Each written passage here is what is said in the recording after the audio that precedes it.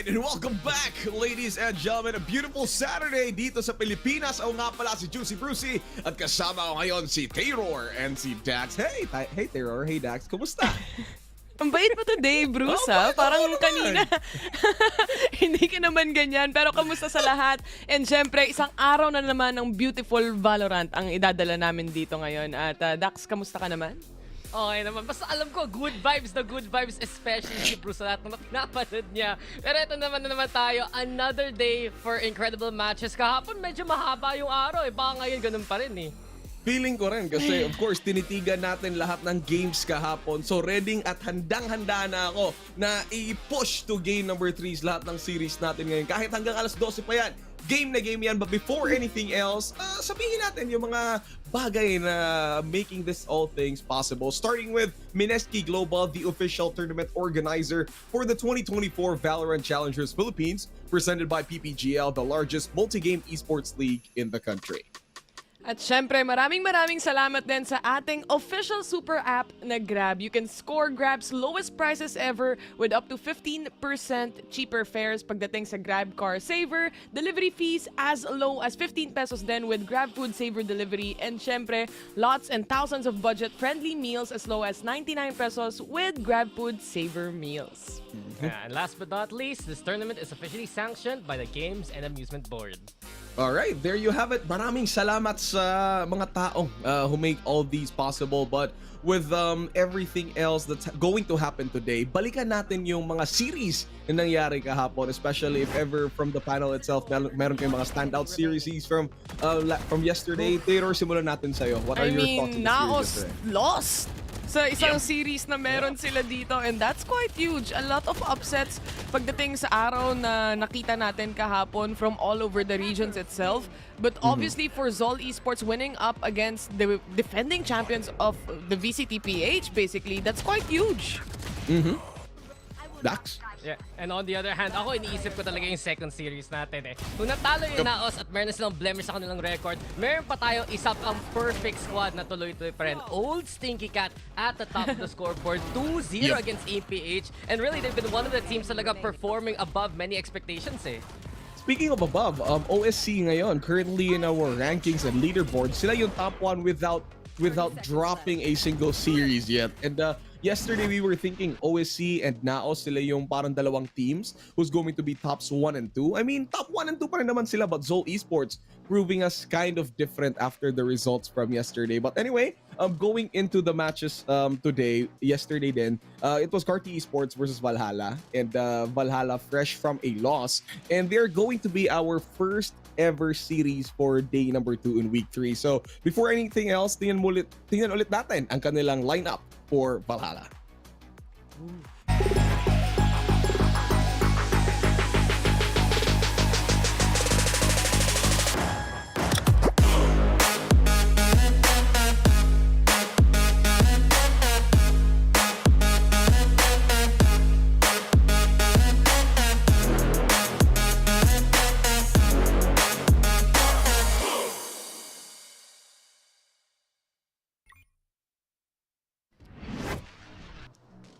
Kahapon, the panel was discussing with Valhalla having one of the hot sauce as the former coach of Karti Esports, baka possible na matalo nila, but it wasn't. Ano ba yung adjustments na kailangan ni Valhalla going into the series para naman makatry silang manalo ulit? Taylor. I feel like pagdating dun sa series na nakita natin from yesterday, we've seen EJ basically pop off pagdating doon sa second map na nakita natin when he was using the jet. And once he stepped onto the role of arena, nagbabago ang lahat. Hindi na follow up nung the rest of the members ng team ng Valhalla dito yung nangyayari towards the site itself, o hindi nila nati-trade off. But at the same time, kahapon, wala din si Georgie doon sa lineup na nakita natin. So baka today nabiyayaan na siya. Baka sakaling bumalik siya para sa araw na to. Di ba parang yun yung interesting eh. Iba yung rotation ngayon ng Valhalla. Baka ngayon we might even see Bright from what we've seen so far sa roster natin. But it does feel like for Valhalla, they're kind of run out of steam. Alam mo naman, sila ay malalakas individually. Pero hindi pa natin sila nakita nag-click as a team dito sa ating group stage. Yep, and to think they are a powerhouse of players now from different, aspects, different experiences then gelled into one. So maybe this is the week in the series na they'll finally find their footing. But before anything else, tingnan natin yung lineup ng kanilang kalaban, which is going to be Geek Fam.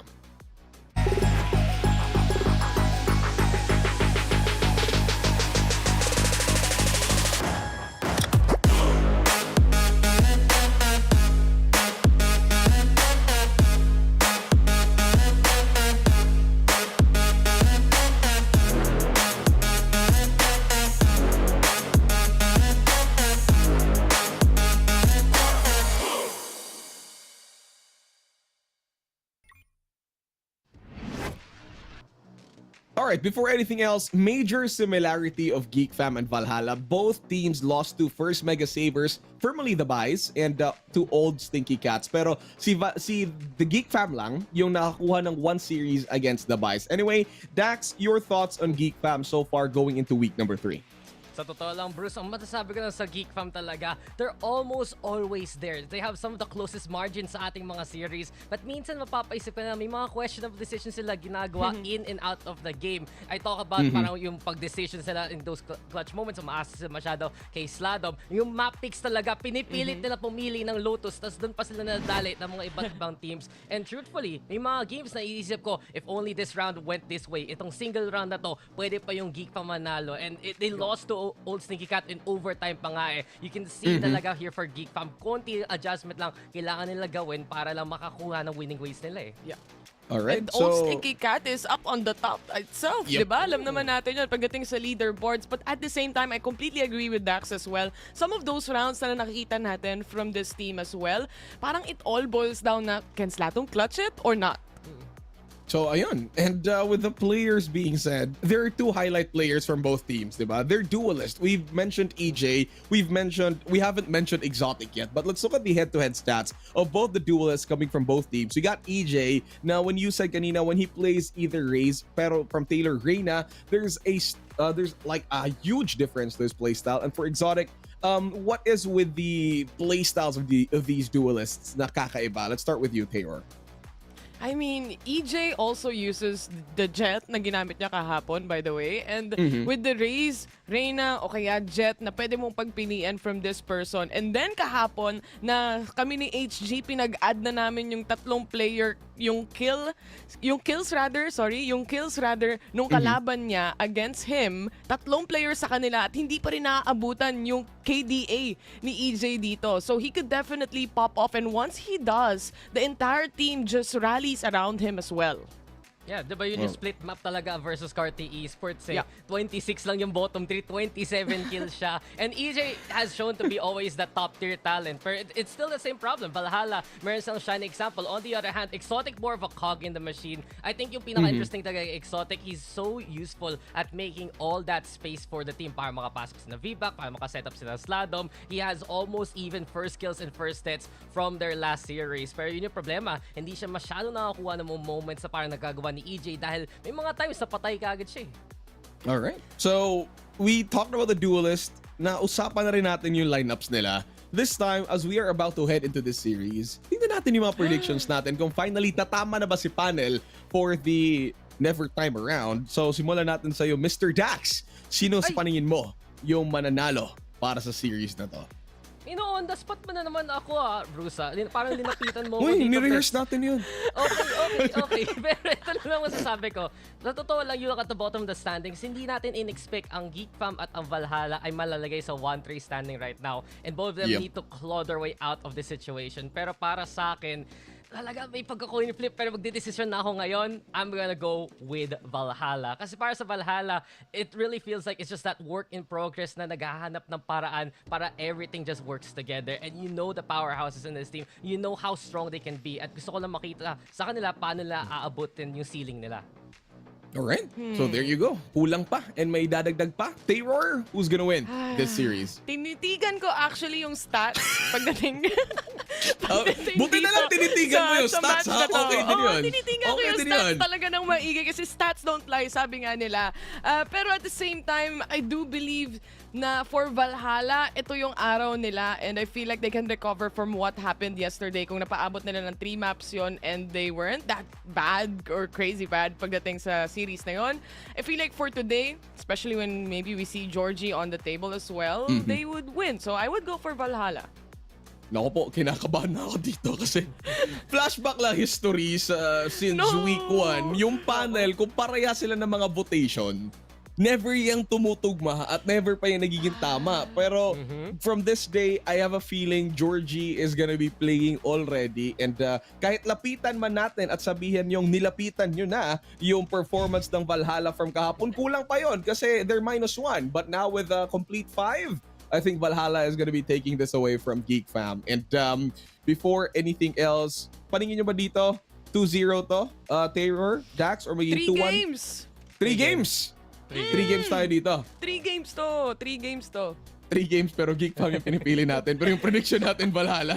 Parang naman walang bias. Pero anyway, that's about it for panel. It's gonna be Valhalla.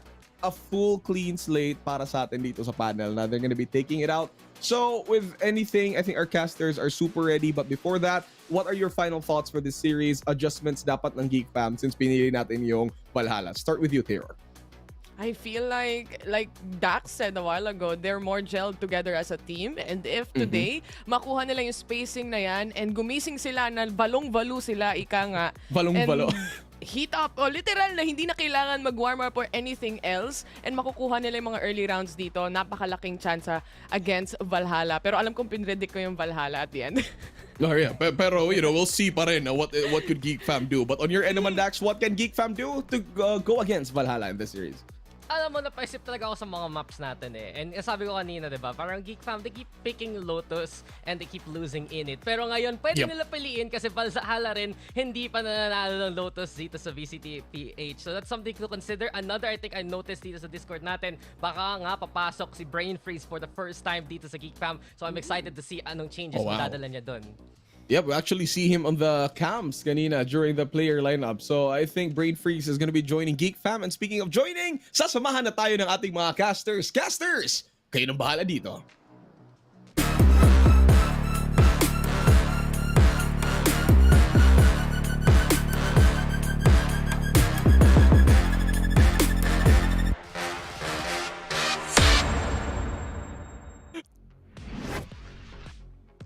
Nagkatitigan at nagkalapitan na nga kagad pagdating sa mga puntos. Itong mga maps, itong mga groups natin playing in this day alone. Honigly, sinudobali nga po pala kasama ko ngayon si Kuya Wolf. And Kuya Wolf, kamusta?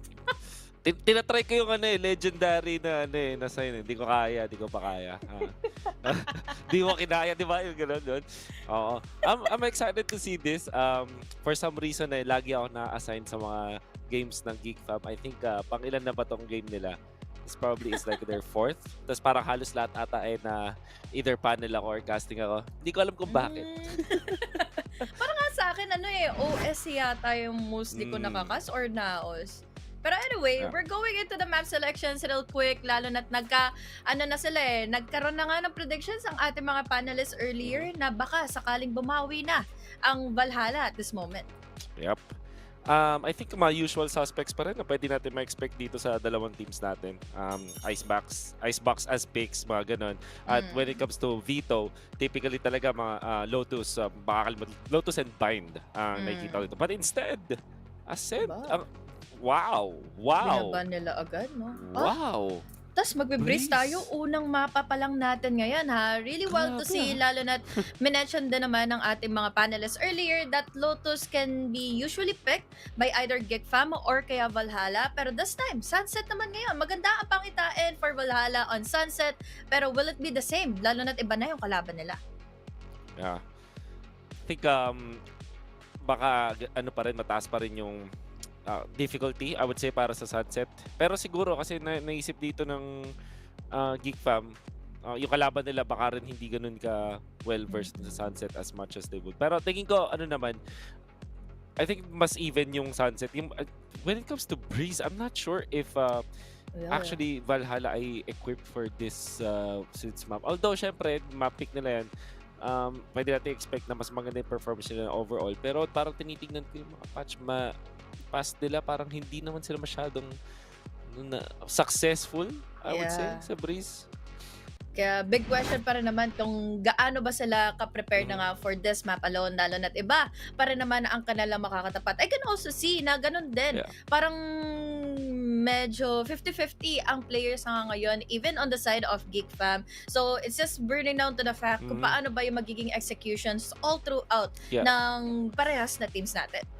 Okay, so yung huling laban na Valhalla na nakapag-breeze sila was a one-sided match pero open qualifier yun going up against JustUs. So siguro din ay Malayo-layo pa, nabivitaw siya. So, actually natalo nila ang SR nakagi Oo. nung qualifier dun sa breeze. So baka mali ang aking pagkakaisip dito, baka hindi siya isang map pick na mahihirapan ng Valhalla. Perhaps it might even be a dominant map for them. Actually, no, lalo na hindi rin ganun kaganda yung numbers nga ng mga players from Geek Fam. Although, sobrang little pa rin naman ng mga chances. Even though nga dito sa regular season, ito lang din yung first time nilang malaro itong Breeze na ito. So, let's see kung ano ba ang pwede nga nilang ipakita at the moment. Lalo na't mag-iiba-iba pa rin naman siguro yung kanilang playstyle, especially after what happened yesterday lang din para sa Valhalla. Medyo gruesome yung defeat nila dahil nandun na yung opportunity sana nila AJ. But it really happens down to the fact na kulang din kasi yung players nga ng Valhalla kahapon. Yeah, that's true. Talaga may mga times na it just won't go your way. When looking at the Valhalla, tinitingnan ko ngayon yung kanilang record. So obviously hindi ganun kaganda dun sa yung kanilang mga match results. Pero malaking bagay na naka 2-0 sila dun sa MPH at least. Right? So at least meron sila mga konting leverage. But when it comes to other points sila, parang yun, struggling din. And same can be said for Geek Fam ngayon. So kung babalikan natin yung mga standings, ang Valhalla actually ay nasa 9th place for out of the 10 teams that we have right now. Para naman sa sila, no? Geek Fam number 8. So we cannot stress enough kung gaano ka-importante itong series na to. At in fact, ang 2-0 ay talagang hinahabol ng dalawang teams. Totoo. Lalo na't again, ilang linggo na lang din halos ang natitira for us para makita at maipon na rin naman na yung top 6 teams going into our qualifiers or going into our playoffs. But this time, mahalaga itong mga recent weeks na magdadaan pa for the rest of the teams na naghahabol na nga. Lalo na't magkakasabay nga at magkakalinya lang halos sila Geek Fam, Valhalla, and JustUs.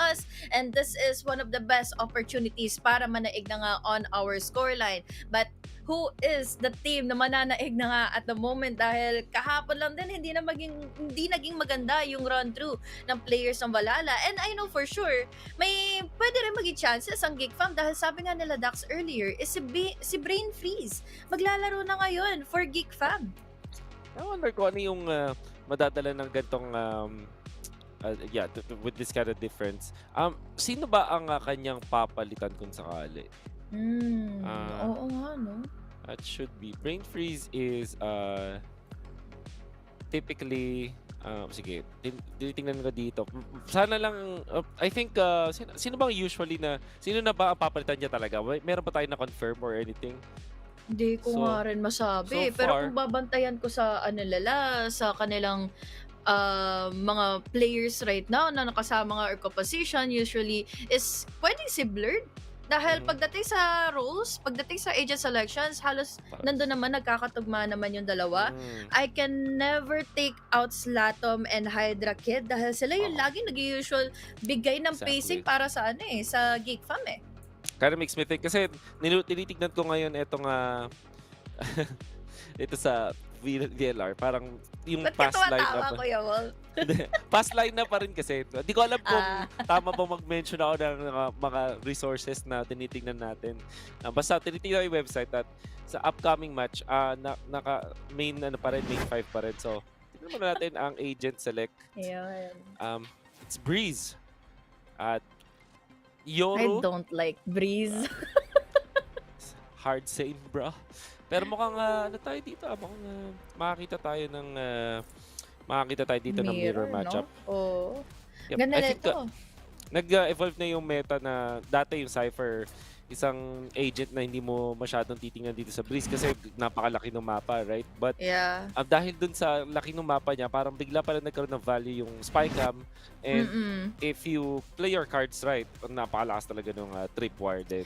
Totoo. However, ang usual na bypass dyan is Yoru. Kaya naman talaga mga teams ngayon, inaaral na talaga tong Yoru at pinapasok na talaga sa halos so many maps now. And Breeze is definitely a map Best na talagang one, nagagamit itong si Yoru. Yeah, lalo na kung ma-assess mo pa kaagad with the usual setups of their initiators, with the recons, or kaya naman yung mga blinds pa para at this moment, wala tayong ibang initiator kundi yung Sova. So they might have a hard time kapag hindi pumasok yung mga blinds coming in from Yoru. But again, as we all mentioned, Breeze is a really wild and a wide kind of a map na ang hirap bantayan kung meron ba talaga magpupush through na ng halls, kung ano bang kailangan mong bantayan na elbow, kung ano ba yung pwede nyong pang i-push pa dahil baka sakali kayo ay malason nga with the Yoru TP plays. Pero really excited to see again sina Georgie at etong si Brain Freeze na magkalaban na muli dahil it has been a really long while bago sila magkatapat ulit in our lobby. Yeah. I'm excited na makita rin syempre yung jet match-up nitong dito sa Breeze. Yun naman din ang typically inaabangan sa mapa na to. Operator versus operator. However, pag i-compare natin yung kailan ba nabalik yung Breeze? This January This diba? year lang. Diba? Halos So halos entirety ng 2022, na 2023 hindi natin nakita. Pero nung 2022, etong Breeze ay isa sa mga mapa na we still love and hate. Pero yun yung operator na map. Ngayon, nung 2023, medyo na-miss natin yung ganitong mga klaseng duelo. So, baka manibago tayo ulit sa dynamic, sa interesting dynamic dito sa Breeze. Kasi ito ata yung mapa na ang hirap i-speedrun eh. Kailangan talaga, Totoo. duel muna, pickups muna, and then Exactly. Yep. Yung mga mid-takes pa naman, napakahalaga dahil baka sakali na masalisihan nga kayo all the way from the back. Especially that we have the Yoru TP plays, si Jet naman, usual dashing plays. Pero ito, ang hindi ko usually nakikita before is si Georgie, nandito nga on that Yoru. So, it can be a wild execution once more dahil alam naman natin crazy of an aim player kasi ulit, ito si Georgie, tapos dagdagan mo pa with the following setups nga ng kanilang mga tropa. Pero ever since yesterday, naging talamak at naging prone na rin yung mga maps, yung mga teams sa mabibait sila ng mga Cypher setup. So, doon pa lang masasabi mo may standard na talaga yung mga Cypher players natin na paglalaruan lang din yung ating mga attackers after they get into the site. Tapos hindi nila malaman kung saan sila pupwesto dahil sa mga trip wars, dahil sa mga cyber cages. So, ang laking pressure nito to our Cypher players right now for both Valhalla and Geek Fam. Yeah. Usually talagang, hindi nga site yung i-anchor mo pag Cypher ka at this point. Parang multiple na entry points. It's more about that. Hindi siya yung parang talagang hold mo yung isang actual site and depensa mo na malupit. It's more like actively thinking, ano nga ba yung pwedeng gawin ng kalaban para ano yung diskarte nila dito. So it's more execution, hindi naman sa execution dependent, pero more like yung pag-aaral mo dun sa typical na habits ng mga team. Alam mo yun, di ba sa ibang mga barilan, inaaral yung typical na mga drops, parang ganun. Yeah. In this case, yung default, ang kailangan mo kabisaduhin kung ikaw ay magsa-cypher mate. Parang, paano mo maintindihan yung strat nung yung rotation sa mga kalaban, tapos paano sila nagre-react every time na may off of a loss or off of an eco win or off a round win, ano yung ginagawa nila na usual habits or usual defaulting nga, at doon ka magbabase ng depensa mo. Definitely. Lalo na kapag mga first few maps pa naman natin, may tendency na maging warm up muna, pick off over pick off, sino ba makakapag-dikta ng pacing ng ating tempo, since yun yung laging ginagawa sana ng Valhalla yesterday, moving on forward on game number 2, nung nakalaban nga nila yesterday yung yung I think that was Geek Fam, or rather yung iba pang team nga na nakita naman natin there was a possibility for EJ para makapagwala for the rest, or kaya si Bry coming in from Valhalla na maging maganda yung momentum nila, pero lagi itong naaagaw Yun na lang yung siguro yung problema is paano nila ma-secure or paano nila mako-commit all throughout the game. Yung endurance, yung capabilities nila para manalo against the other team, dahil yes, they can win out the first few kills, first few duels, pero paano yung pagtatapos nga ng every map? Hintay na lang tayo na malaman yan. Oo nga Dami na nating nabuong theory dito. Ilang beses na tayo umikot between the play or between the mga agents natin. Oo nga Grabe, parang ngayon ko lang nakita na, ngayon lang na mesmerize dun sa kidlat ni Yoro. At may pala to, dalawa pala yung klase ng kidlat niya. May red pala. May red at may red pala. Ngayon ko lang nakita yan. Saan niya ginagamit yung red? Hindi siya nag-Yoro Baka yung sa niya. Kasi parang pula. Ay, kapag kasi kalaban ka, pula yung Yoro. Ay, well, true. Oo, diba? Tama ka. Tama ka naman. Baka attacker, no? Oo. Ito yung attacker side ko. Ito yung defender side ko. Kaya blue and red. Kaya blue and red. Okay. Ay, pero ito na. Ito na, papasok na tayo. Geek Fam ang nasa attacker side. Valhalla naman on the defense. And mukhang, speaking of Valhalla, mukhang hindi sila basta stay put hindi sila mapakali. They're pushing already all the way from halls. At ang daming tao dito mula na nga sa Geek Fam. Magiging masama ito, lalo na't magkakaroon ng mga trade-offs. This is down to 2 players already for Geek Fam. May sagot naman na Recon agad for Valhalla to use. At ito rin ang reason bakit pwedeng umatras ang Geek Fam ngayon. Interesting approach na yung sinugod agad dito ng defenders is they decided to control that area. Dito sa may, and then eventually Geek Fam as attackers, hindi naman sila talaga lalayo. They still will commit dito sa A. Oo, lalo na't malapit na rin naman yung chances sila. Bawas na rin sila ng 3. So might as well just battle it out. They won the duel against Georgie. So this time, this is good dahil we're down to a 3v3. Nagkakaulanan ng mga shock darts. They were able to take down Je as well. At hindi man nila pinaplant in yung spike pa para at least kahit paano ma-bait out nila sina Jobs. Interesting. Nag-isa na dito si Hot Sauce taken out by Blurred. Sobrang interesting HG kasi nadalawahan na sila yung holds control ng Valhalla. Perfecto na At nagtataka nga ako bakit yung Geek Fam instead na mag-commit na ibang sa rotation pumunta pa rin sila dun sa may A through cave. Napaka risky. Pero siguro nga dahil mataas yung confidence nila, ganun na rin din yung nakuha nila na they still know that they can enter with Blurred. Tapos nakita naman natin naka 2K naman dun si Blurred. So nakapag-convert pa rin. Risky play. I mean, for me at least, para siyang hindi ganun ka-optimal na play. Pero napagana nila Sila yung Totoo yun. Lalo na syempre, baka sakali ang yan-anticipate nila is matatagalan pa yung rotation from halls. Hindi pa makakatulong ka agad going into A. But this time, let's see kung ano na nga ba magiging sagot ngayon ng Valhalla since wala pa tayong trippers na available ngayon for Hot Sauce to use. Pero makikita naman natin, there's also the follow-up mula na nga kay Georgie. But unfortunately, si Jumps kaagad ang nawala sa mapa. Hot Sauce with only just a classic, going in with a right click. Ulo kaagad ang tinamaan niya laban kay Exotic. But unfortunately, he is also out in the open para mahuli siya ni Slatov. Gonna be anti-eco na ipapanalo for sure ng Geek Fam. Napakahirap ng sitwasyon nito. Je. And syempre, meron pa mga tripwires na pag nagpapahirap talaga, Jen knows that. Uy! Rinig na rin siya Rinig na rin naman. Still, ganun pa rin. Hide the kid, good swing. At napakaganda ang anti-call. Second round para sa Geek Fam dahil isa lang yung na-dead sa kanila. May enough, may... Okay.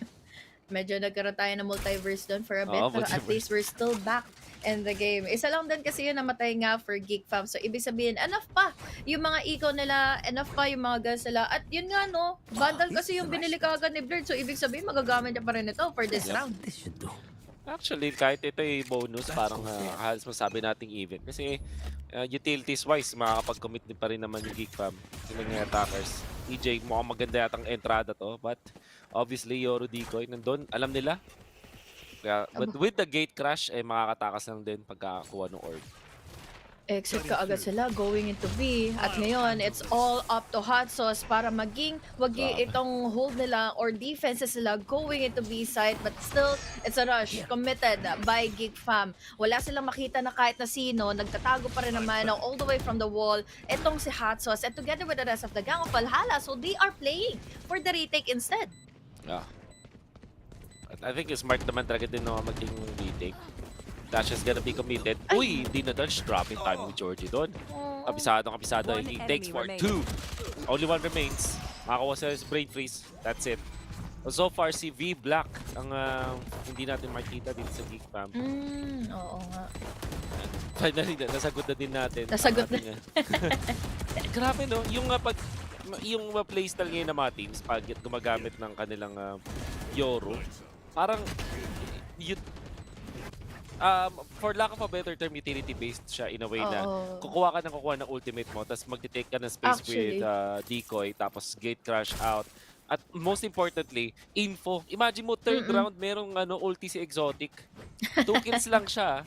2 kills lang siya noon, pero para siyang binibigyan ng para siyang binibigyan ng gecko treatment na siya yung kumukuha palagi ng mga orbs, tapos pinagpa-plant palagi. So, grabe. Kumbaga, kung farmer na sila ng mga tournaments, farmer din sila ng mga orbs. Pero speaking of farming in the orbs, he tried. There was an attempt, pero ang bilis lang kaagad ng mga Trinos. Ang bilis na kaagad nag-execute ng duel ang Valhalla. Jeff for another. Now, we're down to a 2v2. Now, mau-hold back pa ang entrance sana ngayon ng Geek Fam dahil si Jeff pa ang nakapag-damage, ang nakapag-punish kay Slatom. It's all up to Brain Freeze. Oh no. On point naman yung pagpasok kaagad ng snake bite, but still a really unfortunate event para kay Geek Fam dahil yun na sana kukuha lang naman sana sila ng orb Grabe, nakakuha na sila ng 2 kills. Ganda na sana na kanilang cross na setup, pero na laso sila ni Jay with a 3K.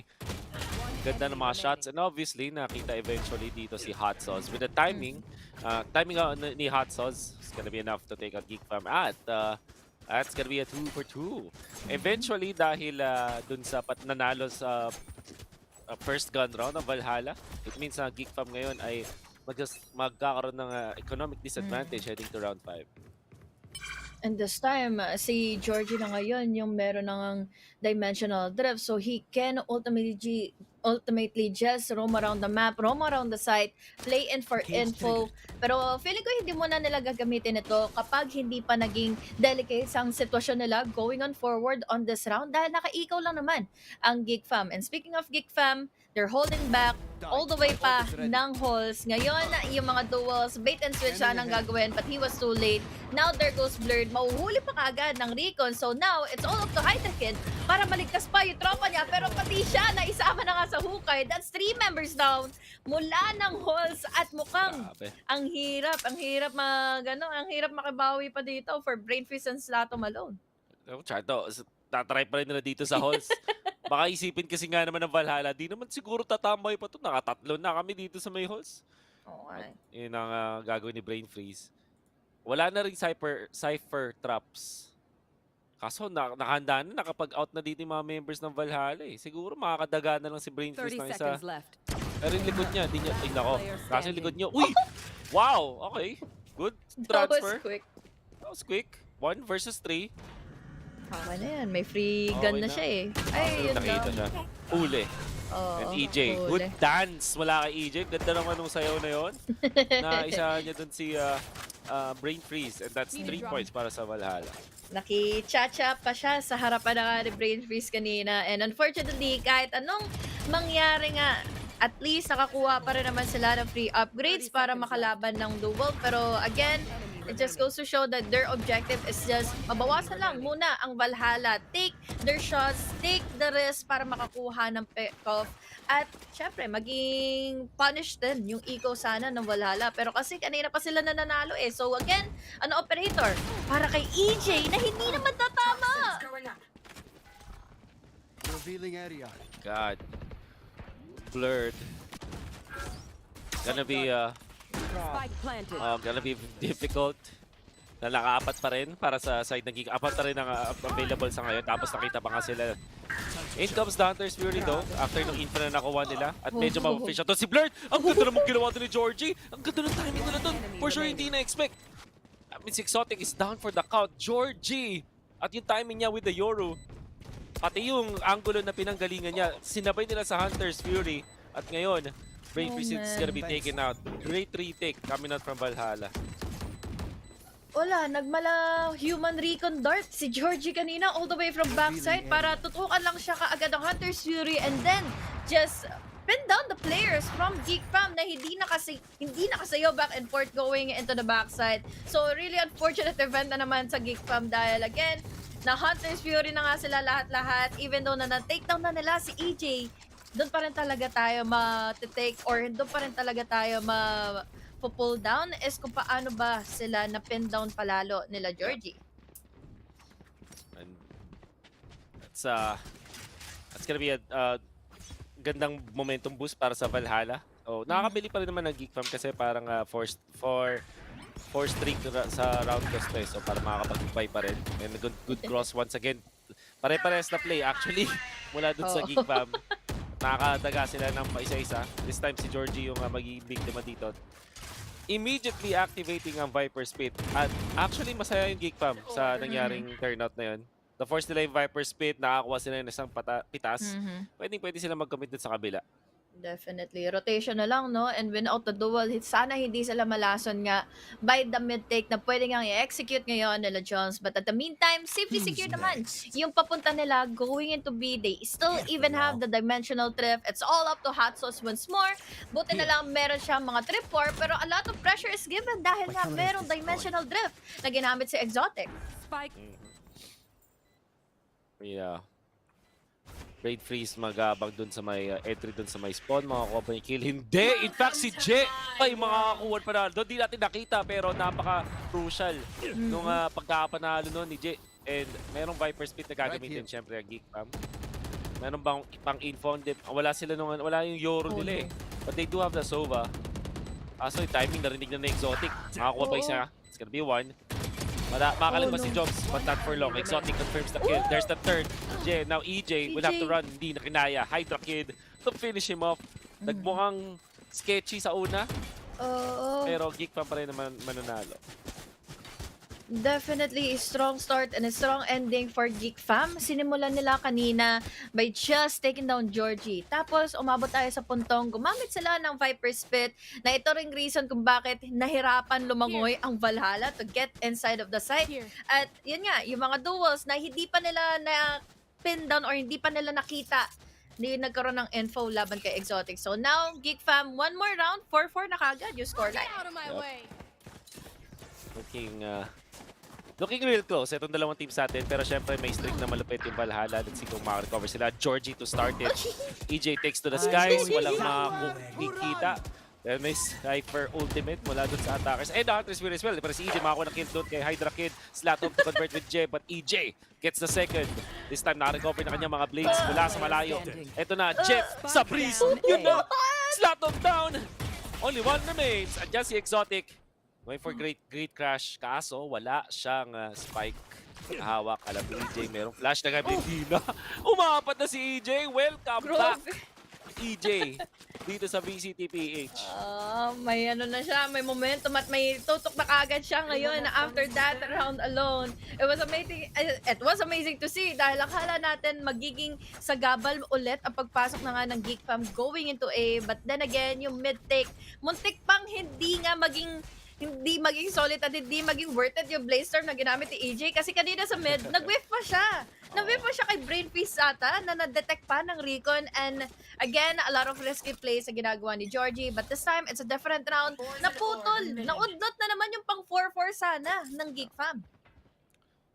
Napakagandang momentum dito. Pero syempre, gun round pa rin. Makikita natin Georgie to start. Immediately gets out. Mga EFAs lang. Pero ang hindi alam dito ng Geek Fam, merong supplement. Actually, nagpupush na may gitna ang mga members ng Valhalla. May sisilip ulit. Bird na kada. Una nakita. But, Georgie, grabe swing na yun Isa pa? Grabe yung swing. Oo. Sobrang kakaiba.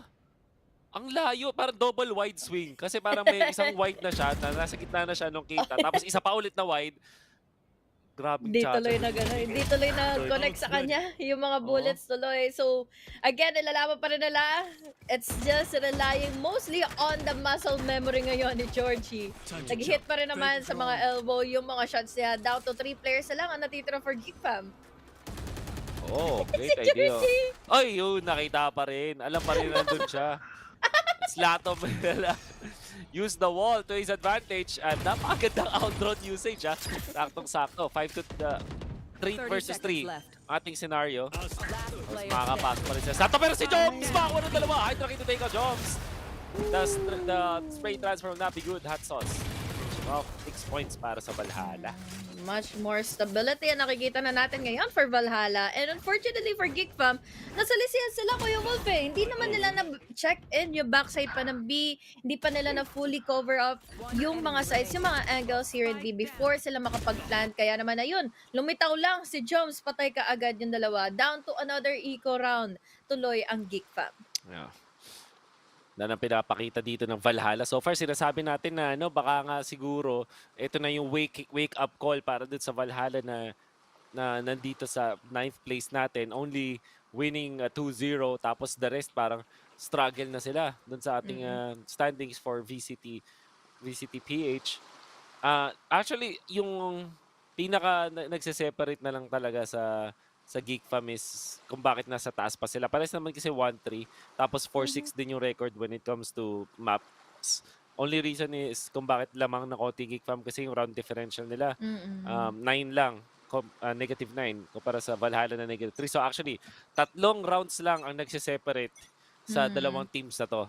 At napaka-critical ng pagkakapanalo nila. And now Valhalla, sa point na sobrang kailangan nila ng pagkakapanalo. Ganda na performance sila sa Breeze. First time nilang lalaroin dito sa group stage. Yeah, kumbaga, ang laking starting point na rin ito for Valhalla para magtuloy-tuloy na nga on the rest of the series na meron pa nga sila here in the regular stage. Pero it's all up to Georgie once more and his risky plays. Wala na naman siya kasama going into B main. Pero will it be working? Lalo na't katapat niya si Exotic. And again, they're just on the ego round. Nakahuli pa rin ang isa si Exotic ngayon. So now, this is a good opening. Pwede pa nila ma-pick up itong Vandal nga na gamit ni Georgie kanina. 6-3. Round number 10. Sobrang importante dahil napag-upgrade sa guts at makakapagtanim din ng Neural Theft available para kay Hot Sauce. Yan yung nasa defenders. Abang apart from that, there's no ultimate dun sa side ng Geek Fam din. At Neural Theft ay sobrang importante sa retake na to. They just have to collect 1 kill muna. Yun lang.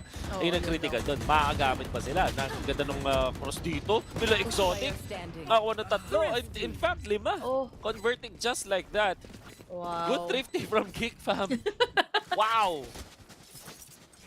Simula nung namatay si Georgie, simulat sa pool, doon pa lang nagkaroon na kaagad ng spark ang Geek Fam na ituloy na nga lang din kaagad itong B. Huwag na tayo mag-mid, huwag na natin ipilit yung mga duels. Again, they're locking the gun. So, mas kailangan nila is just playing it together. And what they did, they played in for the crossfire. So, enough na yon. Di na daw kailangan nila ng buy round earlier. So, this time, itong Thrifty can make such a huge impact sa susunod pa na round. Ito na si EJ. Good usage of the Cloudburst para in a way kontrahin. Cyber Cage. Para kontrahin yung Recon Dart at unti-unting papunta dito sa may elbow. The timing could be perfect. Makakita rin sa pero Exotic finds him first. EJ down. At hindi na mag-aasim ang mga members ng Geek Fam. Out muna at pasok na dito sa kuha na talaga ng espasyo. Objective-based para dito sa Geek. After taking on EJ again, ito pa naman yung pangitain niya last time na naglaro na nga sila.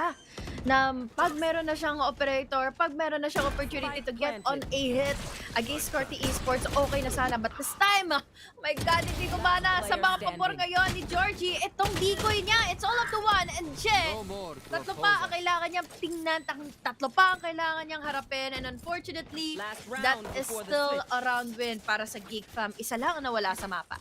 Yeah. Ganda ng Ang ganda ng pinapakita ng Geek Fam the past 2 rounds natin mula dun sa Thrifty. At the same time, pinoprove lang na close talaga to match to grabe yung Cyber. Minalas lang dun si Exotic. At that has been the replay of the previous round. Last round na tayo ng ating first half. Ang taas ng chance na maging 6-6 HG. Kasi ito na, full buy ang Geek Fam. Habang ang Valhalla, wala nga man lang silang Viper speed dito. Neural theft lang na meron sila. So si EJ, susugurin niya agad yung holes. Ito na At naman. least magkasama na sila ni Georgie. Kasi Georgie kanina pa push ng walang kasama. But this time, they will be winning out that shot. Laban kay Brain Freeze. Go signal ka agad kay Jay para mag-push. Pero wala na namang kasama si Jay. So ibig sabihin, another dry pick na napunish na naman ng tuluyan ng Geek Fam. At tapos, nailabang patuloy nila ito into a 4v4. Boom. Ito na. Hindi ko kay pangalawa. Where's the last one? Nako po. Uy, kamuntikan. Muntikan si ano doon, si Hatsos. But of course, Hatsos will be fairly healthy. Makakuha sila ng isang kill. That's Brain Freeze down. Georgie's just 5 HP for now. Susunod dito si Hatsos. Even after the flash, hindi na makakuha sa. Pero si EJ, mandataga. Makakuha ng dalawa with the Guardian. 2v3 scenario. Hydra Kid, mag-i-even up na dito. Pero si EJ still dealing the damage. Hydra Kid to take on Georgie. EJ for the third. 1v1. Lamang pa si EJ kahit na naka-guardian siya kanina dahil ngayon nag-upgrade na. And Blurred is just 18 HP. Jet versus Jet action. Sino ang mananaig? Titingin sa kanan. Titingin sa may kaliwa. May kita si Blurred. That's it! EJ with the 4! Wow! Sayang! Wow! It was the buy round, it was the momentum, it was continuous rounds win for Geek Fam. But what happened? Nagkasalisihan lang sila sa loob ng kaagad mismo ng site at pinilit pa rin eh. I think that was an awkward position for Jet to commit. Na nag-push nga siya, hindi niya man naipanalo pa. Pero what just happened is mas nagkaroon patuloy ng advantage and momentum nga yung Geek Fam. It was down to a 4v4. But then again, Valhalla was on the move, was on the groove para dito sa ginawa ni Jet na pampaflap. Sobrang close no, nakita natin at kung hindi dahil dun sa ginawa din ni EJ, ito ba 6-6? It's like a hard reset. Same comp naman sila, so talagang it will depend on execution na lang.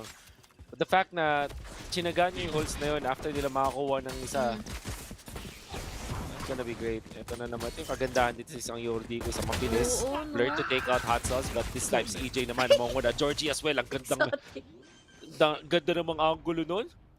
Tumaas. I have the high ground. Lang nagawa si Exotic eh. Para na lang din siyang sitting duck all the way from that corner alone. So now, we're just down to 2 players na lang for Geek Fam. Maganda sana yung panimula, pero yung Ender hindi na naging maganda pa. Now, we still have Jumps and EJ na low on HP. Take out these 2 players, enough na kagad itong momentum for Geek Fam. But then, ito pala yung problema din, Wolf, no? Pareha silang low na rin eh. Kahit pa paano, ang hirap din tuloy mag-commit ng mga duels dito. So, Daming versus 4, napakadaming denial ng information. Hydra Kid, 45 HP, tinatlo! Tatlong nag-wide swing! And he is taken out kahit may classic mula sa malayo. Blurred, 45 HP din. Makakita ng isa, that's EJ. At ganun ulit gagawa nila, okay? Jones taken out, 1v2, 1v3. Wag lang kumulit si Patience, EJ. wag lang kumulit talaga. Wag ka lang kukulit, wag kang matetempt. Nasa inyo na yung oras. Wag nyo nang ibigay. Makakuha pa ng isa. Uy! Napareload. Si Blurred doon. Pero dahil doon, si Jay ang makakuha ng kill. Ayun, sige. Patay na, pinagbababaril pa ni Kuya Georgie. Finally, may lead na daw kasi sila. Sayang! Again, Geek Fam, nakapanimula na nga si Blurred ng isang kill. Dire-diretso na with another pick off kaagad si Valhalla. After nila ma-take down si Exotic na nagtatago lang din on that precise corner. And unfortunately, it did not end well for them to win a pistol and momentum sana ito para sa susunod pang mga rounds. 8. Said momentum para sa Valhalla. Much needed para sa kanilang mga puntos sa ngayon. At sisimulan niya ng holes control din muli. Yun talaga ang kanilang target. Even on their attacker side, that's their point of focus. They even committed itong aggressive na Vipers na Poison Orb. Just to get out para makatagos doon. makakaramdam ba ang Geek Fam na tumagos na sila? Walang tao dun sa may B. Pero they do have the spy. Hindi sa kanila yung spy cam. Wala rin kasing utility set si Brain Freeze. Wala siyang mga tripwire. So, definitely makapag-plant ditong Valhalla.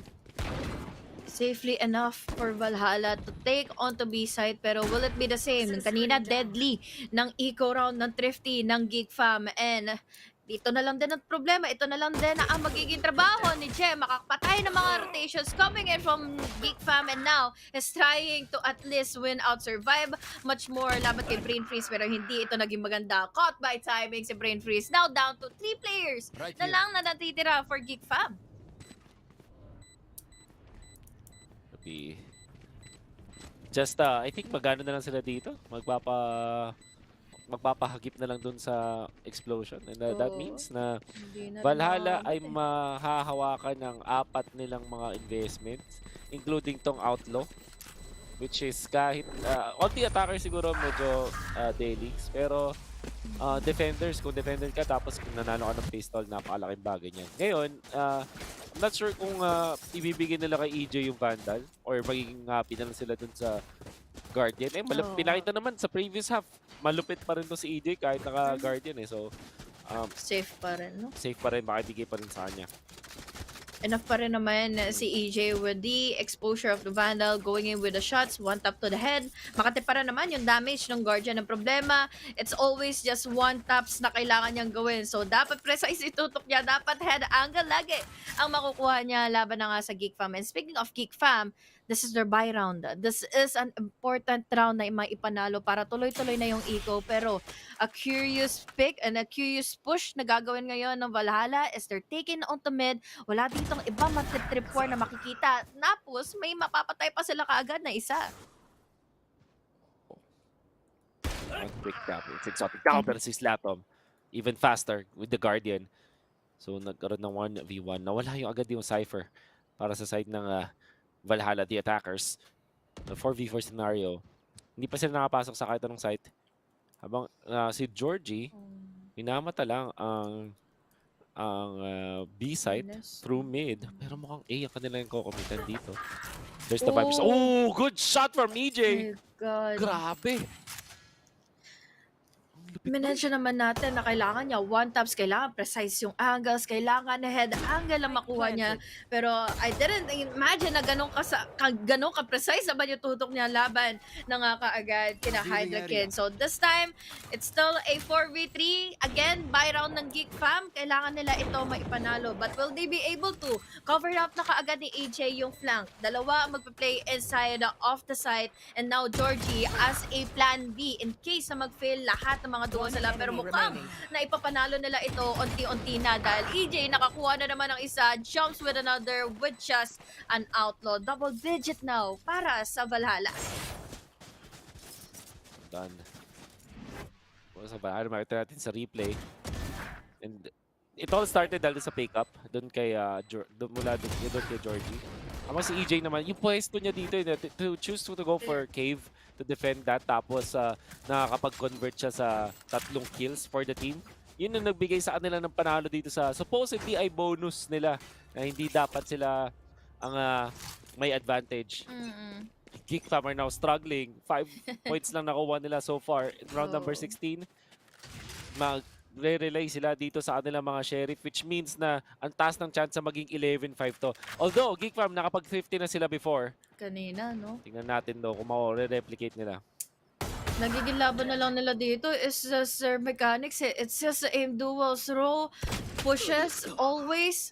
Kaya nagiging resulta to punishment dahil dalawa na kaagad na nawawala. Make it 3. Georgie just covering up A main, yung mga flanks as well coming in from elbow. So this time, it's just 2 remaining players ngayon for Geek Fam. Hindi man sila makakuha kaagad. And tingnan mo naman lahat ng mga bangkay na namatay na nga for Geek Fam. Iisa lang halos yung pwesto nila kanina.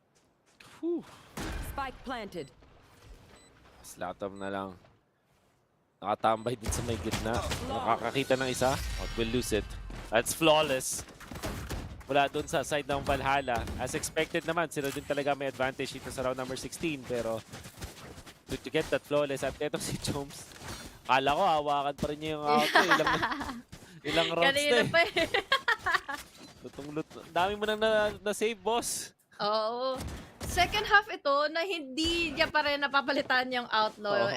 Dito sa second half, after nung buy round nila, after the bonus round nila, akala ko nga ay gagamitin niya pa ito muli. Dahil again, outlaw, makateka-teka kapag half armor lang yung meron ka. But this time, it's a full buy already. Again, for Geek Fam, na paulit-ulit na lang, pasalit-salit na lang yung kanilang nagiging economical advantage. So this time, they need to win this out para wala nang match point muna ang Valhalla. Georgie Lang. committing yung ultimate. At tulad ng sinabi natin kanina, parang info.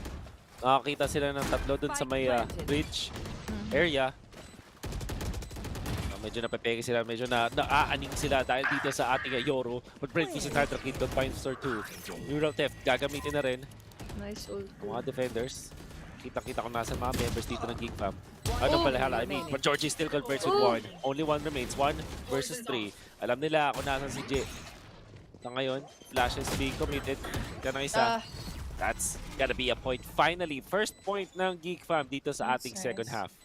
Kinakailangan nila yung round na yun. Again, at least maganda for them kahit dalawa yung namatay, is tatlo pa rin naman yung bahay. They have enough eco para kahit papaano madrop pa yung isang nilang tropa or kaya naman half armor and the bulldog can also still work in their favor. Pero at this time kasi meron na tayong blaze turn for blurred, so might as well just drop the Vandal para sa kanyang kakampi ngayon. Pero ito na ba katapat nila kasi Wolf eh. Kanina pa nananalo yung Valhalla, so meaning to say, enough na yung pera nila to begin with in this half na kahit matalo sila ng isa, is meron pa rin sila may exhaust kahit papaano na. Now, Georgie, makakita ng dalawa. Not gonna be taken out for now, but Hydra Kid, nakita si EJ doon na nagre-recover pa lang na kanyang stance and Georgie calls it off. Nako, out muna tayo dyan, naisahan na tayo. Pero mukhang mabibigyan ng lisensya ang side ng Valhalla na pumunta na lang dito sa may B. Ginamit na lahat ni Jobs, binato na niya lahat. Ayoko na ng mga ng utilities ko. They have been able to commit to the map. Yun naman pala, kaya naman talaga clear out na nila yung close spaces kasi Okay gusto na. naman pala nila na gumamit ng Viper Speed. Tapos Aldron pa to spot and Birain Furies na wala na muna ngayon na magagawa before pa siya makapasok na tuluyan sa loob ng site dahil on the way pa lang naman din yung the rest of the players of Geek Fam. Nakadali na si Exotic, 1 more kill, now down to 2 players. Ang problema, eto na, nasalisihan sila ngayon ni Georgie going on with a 2K already. That's wild enough dahil si Che, kailangan din pa mag-wide swing coming from that Viper Spit. Hindi pa siya nahanigad ngayon. Nagkasalisihan sila ni Exotic. So this time, there's no more time intended for Geek Fam to try and defuse in the spike. Tapos, free fire na lang ang gagawin pa nila Georgie and Che. And it just goes to show how composed Valhalla is. Grabe Kahit na yun. nasa numbers advantage ang Geek Fam. I need a drop. Ang ganda nung sinabi mo. Like, composed talaga. And that's definitely what we felt dun sa previous round na yun. Hindi na, no signs of panic whatsoever. They even had to commit yung napakaraming utilities ni Joms just to clear out yung left side tsaka yung may bandang gitna nung mismong side. Tapos pagpasok nila ng sabay-sabay, nakapag-plat agad sila na nalaman nila na ang daming stack itong Geek Fam doon sa may A. And then, dahil may Viper Speed sila, yung post-plat nila ay dumali ng todo. Yeah. Oh, pre-fire mula na lang kay Brain Freeze. Enough na kagad ito, makabawas ng dalawa. Now, magkoconnect ka agad sa kanya. Yung recon, dagdagdagan mo na we have a shorty kill coming from Exotic. Sabay, TP palabas, pa-exit. Nadali ka agad ang hit and run. EJ with a trade down to a 3v2 scenario. EJ though, he still has a Vandal and a Blade Storm pero pinilit niya pa rin na wallbang tuloy siya ng tuluyan nga nila Blurred. Hot sauce na lang ang natitira. Hindi sila nakapag-plant ng spike but still a doable round for Geek Fam. Yeah, Geek Fam will claim yung kanilang 7th point at ngayon, fight for survival na sa bawat round. Kaya naman din napag-pre-fire ng matindi doon ang mga members ng Geek Fam. Is dahil dun sa ultimate na nakita natin mula dun sa Yoro. Value na makukuha mo talaga. It's all about the vision. Interestingly, correct me if I'm wrong, HG, pero wala pa nagka-timeout, no? Wala, oo nga, wala pa nagta-timeout simula kanina. Kakaiba to ah. Matindi ah. Pride and pressure, ika nga. Ay, speaking of pressure, this time, tatlo ang magpupush, going into elbow, tapos dito papapunta pa ng B, ang Valhalla.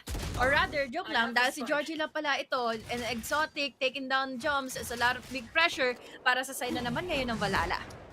Ginamit rin yung ultimate ng Yoro dun sa may kapila. EJ, good shot! Grabe yun. Kahit hindi ganun kaganda ang angulo, all it took was that accurate first shot. Tapos makakapag-convert pa to kay Drake Freeze. Lahat of will try to defend. EJ ulit, hindi natin nakikita. Pero nakatagal na pala siya. Finally shut down. Pero si Georgie for the trade. It comes out of it. That's it. Valhalla takes game number 1 in a very convincing fashion.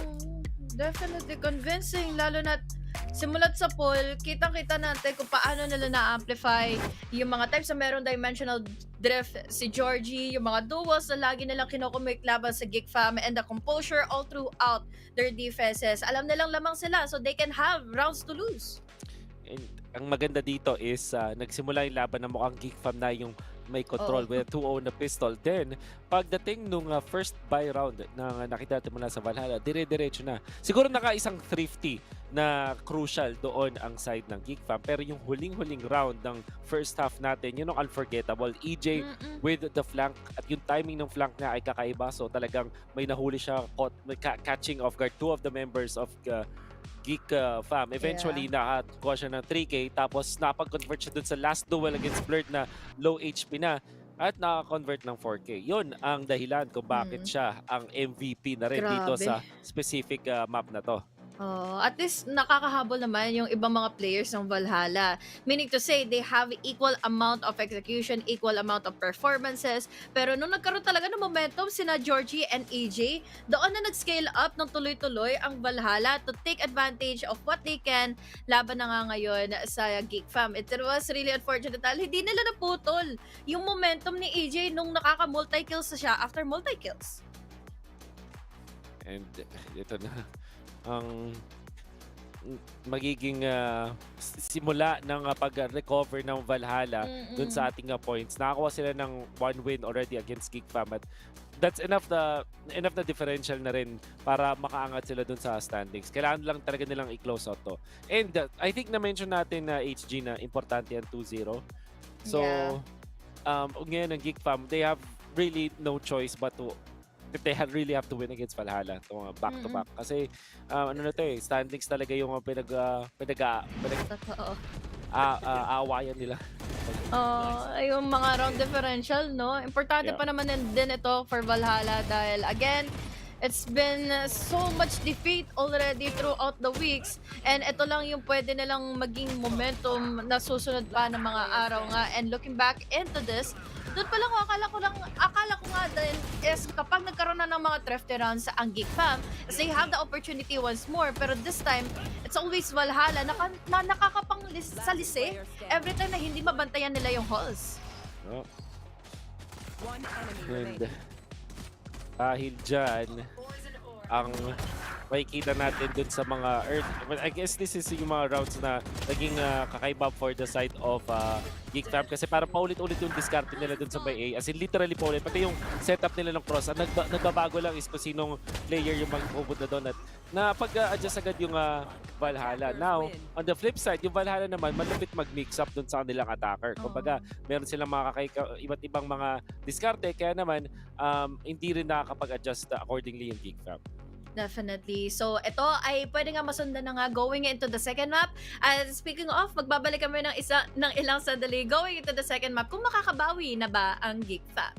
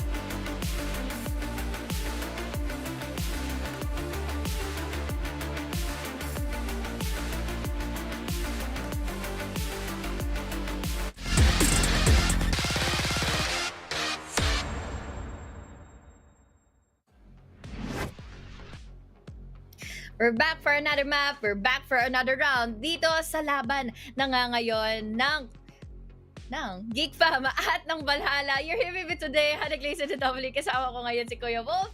And yeah, Valhalla already won the first map.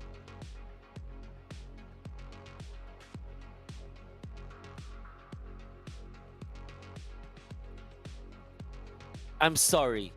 But, yun nga. Take two. Pupunta tayo sa isang mapa na hindi ganun kataas din ang win rate ng kanilang mga members na nandito. Well, number one, we know that it is sunset, right? So so kailangan nating balikan yung mga performance ng mga teams dito sa may sunset. So this is a map pick mula dun sa Geek Fam. So when we look back kung ano nga ba yung kanilang record dito sa mapa na to, looking at their past matches, meron silang isang panalo, 39 against APH, pero natalo sila sa ZOL Esports dito sa same map na to. So it's still very tricky.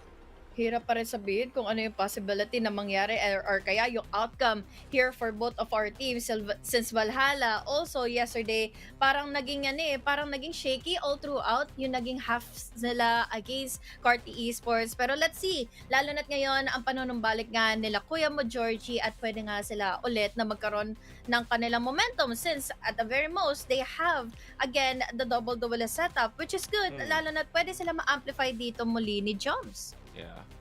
Interestingly, hindi mag-gecko yung side ng Geek Fam. Feeling ko ito kasi yung agent na sobrang pasok doon sa mapa. Kasi well, technically speaking, siya naman yung origin niya, alam mo yun. Pero it just makes a lot of sense. Yung control yung mga choke points, yung most sobrang effective sa sobrang daming spot in this particular map.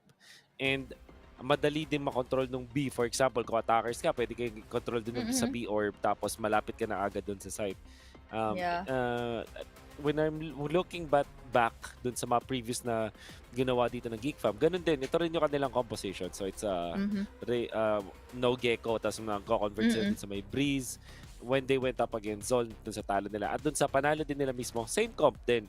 So, not sure if this is out of preference lang or talaga may nakikita sila na magic dito sa comp na to. No?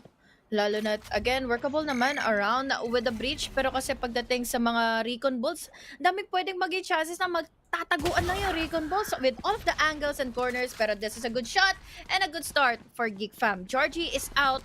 Hindi siya nakapag-dismiss. Alam naman natin pagdating sa Reyna, purely just duels and the aim duels ang itutuloy nila. But now, committing into that push, Slatom hindi nagwagi laban kay Joms and EJ nakapangsalisi pa mula sa tiles. Spike planted. 4 versus 3 sa ngayon. Nakapag-plant pa rin naman yung Geek. At may aggressive si Exotic. Punished. Nang ganun-ganun lang. Meron silang isang spray. That's blurred. Wingman gagamitin at nakita ng isa.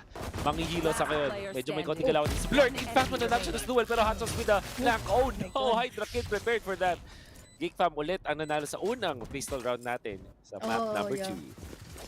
Still the usual kind of start para sa Geek Fam, no? Mananalo ng pistol round and then using in their buy rounds advantage. But yeah, unfortunately kasi kay Georgie, hindi niya na-amplify din kahit paano nga yung naging VC usage ni Joms at hindi siya kaagad nakapag-push. And he was too late na umabot tuloy sa puntong inaabangan na lang siya makita kaagad nila Slatom. And speaking of Slatom, there was also the push na ginawa niya nga kinumit going into stairs. So, good try para sa Valhalla, but nice finisher pa rin naman for Geek Fam. Oh no. Right, the kid. Revealing area. Ba dun si Hot Sauce na mabilis. Sugod naman agad dito si Brain Freeze with the Spectre. 13 for 2. EJ ay hilo ng kaunti. Will throw the grenade for now. Actually, maganda yung angulo ng kanyang pain shells. Mapapigilan ng mag-plant ng kaunti. But Exotic with the boombot sa ngayon. And obviously, dahil dun sa advantage, ang ganda namang aftershock nun. Napakaganda ng aftershock. Goodbye, EJ. Wala makikita si DZ. Mukhang confirm na ito na yung advantage para sa Geek Fam. Makakaisa sila. Third down. Joms almost converts for kill. Pero hindi rin na rin. Magiging tama. At si Georgie, ang ating Reyna, na madaming teams na rin na gumagamit dito sa mapa na to. Sadly ay walang kalaban-laban. Mukhang magpapa-deads na lang. No. Hindi na lang niya ibibigay din yung creds, extra creds para sa Geek Fam. Pero yun nga, nahuli pa rin siya nila Slatom. And now 2-0 already para sa side na nga ngayon ng Geek Fam. Just really goes to show na kailangan lang nila mag-push, kailangan lang nila manalo sa mga aim duels. Ang iniintay ko dito mostly is the setups again. Hatsos was just really amazing here inside of B yesterday with the setups, with the trip wars para nga manalo against ZOL Esports ng iilang rounds on their half. Pero speaking of, it's the defenses na nagmamatter pa rin naman kung paano mo ma-amplify si Georgie later on. Since, again, ang kailangan ni Georgie is kasama parati for the trades eh. Yeah. And ang mapapansin natin dito sa side ng Geek Fam, mabilis yung pag-take nila ng parts ng mapa. As you should in this map. But hot sauce, makakaisa na agad. Transfer. At papapasukin nila yung Geek Fam ng a little bit dito sa may B for now. Pero yung Geek Fam mismo na ang umalis. Hirap. Again, trip wars are just really deadly. Kailangan, nagbabungee jumping tuloy si Exotic. At again, alam naman natin kapag napigilan yung mga satchel niya, hindi tuloy-tuloy yung pagpasok niya, going into the backside, going to check in the corners, at hindi rin sila makapag-follow up kasi immediate smoke ang nakasunod na kaagad doon to deny their vision as well. So now, it's a 4v5 buy round, bonus round ito for Geek Fam, and a buy round na pwedeng panimulan at pwedeng tapusin na maayos kaagad ng Valhalla dahil Georgie nakadali ng isa. Ayun ako. Birds. And mahuli hilo sa ngayon. At dahil doon sa paghilo na yun at marami nating sa Brain Freeze will be able to take him out.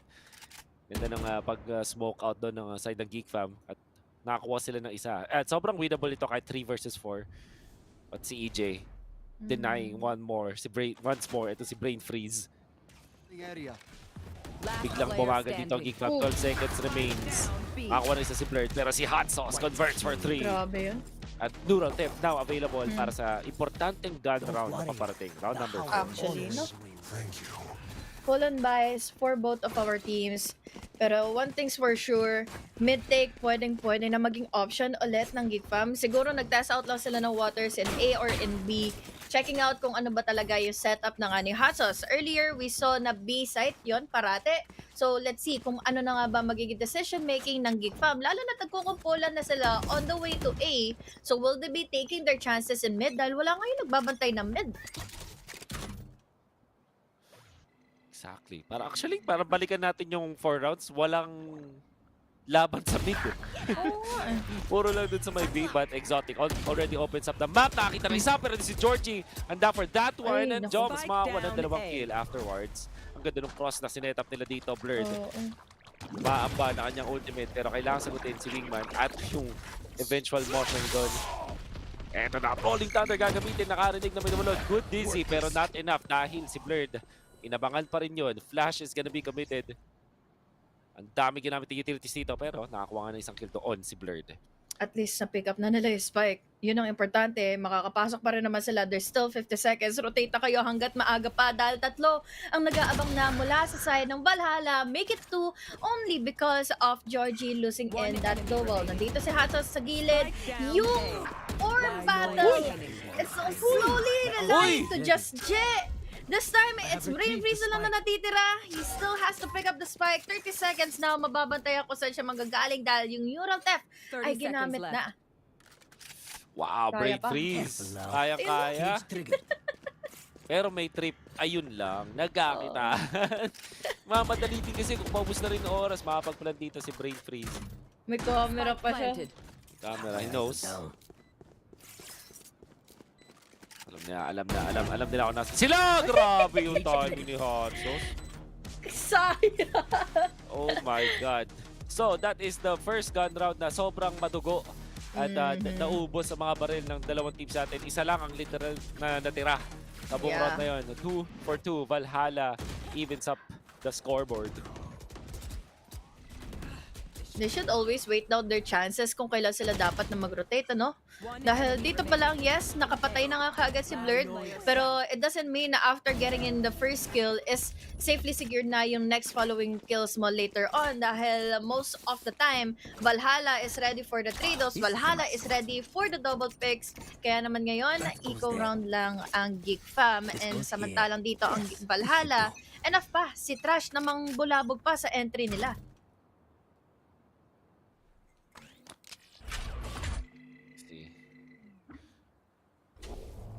Ito na finally hinihingin natin. Gitna finally na magkakaroon ng konting action. Well, gonna be Je.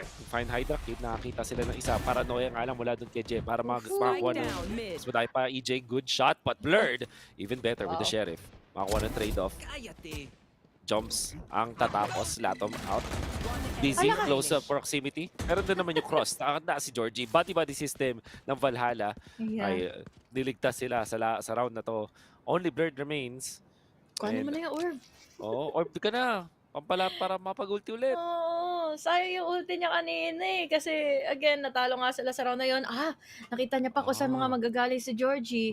Pwede niya pa malikuran. Pero Georgie is also waiting close by. He only has a Sheriff and Georgie just waiting. And doon na nga rin halos nag-cross si Blurred. Now, unfortunately, di na naman sila nakakuha ng round at di na naman sila nakakuha pa ng orb. Ganda ng body system na na-implement dito. Nga, At syempre yung huling pwesto ni Blurred, sorry, Georgie. Lumayo talaga siya para makakuha ng advantage. Nakapagbasado, bumalik sa spawn actually, defender spawn. At yan, 3 points na ang Valhalla. And with this 3 points, magtutuloy-tuloy na nga ba ito? That is the biggest question since we have an operator at hand. Kay EJ, ang maganda, wala naman ditong tatapat from Geek Fam. And speaking of, Geek Fam din ay hindi rin naman nakita na tagpuan going into A. So this is most likely a just play for picks, just wait out the duels mula na nga sa Valhalla na mawawala ng pasensya. Nagingay na si Exotic. In fact, nagingay na ang Geek. Kuha sila ng orb. Wag na dyan. Nag-empress na eh. Oo. Pero, di nila totally alam yun. Gusto nila, ang magandang discard dito, i-wait out yung Empress. Pero hindi pa si Georgie! Diving! Nag-knife out! Oh. At a very crucial time pa siya, nag-knife out. The smoke was there. We have the paranoia opening already. Satchel, double satchel in, and also a showstopper is really much more available.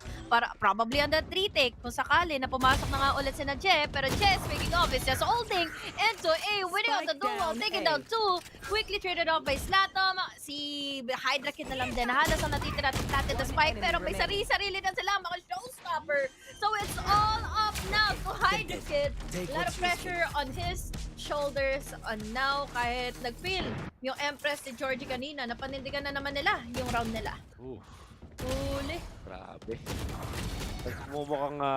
Nagmumukhang hopeful para sa Geek Fam for the first few minutes. For few seconds pala. Gandang recovery mula dun sa Valhalla. It's really what you can get from this team na nag-iinit. I think yung momentum talagang malaramdaman na natin nasa side nila. Parang may nag-switch na gets nila bigla kung paano nga ba discarded itong Geek Fam. Just like in game number 1 na natalo sila sa pistol, ngayon, babawi. Operator ng half EJ. This could be crucial, hindi na tama. Exotic ang makakuha ng trade. Mabilis na mabilis. Paranoia gonna be used. Gustong i-recover yung operator, pero babantayan yan ng side ng Geek Fam.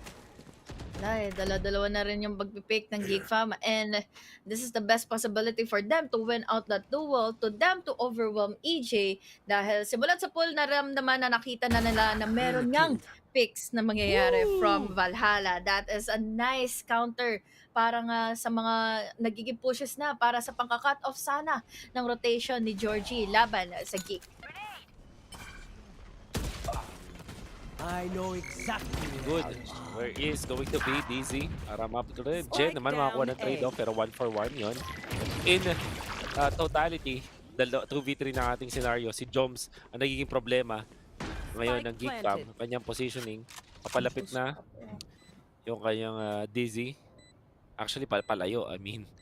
Pero, double pick na lang nila. Hindi, yung timing hindi ganun kaganda. Alam ni Joms na pwede nga naman doon wingman yung gagamitin. The timing may tap, big good. It comes the showstopper. Cancelled and denied. Hasos naman para kay Brain Freeze. Biglang si Hydra kita lang. Matitira at alam kung nasa dito sa Hydra King. May 57 HP. Hindi sila nagsabay. Nag-swing. Pero mananalo pa rin. That's Valhalla recovering once again. Dahil doon sa ginawa ni Hasos at ni Joms. I can't believe that they can still recover from that pressure. Oo nga. Tatlo yung natira mula sa Geek Fam, showstopper pa, laking bagay nun. But then again, it was also a big pressure kasi nung lumabas si Wingman and exposing that player mula na nga sa Geek Fam na hindi na kaagad naka-recover pa or hindi na kaagad naka-back off pa. Dahil yung showstopper niya, kailangan niya pang itama ng maayos eh. Di rin nagpapakita halos yung Valhalla. So, what a round para sa kanila to just dominate laban si Geek Fam. Unbelievable. Unbelievable. Hindi ako mapaniwala na napag-recover pa sila dun sa moment na yun. Well, Ang ay kulit nakita mo mo simula. talaga. Makulit eh. Kumukulit.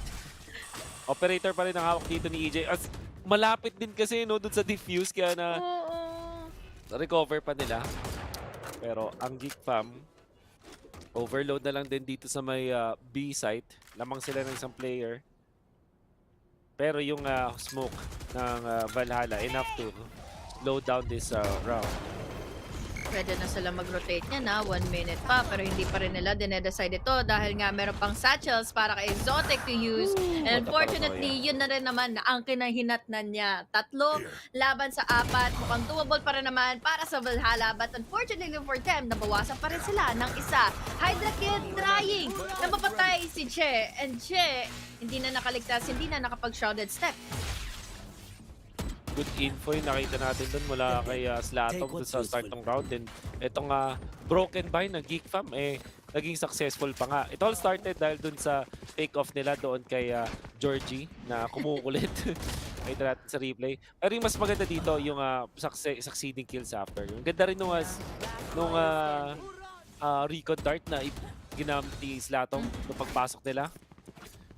Deadly yung paranoia mula doon kay na napigilan doon sa Exotic. Pero dahil doon sa info na meron na meron ang Geek Fam courtesy of Slatom, nakabawi din sila afterwards. Gusto ko kasi laging i-duel eh. Again, magiging useful yung Reyna kapag nag-push na. And speaking of the push, si EJ, yung kasama niya for the trade-offs na wala na. Pero kabilis na kaagad ang mga trade-offs para kay Naslatom to make this a triple kill onto his name. 2 players left alive. Pero pwede pa rin naman ito para kay na Jumps na makapag-pick up lang ng mga guns and down. Just focus on the duels laban sa Geek Fam.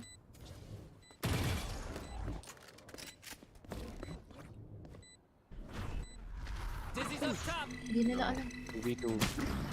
Easy to be used na kupon. Buti nakatakas pa doon. And Joms, grabe on point din so far. Yun sa buong laban natin, biglang mabuhay. Pati makaka-headshot pa kahit ilang 5 HP na lang ang natitira sa kanya. Ang ganda ng galawan dito ni Joms. So far, siya yung parang nakikita nating solido at reliable sa ating mga rounds. Kumbaga, he's just really flexible enough to do all of those skirmishes na hindi siya matatamaan ng bala. And then again, we saw so much of a skirmish of a casualty from mid duels na tinake advantage sila EJ and Georgie altogether. Parang tinanggal na nga, binitawan na nga ni Hatsus kaagad yung leash for this duelist to go out and go wild. Pero sila pa rin naman ang mananaig pagdating sa later phases na nga ng round. So, still managing to refresh and restart for Valhalla. Will it be the same? Lahilo na baka matrifty round pa sila ng Geek Fam if they played their cards right. Now, nakapag the thrifty ay isang bagay na nagagawa na rin na talaga ng Geek Fam, even the previous maps. But in this case, kaya ba nila mid ang kanilang diskarte sa ngayon? At least on their positioning. At yun na, sinimulan na. Georgie ulit, ang mapapatumba. Hindi talaga makaporma ngayon si Georgie on this Reyna. Isang attacker, Exotic. Kanyang Spectre. Ito yung medyo frustrating pag na-Spectre ka pag malayo. Oh, parang yeah. parang walang damage. Totoo. Lalo na, kaya mas Gusto mo mag-Spectre kung close sa angles lang, kung talagang ipupush mo ng sagad. And unfortunately for Georgie, once again, siya ang naging first kill, first blood, muli going into market. Mid-take lang sana ang gagawin kanina ng Geek Fam. And speaking of Geek Fam, dami pa nilang problema, nakakatapatin. We have so many trip wars once more for Hot Sauce. Ito naman ay nagagambala muli. We have a bungee jumping exotic na bumalik na lang din from that push. Now, may tamaan pa ulit ng mga trip wars. Meron pang trash na kasama. Ang dami ng chaos na nangyayari at hindi pa na check yung corner sila. Si Chomsa lang bigla ang natitira. Now, it's all up to his wingman to be distracting enough. Pero kasi huli na yung ano niya, yung pwesto niya. Yup, and 11 seconds ang natitira para dun kay Brain Freeze! Grabe, na-fake! Na-fake doon! Dali. Pangalawa na rin kasi na sobrang crucial nung ginawa doon ni Brain Freeze. New player para sa Geek Fam. Now showing kung ano nga ba ang meron siya. Una, nagsimula siya dun sa Sheriff Kill. Tapos nakakuha sila ng mas madami pang kills afterwards. And kuha pa na thrifty eventually dahil dun sa kanyang pag-fake dun sa plant. And really baiting in itong si Jobs. But so far, Cypher on Cypher action yun. 6 points pa rin para sa Valhalla. Pero in round number 11, di sila nakapag-fully commit sa economy. Yeah. Paranoia to counter this. Ganda nung recovery doon ni Jay. Ang ganda nung galaw ni Jay doon. Dinuon nilang 4 to ha, pero makakadali pa rin siya ng isa. Blur naman for a trade. Unfortunately, this is down to a 4v3 situation. Walang guns whatsoever ang Valhalla. Pero showstopper lang ang meron sa kanila na ipalabas pa laban kay Blur na hindi tumama and now a finisher. It's almost the same as what happened earlier in game number 1. 7-5 close enough. Pero let's see kung kaya pa ba ng Geek Fam dahil economic advantage is there once more for Valhalla. Ayun. Grabe ka, Jay. Ganda nung paranoia niya. Tapos yung movements na nag-straight pa rin siya. And then the showstopper that we said, great recovery, great maneuvering dahil dun sa kanyang double satchel. So, eventually nakakuha sila dun ng mas marami pa. 7 points para sa Valhalla. Ngayon naman, Geek Fam. Parang palitan ng thrifty. Pero sa ngayon kasi OD attackers, ang hirap nung sitwasyon nila. Lalo na, siguro mas gana sila on the defense since they're just playing in with their utilities. And unfortunately for them, pawasak agad sila ng isa because of EJ's pick. And finally, dahil doon sa operator niya, he was able to take down 1. Now, we're talking about the Hunters Fury na meron pa rin naman kay Slatom, pero kailangan pa nila ito on the post plan. Patong mo din sa Hydra Kid, isang crucial na Kita smoke na mawawala utility Georgie. Ito na ba, pagkataon Lear just to get out. Brain Freeze through the wall, gets 1. Double satchel pala kay Exotic. Good decision mula kay Georgie na lumayo para na nga naman talaga matake advantage yung distansya na yung advantage ng Vandal. Makakuha ng dalawa, makapag-dismiss pero makapag-devour, I mean. Pero bigla pa talagang lumamang dito yung Geek Fam. Nakatatlo kasi doon si Brain Freeze at only Jet remains. Hindi matatag dito pero siya ay may hawak nung spike. Although dalawa yung possible na angle sa panggagalingan. Dito, huwag ka nang mas pa siya. That's it. 7-5 na 7-5 Minsan talaga yung mga intrusive dots eh. Well, kung tutusin, off-angle naman ito kahit papaano. Pero it's always a usual spot to take kasi. Especially on the defender side.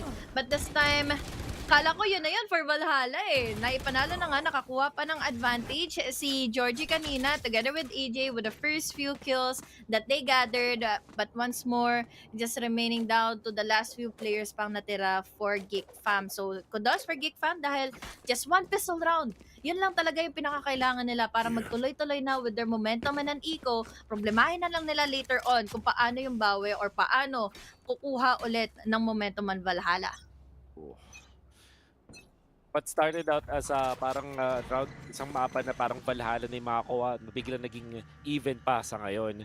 At least when it comes to the momentum. Siyempre, lamang pa rin ang Valhalla, pero dahil dun sa mga thrifty na napapakita rin ng pares sa teams, or most particularly itong Geek Fam, biglang naging exciting at biglang naging close yung ating bakbakan. Ito na yung entrada mula doon sa side ng Valhalla. Break freeze agad na magdidirect doon kay Georgie. Still not catching a break for now. Joms naman ang bahala. Go siya dito. As to get out, EJ. Good timing dun sa kanyang supplementary smoke na kanyang tropa. Makapagtanim ang Valhalla. Spike planted. Thanks, Buti na lang back away na kaagad si Joms. He still has the Daisy at hand. It's a 3v3. Mahuhuli ka agad ni Blurred si Daisy. Buti na lang nakapag-aim siya for a bit. This time, it's all up to 2. Low HP si Joms. He was quickly taken down by Blurred. Makakapang gatekeep sana ngayon si Je from the defenses or from the city spawn ng Geek Fam. But unfortunately, still another pistol round na mapupunta for Geek Fam. Just like the dun sa previous pistol natin, sila din talaga nanguna. So far, 3 out of 4 na pistols kita natin dito sa buong series na painapunta sa Geek Fam. So, if there's anything na pwedeng ikagalak ng mga Geek Fam fans, ito na yun. Pero hindi pa rin sila tuluyan talagang nag-buy, ha? They're just solely relying on their ghosts. Which makes a lot of sense naman, lalo na't classics lang ang kayang ang i-exhaust at kayang bilhin ngayon ng Valhalla. And Valhalla is on the offense. They're just waiting out the entries. They're just waiting out the duels and pickouts from Valhalla na always naman din nagko-commit into the dry picks. Pero let's hope for the best, especially that they only have one initiator at hand. So ibig sabihin, nire-reserve nila na maigi yung mga DC na meron sila. Wala din naman iba pang utilities dito. Like EJ having to really just not buy anything. Wala sa satchel, no boombot, exotic.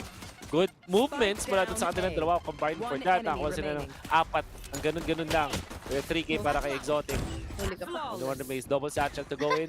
At actually, that's a shock dart pa natatapos. Exotic. Kung sa kanya napunta yung kill, pwede pa siyang magkaroon ng showstopper. Pero isang orb na lang yung kailangan niya dito. So, round number 3, dun sa bonus nila, kapag na-secure nila yung orb para kay Exotic, laking bagay nun. Parang meron silang mas malaking upgrade. So, I think Geek Fam should be making that play. At ngayon, patay na ating laban, HG. Yeah. Lalo na't yun pa naman ang pinakakailangan ng Geek Fam. And as you mentioned, laking bagay talaga na ni Exotic with the showstopper later on. If he ever has time to do so, lalo na't ang dami na namang magpupush ng A. We have the usage of the paranoia quickly to set up, going into A main. Pero ito na nga yata ang go signal. We have also the boombot to counter. So pare-pareha silang na-delay sa mga counter pushes sila. Now, you after Grabe shock, naman itong mga si to. EJ, mapipigilan talaga. Ang ganda ng angulo, no? Parang talagang laking cover na volley, pero si EJ makakuha ng isang kill. Although we'll take the some damage. Slatom now out. Good usage of the satchel actually.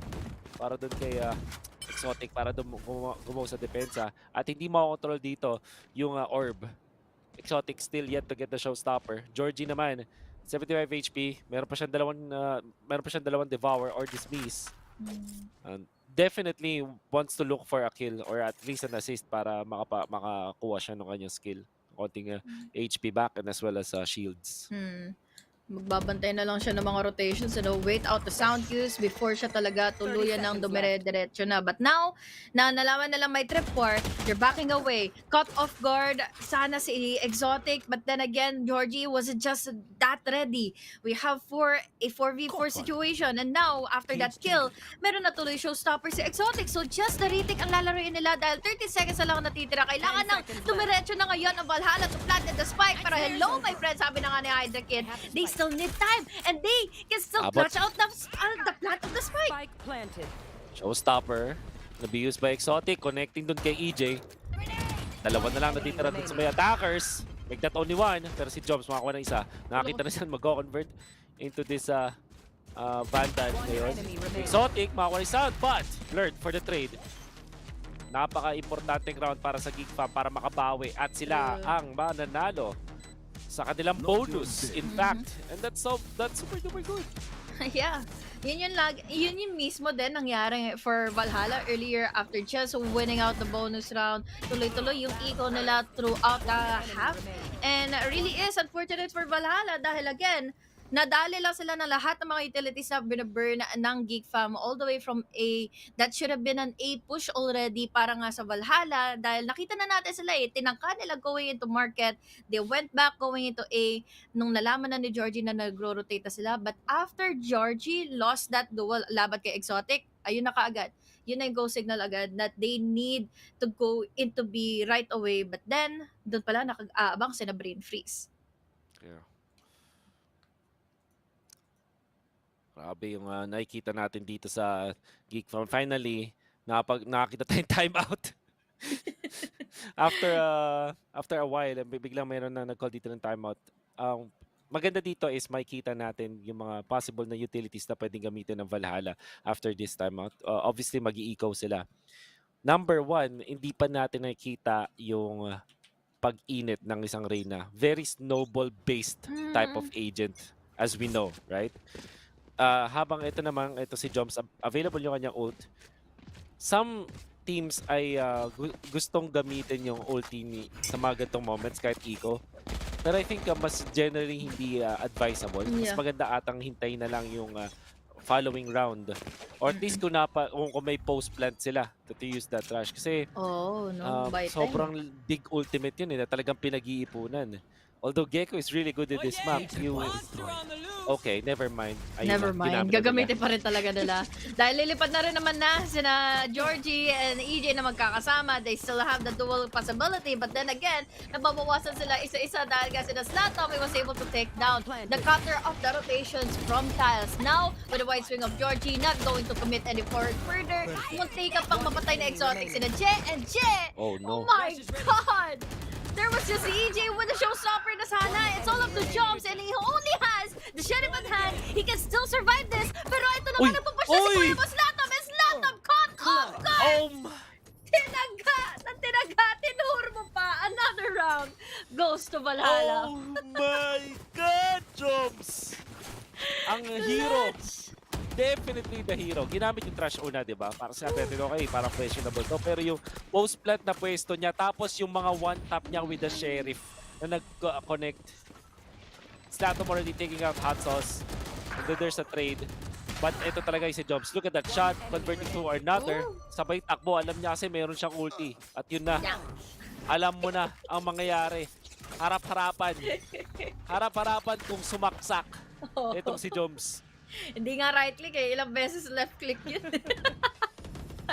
Ay nako, if you have the opportunity, why not take it? Pero ito na naman ay opportunity na ni Exotic makapatay muli ng isa. And once more, I think masyado na nag-overextend sa mga duels early on ang Valhalla kaya sila na for first killan mayat maya ng Geek Fam. Hindi pa rin talaga makahanap si Kuya Georgie on this Reyna. Napaka-frustrating ito kasi sobrang kailangan mo mag-init. In fact, pipigilan pa siya dito. Double ear, not enough. Down and out. Pero may trade. Nandun si EJ. Nagawa niya yung role niya doon na pumasok. But he will still fall. Hot sauce. Being out means na 3-4-4 ang ating trade-off. Nandito si Hydra Kid. Using the grenade for now. Oh, Hydra Kid, kahit nakabulag na bulag doon, mapapato pa si EJ. Pero naman si Joms. Si Joms, ang problema, makakuha pa ng dalawa. Eventually taken out. Slatom to clutch it out.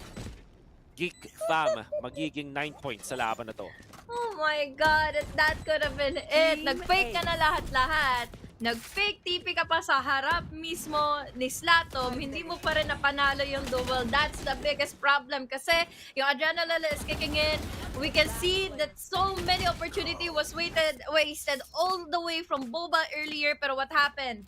Wala, ang hirap lang ng angulo na nahulog nga si Hydra Kid all the way from that corner nga ng Boba earlier in B-side. So yeah, another punishable round para sa Valhalla. It's still an 8-9 scoreline. Hindi pa rin naman huli ang lahat para mahabol nila to a 9-9. Pero Geek Fam has the Hunter's Fury and Neural Theft.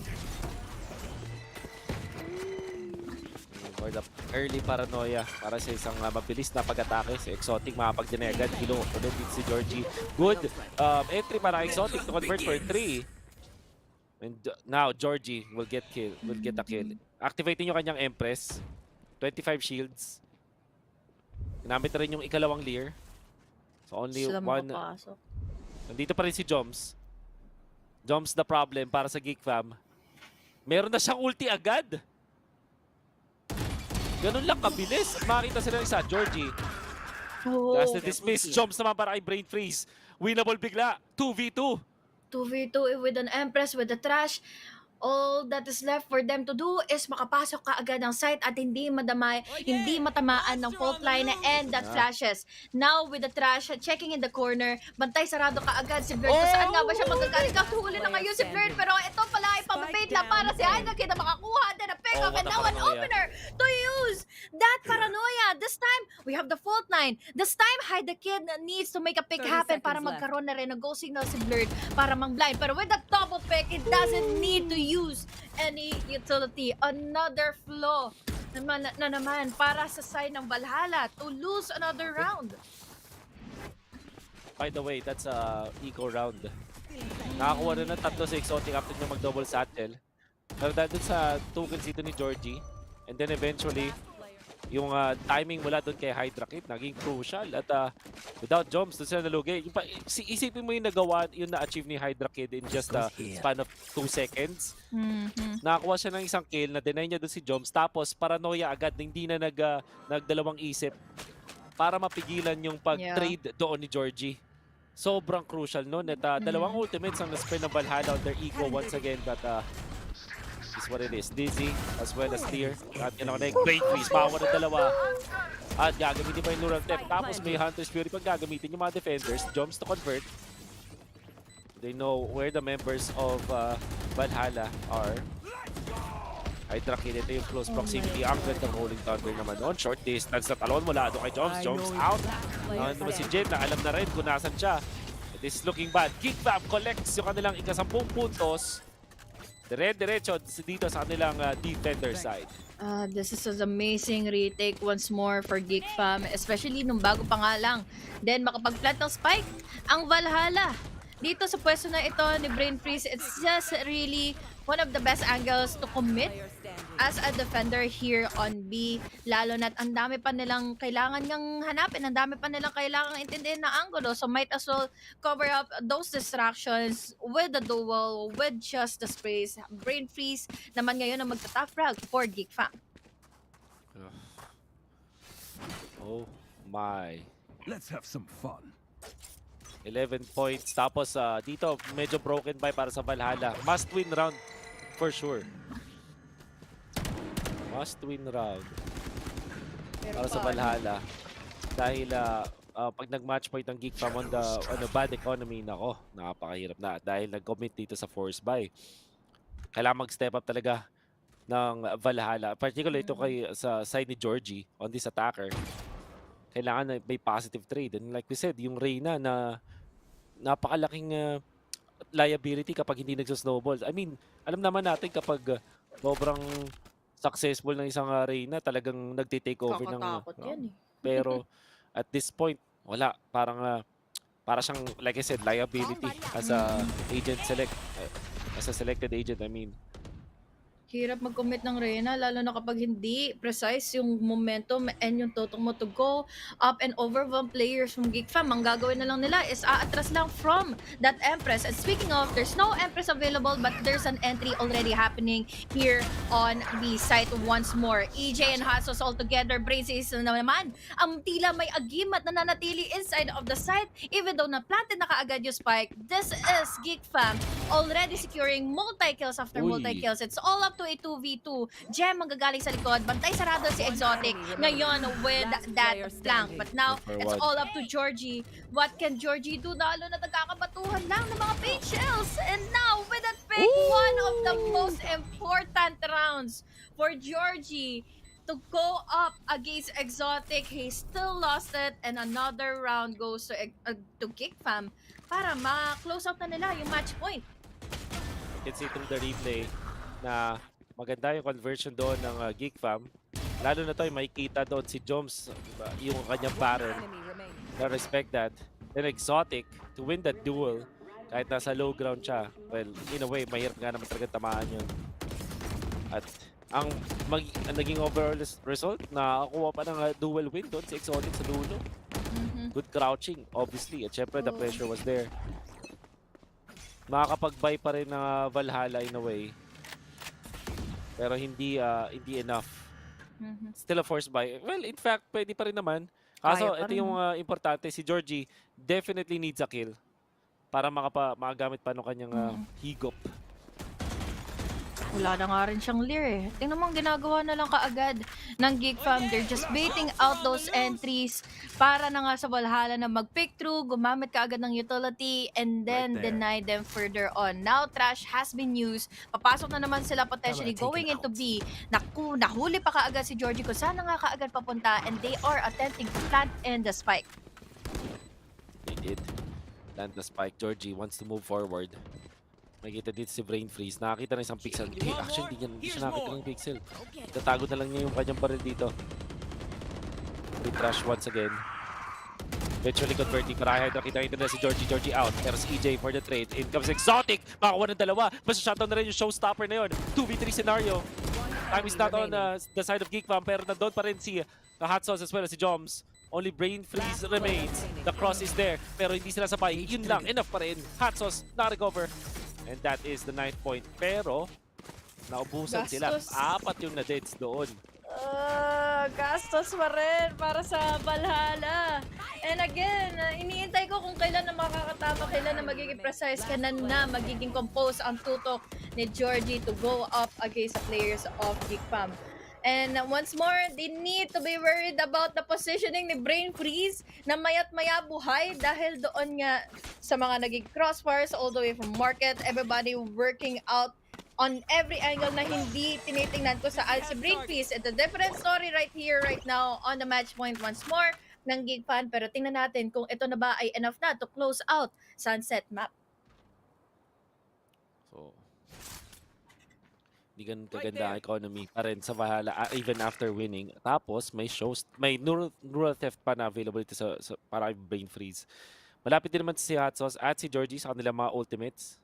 So far, nade-deny pa rin dito yung Reyna. Ang diskarte ngayon is to take it slow.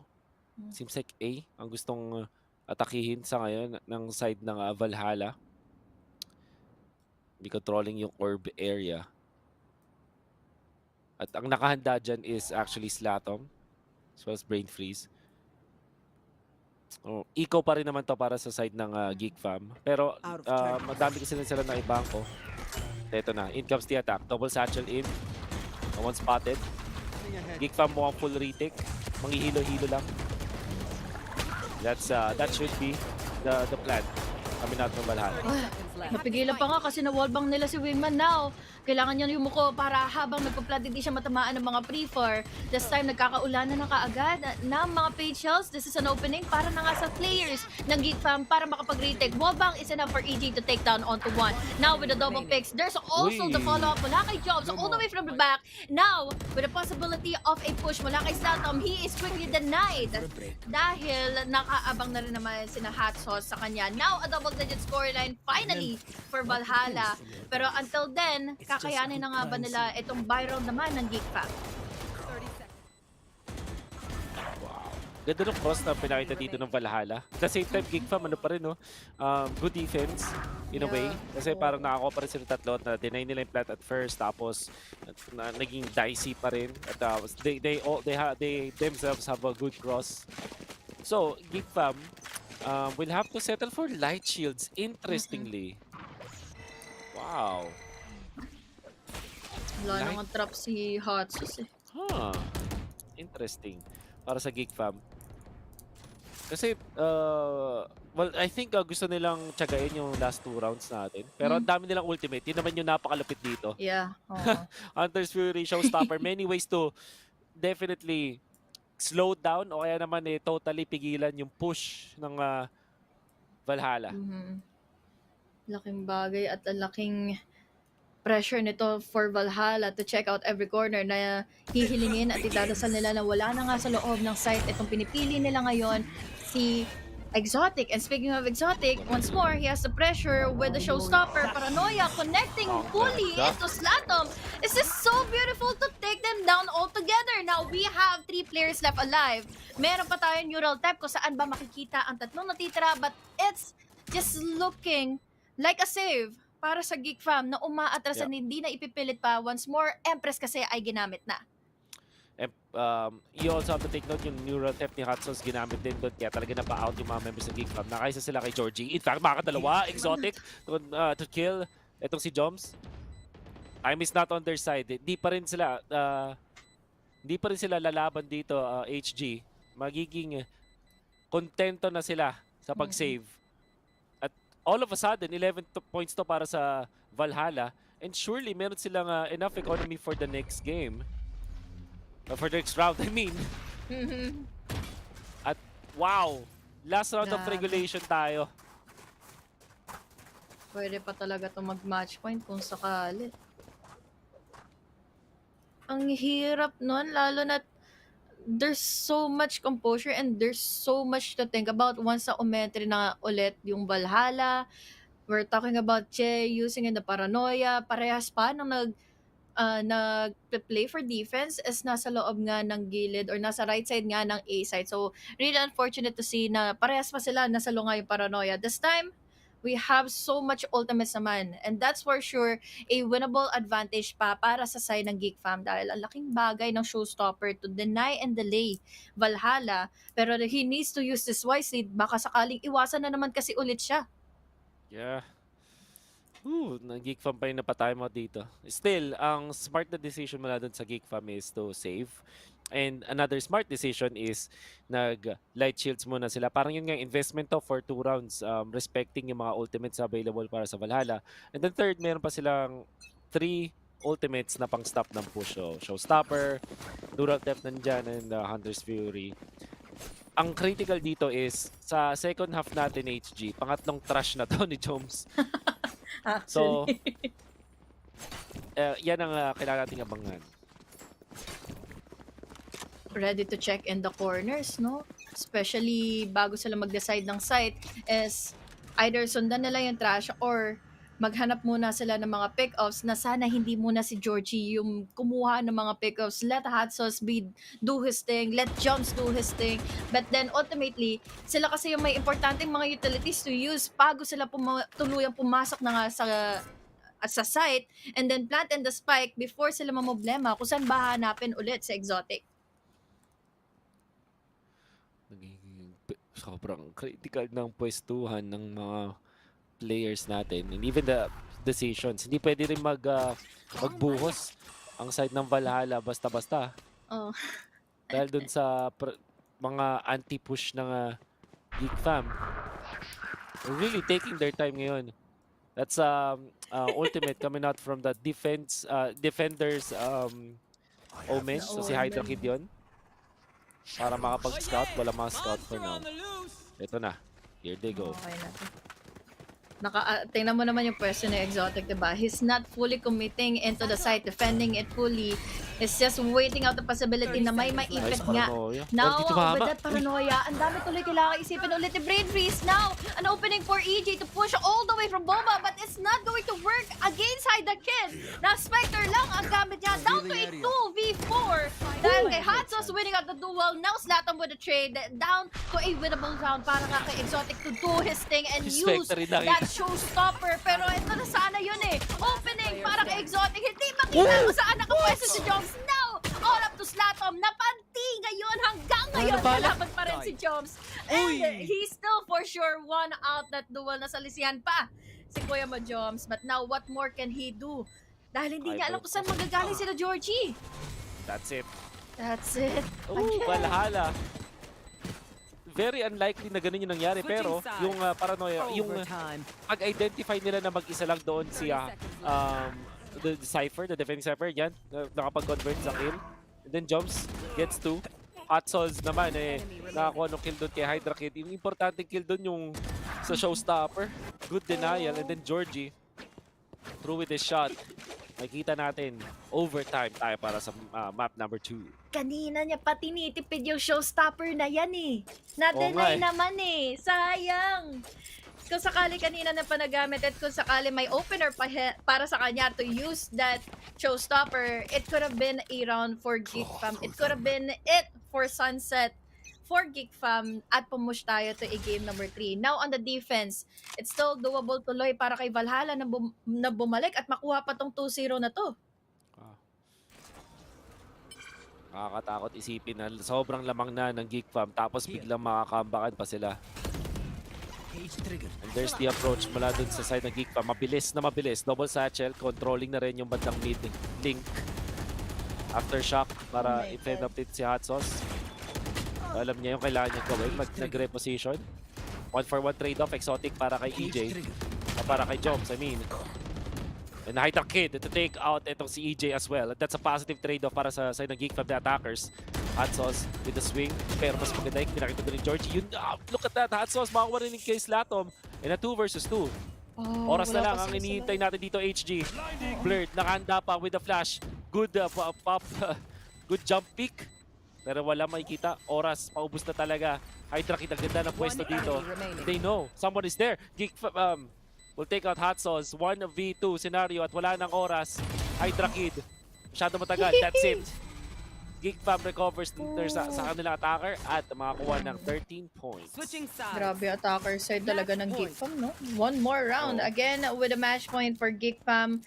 Will this be still a doable round or masasalisihan na naman sila ng Valhalla? We all know for sure na hindi na nagiging stable yung mentality or even the composure for Valhalla to win out a lot of duels dahil lagi silang nadadali ng mga utilities. Even though na meron nga silang opportunity pumasok sa site, the retake is just always so deadly for Geek Fam to do. But now, exotic nako, na-delay pa tuloy ang pagpasok niya or pag-akyat niya dun sa second floor na yun. But now, let's see kung ano ba magiging second chance niya to counter out Valhalla. Sila naman ang attackers. Nagkaroon ng same setup ang Geek Fam mula dun sa mga late rounds nila dun sa second half natin, which is nilagyan nila si Brain Freeze mag-isa dun sa may B site. And then Hydra Kid dun sa may mid link. Tapos well spread, dalawa dun sa tigisang entry point si Exotic at si Blurred. But in comes the smokes from the attackers. Good slowdown mula dun kay Blurred. Pero yung mush, gonna be a problem. EJ is low at this point. Nakapag-plant pa rin naman ang side ng Valhalla. The Geek Fam are very, very healthy. Na alam din nila, mayroon din silang info dahil dun sa Owl Drone. Sobrang crucial. May mga paint shells. Now, EJ eventually taken out. Pero si Georgie finally gets a kill. Pero si Hatsos naman to add to that. Good shot coming out from Slatov. In fact, makakuha pa sila dalawa dito. And only one remains. 1v3 scenario. That's Joms. May bagong paint shells dito. And that's gotta be it. We're going to a game number 3. Geek Fam naka-recover dun sa may overtime. I love how they did those retakes. I love how they did their attacking side. I love how they overwhelm maya't maya ang players na nga ngayon ng Valhalla. And unfortunately for Valhalla, Sunset is just really not in their favor dahil nakikita natin yung mga chances even sa mga duels ba lang na pwede sana maging winnable for them. Hindi laging nagda-downslide, hindi laging pumapabor, hindi lagi nilang nakukuha. So yeah, it was still a long of a stretch pero nakita natin that Geek Fam is just much more composed and stabilized here on Sunset. Yeah. Ang ganda ng ipinapakita ng dalawang teams natin. And Geek Fam, ito naman yung kanilang map pick. Proves na kahit nahirapan sila, it works. Ito kanilang composition, no gecko setup, going for standard na mga raise, and then you have the Cypher. As well as that breach na I would say na mataas talaga yung impact sa laban na to, yung paggamit niya ng kanyang mga concuss and aftershock. And obviously, mga blinds allowed them for that to happen. Hindi pa rin nag-work yung Reyna, unfortunately, dito para sa side ng Valhalla. Yun nga eh. Kasi na-acknowledge ko naman yung gustong gawin ni Georgie kanina. Time and time again, just pushing out na alam niya may dismiss siya eh. Alam niya kailangan niya i-take yung mga duels. Pero ang pang-counter kasi sa isang Reyna is not dry picking, not going in by yourself. And yun ang ginagawa always, all the time ng Geek Fam. Imagine yung mga pushes ni Georgie na lagi tumatapat sa 3, sa 4. Di nga siya makakuha kahit isa, makadala ng at least one player from Geek Fam. So again, from Geek Fam, just really amazing of a composure throughout the rounds na akala natin na ito ay lalamang na naman for Valhalla. Yeah.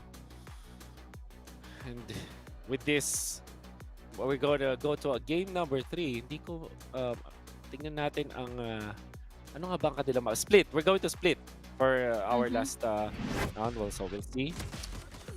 In we go. Dato, makikita natin na naging maganda yung unang 2 rounds dun sa side ng Geek Fam. Then eventually nakabawi yung Valhalla.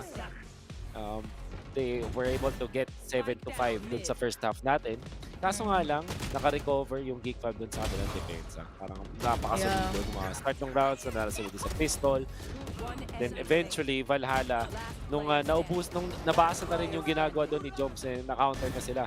Don't get me wrong, sobrang ganda ng performance ni Joms dito all throughout the game, in fact, kahit dun sa overtime. So, it's just that lumamang sa dulo yung Geek Fam. Ang nagiging tendency din kasi for Valhalla is purely reserved sila to taking in the duels, so taking in the fights inside of the sites dahil isa lang yung initiator nila, isa lang yung pag-alalayan nila pag kailangan nila ng mga blinds, and lalo na most of the time kailangan mag-save ng Valhalla at hindi tuloy nakakabili ng Lear si Georgie all throughout. Exactly. At yung mga entry nila parang hindi ganun kasolido kasi sabi mo nga yung Lear hindi ganun ka na take advantage. And interestingly kasi meron sila nung DZ, so siguro nag-overrely din sila dun sa DZ. But on the flip side, if you're gonna be looking at doon sa side ng Geek Fam, they have yung breach for that blind, that meron silang magandang info na nakuha din mula kay Slatom using the Sova. Yeah, pero yun ay makikita natin na kung magkakaroon pa ba sila ng momentum going into game number 3. But then again, magpapalik tayo after this short break. Huwag kayong mawawala dahil again, this is game number 3 on our first series.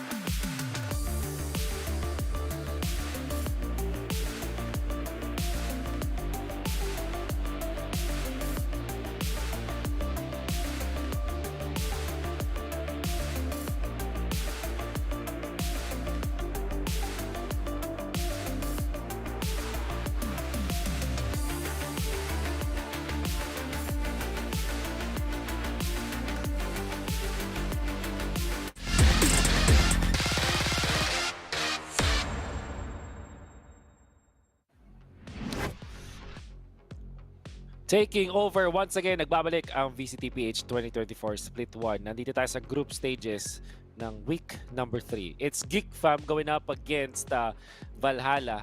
At akala natin ay 2-0 na, but hindi. Mukhang close ang ating laban. We are heading to Split with your casters, Wolf and Honey Glaze. Ayun, ano ba ang pwede i-expect natin doon sa Split? Is this gonna be sided doon sa Geek Fam or tingin mo Valhalla, or will this be even? I think pwede na magkaroon ng comeback potential dito ngayon na ang players from Valhalla, especially for Kuya Bo Georgie, no? Since this has been a really great of a map para kay EJ yesterday nung naglaro sila laban na sa Corti. Right. But again, it's a different story kapag ito na nga muli ngayon ang difference. We have a double initiator setup mula na nga sa Geek Fam, plus ang ano naman, Valhalla is still relying on the double duelist. Yeah. Sky yung pinaka pang-control nila nung mid aside from Valhalla. Sobrang magkaiba yung diskarte. Well, interestingly, etong Geek Fam will just go back to the breach para dun sa as their choice of initiator. Not much information. Well, ang kanilang pinaka pang-confirm na lang ng info is Cypher tsaka itong Fade. So they're gonna be satisfied with that. Tapos yung breach kasi, I always say na maganda talaga yung breach dito sa mapa na to just because yung aftershock sulit na sulit. Both flashes madaling gamitin, maraming option para magamit yun. And then ang layo ng ang laki na nako-cover mo with your fault line kasi parang pahaba tong split eh. Merong parang narrow siya. So talaga nasusulit yung mga utilities ng breach. Isang aftershock pa lang, even yung Grudge going into B, doon pa lang ipit na ipit ka na eh. And lalo na yung kanyang ultimate Rolling Thunder, isang buong site halos ang makakain niya. So, still labanan ng mga utilities ang magiging conquered out ngayon ng Valhalla against Geek Fam. Pero tingnan natin, lalo na on the defense pa lang, magsisimula pa yung Valhalla. Yeah. And this means now, ang pinaka main line of defense ay Cypher lang on both ends. Ngayon lang din nausin pag ganun. Kasi technically Sentinel pa rin naman eh. Itong Cypher. EJ daw, magsisimula with a kill on the Heart of Kid. Kasi exotic, maiipit at makakuha na ng dalawa. EJ connects again. 3 kills para sa kanya. Blade Freeze ang natitira na naiwan ng kanyang mga tropa peeps. Dahil siya ay nagsisetup eh. Kumbaga yung mga tropa niya na nag-enter sa site, malalim na eh. Siya nandun pa rin sa ramps. Kasi teka lang mga be, setup muna ako. Ayun. Good kill. Hindi rin siya tinamaan ha. My eyes are down. Super healthy pa sa ngayon. When it comes to paint shells, good swing. That's gonna be Valhalla. First time na mananalo sa pistol na, first pistol. So far, sa 5 pistol rounds na nakita natin, 3 wins para sa Geek, 2 para sa Valhalla. Ibig sabihin lamang pa rin ang Geek Fam kahit papaano. So, ang tendency ng mga nagiging laban is tug of war, kumbaga, pagdating sa momentum and stuff. Pero it was a good hold again for Hot Sauce to make a statement na baka sakaling sa kanila na ang mapa na ito. Split earlier or with the pushes earlier mula na nga sa Geek Fam kanina, nahirapan sila ng todo to take advantage of their utilities to get inside. And speaking of getting inside, paano ba sila makakapasok na lalo't mid-take pa ang pupuntahan sana nila? Pero ang aga na double kill ni EJ laban against the Geek Fam. Yeah. Mid, nakinotro lapat. Wala kay EJ. Meron na siya ulit na paint shell at mayroong blind. Is there the ace? Of course, ibibigay yung ace. Sulit ang bandal na ibinigay dito kay EJ. Oo, baliktayan na yan, kumbaga, dahil kailangan niya lahat ng momentum para makabawi. At lalo na, they were also close earlier to have a game or a 2-0 scoreline of a series laban sa Geek Fam. But once more, ito rin ay opportunity para kay EJ na magkaroon kaagad ng showstopper so early on this half. 2-0 already for Valhalla, pero Byron na rin naman na for Geek Fam. Pero ano ba na-keep nila dito? It's just Marshall para kay Georgie, Vandal doon para kay EJ, and couple of Bulldogs. Joms doon sa may actually sa Asia pumesto meron siya kasi yung judge. I wanna say na mid usually is either vents or mail room ka, but ang naging diskarte dito ni Joms on this sky na merong judge is to just park himself doon sa may orb ng A. Yung Valhalla hindi pupunta doon. So ito yung mga sobrang frustrating kapag naka-judge ka on your bonus. Ang hirap humabol afterwards. Speaking of habol, ang bilis naman din ang paghabol ngayon What ng a Geek flash. Fam, pero we have a flash! An opening tuloy para sa showstopper, but Exotic still alive and kicking all the way from the backside. EJ, he has only a satchel at hand. Paano niya ngayon liliparin na ang mga ulo laban sa Geek Fam, dahil lalo na't isa na lang ang natitira. Judge pa ang gamit niya at yung problema, hindi pa ito tumama. This time, a round goes to Geek Fam na isa lang yung nag-punish sa kanila all the way. And even after the showstopper na parang ano yun, nandun sa gilid na kasi dun sa Exotic, ganda ng move niya dito. Even yung spray transfer na yun na nakita natin. Eventually si EJ makakuha ng kill pero yung showstopper niya hindi niya na-maximize. Ang nangyari yata is gustong-gusto niyang sulitin yung kanyang showstopper. So parang instead na makakuha ng isang confirmed kill na hindi enough yung range para kumonekta sa dalawa. So parang ano lang, minor damage lang yung nagawa niya doon. Oo nga. Tapos ilang pick off pa ang nakuha niya laban na nga sa Valhalla. So bawi-bawi na lang daw, sabi niya ngayon kay EJ. And speaking of EJ, is holding all together. Tatlo sila going into mid. And this is huge dahil Georgie, with an operator at hand, he needs to make this useful and worth it. Lalo na't nakabawas lang sila finally ng isa. Prowler para ma-force siya papaalis ng garage. And yun naman ay naging successful din sa Geek Fam. Out. Mga sila Georgie ay nakahawak ngayon sa operator. Holding on to apparently ay ayun, gitna. Good shot. Hindi natin nakita totally pero napakalaking bagay nun. At buy round to ng Geek Fam na medyo malungkot. Ay, kasi natatlohan agad sila ng ganun lang kalinis. Bilis ng pangyayari, Lalo na hindi mo aasahan na ganun yung magiging reposition agad ni Georgie. Yes. Lalo't galing siya ng garage kanina. So, it was completely huge na hindi ito in-expect and anticipated by Geek Fam. And wow! This is the first time I saw Valhalla to win a flawless round laban sa Geek Fam. And now, 3-1 pa ngayon ang scoreline. Pero sinasabi mo na nandun siya sa garage. And Jake actually gets to kasi ito yung pinaka-crispy na nyo, headshot mula dun sa may backside.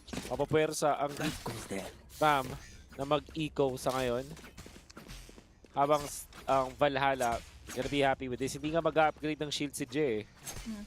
Gonna go for kung naman yung na-carry over niya. Gastos lang yan, hindi ko na gagawin yan. Kailangan niya rin kasi magstay on 3-9 eco, para may pera pa siya pang vandals niya and whatsoever, and full armor pa. But now, it's just all of the utilities to force him out of that angle. Okay lang, at least makakaligtas siya. At na-burn nila yung aftershock na nga muli ni Blurred. So this time, all they have to rely on is the blinds and complete dominance. Pagdating din sa mga duels, ang problema, si Georgie pa yung humahawak na ng B-Tower with an operator pa. Ibibigay actually ng Valhalla yung vents tsaka yung main room. Ang pinaka-depensa nila is just the smoke. And Georgie, kung naging patient siya dito, pwede siya makahuli. Nakakita siya sa flash. The Prowler is there. Munti ka pa niyang tamaan doon yung raise. Kaya niya tumakbo sa ngayon. Paint shells gonna be used. Smoke him out. At may kita dito. EJ hindi tinrack si Exotic. Dahil nga naman may iba pa natingin doon. Smart decision kasi alam niya na mag-waterfall eventually. So naisahan lang sila dito. Great idea mula doon kay EJ. And then si J converts for 4. Kala ko pa naman fully distracted na sila dahil nga sa ginawa ni Exotic, flights in, going into B, but then there was a great wall of J, a pillar of J para makapag counter strafe lang back and forth to win a duel, to take a lot of heads mula sa Geek Fam na sobrang hindi nila malaman kung bakit hindi ko nagko-connect din yung mga shots nila dahil ang kailangan niyang gawin is just yun lang, counter strafe lang to win the duel. Cover going.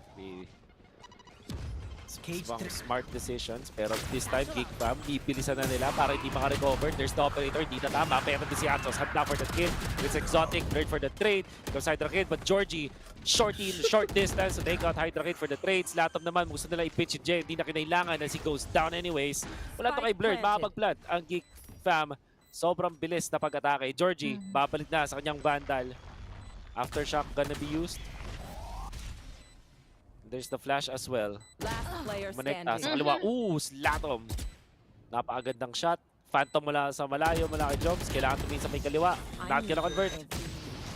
Geek Fam. Nakakuha ng second point. Amazing rush na ginawa na nga ng Geek Fam. It was now or never kind of strategy dahil again, kailangan mo lang din magmadali to get inside of the site to have a wide swing happen in your favor para hindi ko man kaagad yung mga operator shots. At yun na nga mismo ang nangyari, hindi pa sila natalian, hindi napatid doon sa mga trip wars ni Hatso. So it was an amazing start para sa Geek Fam. They have a lot of ultimates pa available para makonquer, overwhelm naman nila yung Valhalla. Rolling Thunder available. In fact, gagamitin agad yan na nagpapadala yung may paint shells para pag-slow down. That's EJ. Kaso, kailangan niya mag-reposition. Exotic is low. In fact, after this, habang si Hydra Kid, ganda nung control niya doon sa pocket. Hot sauce to take out Brain Freeze. Habang si EJ still holding on doon sa ramps, meron siyang kasama dito, which is going to be Georgie. Dalawa silang susugod through ramps. Exotic might be prepared for this. Siya ang una makakita ng mga baril. Makakuha na convert hindi. 1-for-1 trade off. Habang si Jumps naman onto Hydra Kid. Long distance. Habang si Blurred. Taken out with Jim. Being faster the trigger. Tatlo ang tumingin. At ayun, nakahuli sila Hatsos.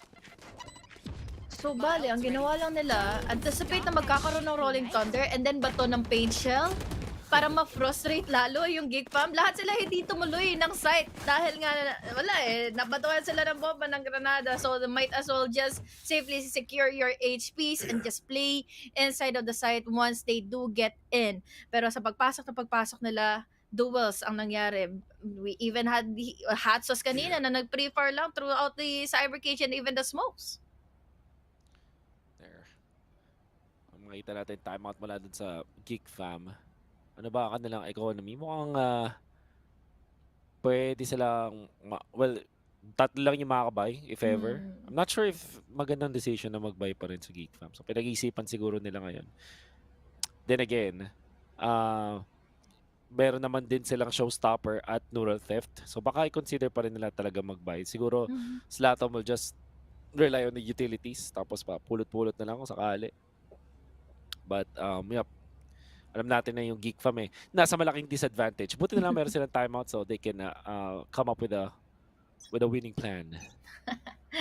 After 3 games, nag-timeout ang ating mga teams. And finally, let's see kung magiging worth it na nga ba ito muli for Geek Fam. Again, it's big of a pressure. Showstopper ba naman ang ipagsama mo with a neural theft para makapang-overwhelm lang ng mga kalaban. And nagiging punot dulo lang naman din na nananalo ng rounds ang Valhalla is their consecutive wins pagdating sa mga duels and have your Georgie finally on the momentum. Hindi na siya hawak ng operator at the moment dahil meron naman siyang Blade Storm later on. That's right. Biglang naging mabagal para sa ngayon. Pero mukhang gitna ang kanilang target. Look at Johnson's off angle na ngayon. At dahil dun sa Phantom, yung range nitong Phantom na to, for sure, makapag one-shot siya pag may lumabas. Yeah. Binibigay talaga nila yung vents tsaka main room. Yan ang interesting dito sa may Valhalla. Let's see. May high-low setup na. Yung Valhalla dito sa may entrance ng B. Kasi si Hatsos nasa A na din naman. So, they're just giving it away para yung laban is sa loob na lang mismo ng A site, mapatid sila na sa mga trip wars even though na mag-try sila for the split push. Di tuloy makapag-push or makapag-flank si EJ dahil may trip war din all the way from the flank. Now, an opening and a good executed play with a concuss. Taken down 2 already para sa mga kamay. Mga bala ngayon ni Joms. Another one para kay Hatsos. Munti ka pang hindi tumama dahil again, we had the blinds. Hydra Kid na lang ang tanging natitira with 20 HP left. Yeah. At bumaril din, so alam nandiyan siya. Pwede siya mag-shrouded step. Pero gusto niya yata Wala sa kanya kumuha ng yung isang spike. baril eh. Ayun, may paint siya. 12 seconds, kailangan niya ma-dense actually. Try na lang niya kumuha ng isa dito. There's the double satchel. EJ, the next. Eco round denied. Valhalla, makakuha ng 6 points sa ating laban. Dito lang din talaga sa hold ni Joms, no? Ito yung pinaka main reason talaga kung bakit they're just giving away the I site, agree. they're just giving away mid na may plan B naman sila kahit papaano once they make an entry, once they have the contact already. So inabangan nila yung pagpe-facial and satchel in coming in from exotic and they went in for the bait. This time, that's 4 rounds na kailangan kuhanan ngayon ng Geek Fam to make this a 6-6 scoreline. They found cage triggered. Kita natin na hindi pa din nag-commit yung Geek Fam na kanilang mga ults. Meron pa rin silang showstopper. So far yung screens tsaka yung backside, yun yung mga prime targets dito para sa showstopper kasi yun yung tinatambayan ng Valhalla. Siyempre, hindi yan totally confirmed ng Geek Fam. At etong si EJ, malapit-lapit din siyang gagamit ng boombot. So, alam na may tao din dito sa may side. At sabi nga natin, it's yung screens, yung target nila. Unahin na nga. Makikita na nung malupit na cam na yun. Ooh! Brain freeze! Anti-lurk! Makakuha ng kill doon kay Georgie. Immediately, lagay ng tripwire. Malaking -1 yun para sa side ng Geek Fam. Huge impact, pero oh my god, that was quick. Now with a brain assisting jump sana with a pick with the dual laban kay Brain Freeze, pero just goes to show na kaya pa rin talaga manaig ni Brain Freeze down to a 3v4 situation. Blinds are coming through EJ. Hindi tuloy nag-compose ang sina Hatsas at EJ all together, and now it's all up to Che. Will he be able to clutch this one out? Markahan pa siya. So, alam na rin dito siya. There's the fault line. As to Shrouded Step dun sa kanyang smoke. Unlikely na makakuha pa ng panalo dito. So, ang exit frags na lang ang kanyang gagawin. That means, 3 points para sa Geek Fam. Kala ko kukulit pa sila eh. Ay, kinukulit pa nga ni Flirt. Pero hindi naman na din haharot pa ng masyado si Jay dahil kailangan niya yung Vandal later on. It's just 3 to 6k lang ng halos na eco for Valhalla, pero I think it's going to be working well for them kahit papaano going into the next one, since once more they have been winning continuously, they have rounds to lose, pero ito kasi ang laging nagiging possibility, nakakahabol yung Geek Fam to 7-8-4, tapos pwede pa nila maipanalo yung mga rounds katulad na nangyari kanina in Sunset. Bang. Yun no, ito yung promotion. Yung ginawa ni Brain Freeze, very high impact. Tapos nag-crumble na talaga yung Valhalla nun. Parang nagba-1v1 na sila. Naghanap na lang talaga ng makukuhang kills. 6-3. Valhalla. Opening it up. Magandang pagkakadre-diretso. Now, available yung showstopper para kay EJ. Pero meron din siyang operator na hawakan sa ngayon. Medyo nasaktan. Hindi pala medyo, 30 HP left na lang siya. Atras tuloy si Kuya. Tapos yung rotation niya, ito yung gusto ko nakikita for Valhalla is na-win down nila every single time ang Geek Fam. Once they have the warning shot already from that operator, rotate sila to another side, to an opener. Pero this time, it's different pala para kay EJ. Nagpa-heal lang si Kuya. Mula na nga kay Jobs. And now Georgie, really crucial of an angle.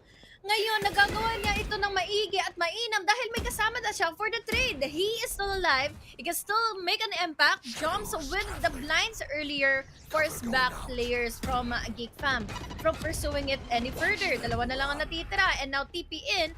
Ano na nga ba ang gagawin niya? Backside na kanyang discount. Narinig yun for sure. May malapit eh. So si Jones makakuha si Brain Freeze. Alam na nandun siya. Georgie taking a one. Ganda nun. Hindi flawless yun yung pinapakita sa Valhalla. Pero yung mismong execution nila, flawless. Namatayan sila pero ang ganda talaga na yung pinakita nila doon. Yung pinakita dito ni Georgie na aggressive na pwesto na off-angle. Pero sabi mo nga, may ka-trade kasi may cross pa rin na setup. So doon na nagulo yung Geek Fam. 7 points para sa Valhalla. Amazing, amazing counters. And ito na nga yun lang yung kailangan, yun lang yung hinahanap natin earlier on for Je and Georgie to be together, playing it safely para magkaroon nga ng winnable advantage onto that duels. And then, exit na lang, kumbaga. Yes, namatay man si Je, at least there was a trade. And this time, for example, there was no one to help Jumps, so there was no trade. We have numbers advantage and paranoia. Open sana for the kid to use. Pero he was already too late para matulungan na nga ipapasok coming in from Geek Fam. And now, aabot pa tayo sa puntong 2v4 pa. Hydra Kid, a little bit too late dun sa trigger. Ay, sorry, si EJ. And then Hydra Kid yung mas mabilis, mas decisive. 1v4, nakita nila yung sombrero ni Hansos. And takes him out. 4 points para sa Geek Fam. Hindi na ganun kalayo. 8-4 or 7-5. We're about to find out. Pero tingnan mo natin yung replay. Nagsimula dun sa magandang play nila. This time, kinombo nila yung entry tsaka yung fault line. Kaya naman mas swabe yung pasok doon ng race nila. Ang nagiging chances, ang nagiging tendencies kasi for Valhalla, parang much more vulnerable sila kapag kulang sila ng mga blinds. Yes, you can be aggressive, pero other than the pushes, kulang kayo ng mga blinds. Kulang kayo ng tutulong sa inyo to be aggressive. Pero siguro okay na to dahil they still have the lead, they still have their momentum. Pero parang naaagaw ito unti-unti kasi ng Geek Fam kapag nawawala sa mapa si Joms. Yeah. Looking really good para sa Valhalla, but at the same time sila pwedeng maging kampante dahil dun sa kanilang Seekers ngayon at Showstopper. Kaya ako nasabing looking really good ang kanilang estado. But so far, gusto mong i-gamitin to kasi kanina pa nila ini-impact tong Showstopper nila. Dalawang nandito sa may ramp, so pwede nila i-combo Seekers plus the Showstopper. Hirap nun. Especially para nag-combo, hirap nga naman pigilan ng sakali. Ayun na nga. Wala ka. Oh, nice blind. Ng Showstopper. Mali. Grabe. It should have been EJ's time to shine together with the Seekers. Sama-sama tuloy na wala yung Seekers. Wala tuloy tumulong with the Showstopper. Pero all the way from up top, we have EJ to go in for the counter. Now down to a 4v4. Alam pa kung sa magagaling si Blurred. Opening pick for Georgie. He lost that one. So this is a go signal already for Geek Fam na mag-rotate into B. Yep. Na-secure din yung tower dito ni Brain Freeze. So alam na pwede sila mag-waterfall. J, taken out. DJ na rin. Mag-isa, hindi na. Napakagandang execute mula dun sa may Geek Fam. And that is gonna be 7-5 sa ating first half. Always, all the time. Kapag nawawala si Jump sa mapa, parang nagiging tendency ng Valhalla is naging kukulang tuloy yung versus nila to be that aggressive. They're lacking in the blinds on the later stage compared dito sa Geek Fam na meron silang nakakaalala on the back. Yes, gagamitin ni Blurred yung kanyang mga blinds, yung kanyang maging fault lines, but there's always the backup from Slatom na siya pa ang nakakuha din ng mga pick-offs. It's a good performed attacking side para naman for Geek Fam since 7-5 natapos yung half. If I'm looking at Valhalla, kung ano ba yung attacker side nila, solido pa rin. Double duelist pa rin to eh. Pwede nga nilang bilisan ng sobra. Pwede rin yung pinch na garage tsaka mid ang kanilang diskarte. This time walang nakatingin dun sa may garahe. Tower, yung pwede makontrol at mas-smoke off agad yun. Pasok na pasok ang Valhalla dito sa ating B-site. In fact, Ali agad. Di na magdadalawang isip. Etong si Georgie pati ng si EJ. Kukontrolin agad nila yung Ali. Grabe yung space control nito. Paano pa kaya yung magiging flanks? Paano pa kaya yung magiging retake ngayon ng Geek Fam? And it's working well dahil nasimula nakakaagad ito ni Slatom, forcing back Brain Freeze, and now Brain Freeze di na kinaya yung hagupit ng ginawa na nga ngayon ng double duelist. Now, all the way from the flanks. Now, covering up the angles. Now, going in for the kills. Blurred with the double. Now, EJ na lang ang natitira. It's just up to him with 48 HP pa. Wow. And Geek Grabe Fam, yun. pinapasok ng ganun-ganun na lang ang side ng Valhalla. Pero nakahanda naman pala sila. So, ramen towards spawn ang kanilang napili na nag-stack ng 4. At tapos, Si Brain Freeze eventually napatumay. Pero ang ganda nung defense nito kasi napagpalow pa rin siya. Whereas itong si yung kanyang counterpart, which is si Hot Sauce, hindi nakaporma. 4 din kasi naman talaga yung mga kalaban eh. So, after that, they were able to retake. Napakagandang pinch mula dun sa Geek Fam. That means na 6 points na para sa Geek Fam. Maganda sana yung push nila pero hindi sila ready for the flanks eh. Mas madami tuloy yung forces ng Geek Fam. But now, since Spanish na nila yung Valhalla, they have another round na pwede pang mapakanila. Wag lang silang masalisihan muli. This is a good hold for Geek Fam here in mid dahil ito na naman ang gagawin nila. Magpo-force ng mga duels a defensive blind para makatakas. But then the aftershock really much connected into Valhalla na wala na silang naitakbo pa. Woo! Yeah, Atsos remains. Could be a flawless round. Sheriff, nope. Ganda ng timing ng pag-crouch nila doon. Talagang hindi tatama yung mga headshot ng Sheriff. 7-7.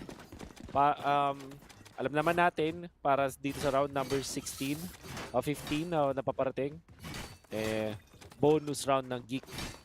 Para palupitan na lang din talaga kung anong mangyayari kung Valhalla ba mauubusan na kanilang mga miyembro. Will this be a much cleaner take for them? So far, Geek Fam looking really stellar sa kanilang defense. Especially na hindi sila sumasalalay sa mga duels nila para maging aggressive, para magkaroon din ng momentum. And speaking of aggressive, yes, nagkakaroon ng magandang composure si AJ to take on that picks, pero nadadrag down kasi ng ibang mga members yung pagiging aggressive niya na he's been popping off, pero at some other times, kailangan niya patuloy-tulungan na ang Valhalla. And now Valhalla, hindi tuloy separated or hindi tuloy maganda yung composure nila to be separated into the pushes. They have already a -1 and wala pa silang mga smokers ngayon. Buti nakayuko si Exotic. Georgie still will fight this. Nakarami doon na 10 HP left para doon kay Exotic. Pages nagkapalitan dito. But there's the aftershock. Ganda. Ganda ng pagkaka-target. Obviously, hindi natin mapipigilan yung mga ganong klase na mga angulo. Exotic is low. Wow. Hydra Kid makakuha pa rin ng kill. Makakadalawa na Brain Freeze for the second. In fact, Slatom and Brain Freeze. Makakarami sila dito. Si Jobs na lang natitira. This is a bonus. Madedicay ngayon. Slatom. Alam nila may tao. Nandun, that's Joms. Gonna be planting for now. Double fake. 22 seconds. Alam nila. Could be a huge turnaround. Joms. Headshot connects. 1v1. Spectre versus Phantom. Pero pareha silang magkalapit. At ang oras, wala sa pabor dito. Ang side ng Geek Fam at bumaril. Naku po, wala. Alam na. Di pwede nang swing dito. Default ay yun. Huli. Grabe yung pamamayan games yun. Hindi tuluyan or hindi palaging nagpabigay ng info si Slatom. Tinuluyan niya lang ikot-ikutan dito si Joms. And unfortunately for Joms, he doesn't have any utility left para nga manalo sa doong clutch na yon. And again, the moment na mawala sila ng support system all the way from Valhalla, it makes them really vulnerable to get inside of the site. Wala silang smoke, wala silang any utility to hinder Geek Fam from winning out the duel. So now, enough na kahit outlaw lang ang gamitin ni Hydra Kid dahil we only had half armors na pwede i-exhaust ngayon ng Valhalla. At dahil dyan, gamit na din talaga ng timeout etong Valhalla. Going in for the timeout means na sobrang concerning na nga yung nangyayari din. Parang parang napansin natin dun sa map number 2 kung saan 7-5 start, tas Geek Fam eventually takes over. Mag-upgrade na rin ngayon ng mga baril itong Geek Fam. Just resulting to outlaw para dito kay Hydra Kid. Holding a long ankle. Well, kalaban naman nila din, most likely light shields lang at most. So, yung body shot or even yung headshot mula dun sa outlaw, enough na para mapatumbay mga members ng Valhalla. Hirap na to, lalo na again, hindi nagiging successful yung mga recent rounds nila. It has been 2 rounds already for this half. Well, 3 rounds already for this half. And unfortunately, they are punished down to the eco. Kailangan na naman maging maganda yung support system nila to get inside of A.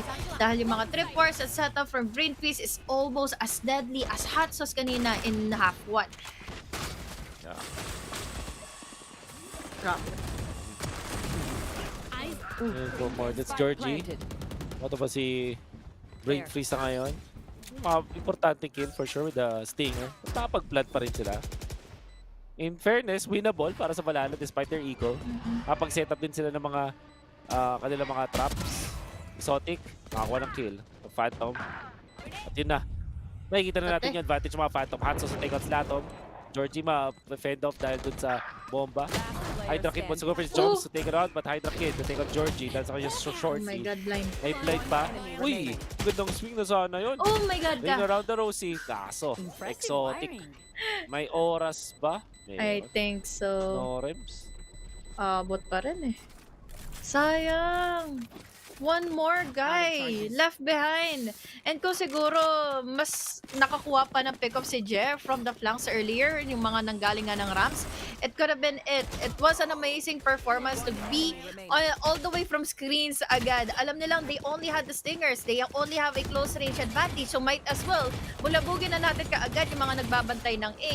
And again, sa buy round na ito ng Geek Fam, or buy round na yun ng Geek Fam, nabawasan tuloy yung eco advantage nila. But it's still enough for them to be overwhelming indeed. We still have an operator para sa kamay ni Exotic. Satchel on the ramps. EJ. Taking with the boombot. Nubus na rin yung tripwires. And already, ang Valhalla, gusto lang talaga kumuha ng orb dun sa moment na yan. Try to take some space. Not gonna be possible for now. Ang kanilang push. Hawakan yung screens ni EJ, pero wala ding sisilip. Blurred, crucial information. Trailblazer, madadinay din. Gets a headshot too. Back to back. Pati yung spike, kasama na rin. Habang si Exotic naman para dun kay EJ. Disaster para sa side ng Valhalla. Hansos finally gets a kill. But in comes a neural theft. Activated by Hot Sauce. Last player standing. Asa naubos yung mga tropa niya. Si CJ, napatumba na rin. Pwede niya pang ma-isolate yung fight, so, pero I really doubt he can win a duel na ganito ka crossfire, ganito ka inam yung crossfire ng ating mga 30 teams. We seconds even left. have the camera from A site in case na mag-vents na nga kaagad si Hot Sauce. And again, si Slatom, kailangan niya lang makakuha ng info. And this is a go signal already para sa Geek Fam na makaikot at makapag-rotate at makapag-trade off in case Hot Sauce gets in one. Pero at the meantime, yun nga, we have so many attention to think about, and unfortunately for Valhalla, that's 5 consecutive rounds na Geek Fam lang yung nananalo na. Si makikita natin dito sa ating replay.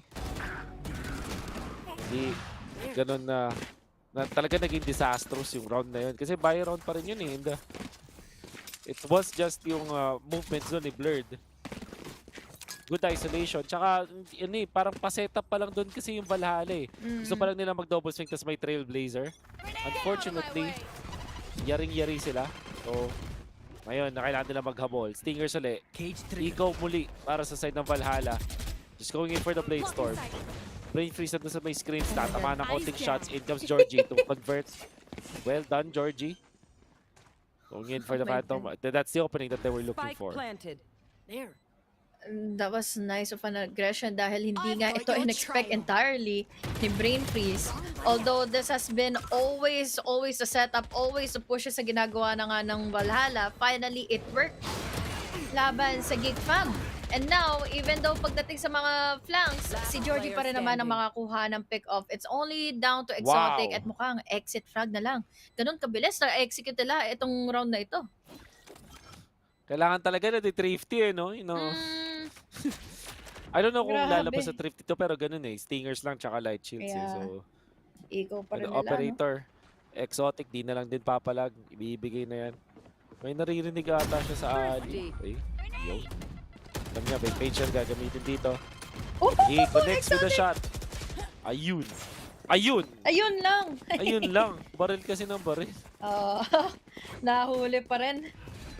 At least, hindi nila napagbigyan mag-save ng operator si Exotic. It has been deadly earlier on, pero what was deadly is Georgie, again, just abusing the factor ng yung agent by nature niya, yung hero by nature niya, na kailangan niya lang pumasok sa loob, kailangan niya lang i-force out yung mga duels, and then yun mismo ang na-overwhelm nila against the players of Geek Fam ngayon. And now, they have punished Geek Fam na dalawa lang yung merong vandal. Pero yung ultimates arena ang sama sa loob at hirap isipin kung paano makakapasok ng safely doon.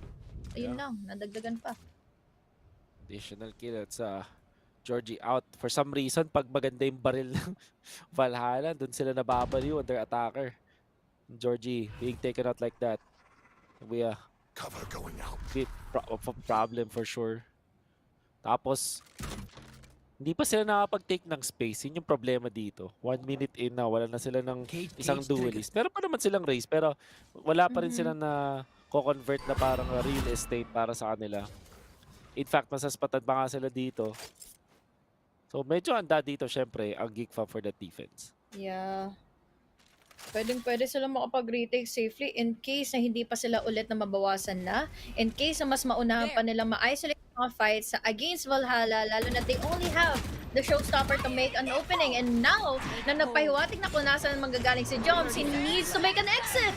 Hindi nga ba siya maabutan ng showstopper? Mukhang hindi nga dahil na ipalabas sa Payo Prowler niya. EJ went in to take out Brain Freeze para sa isang trade.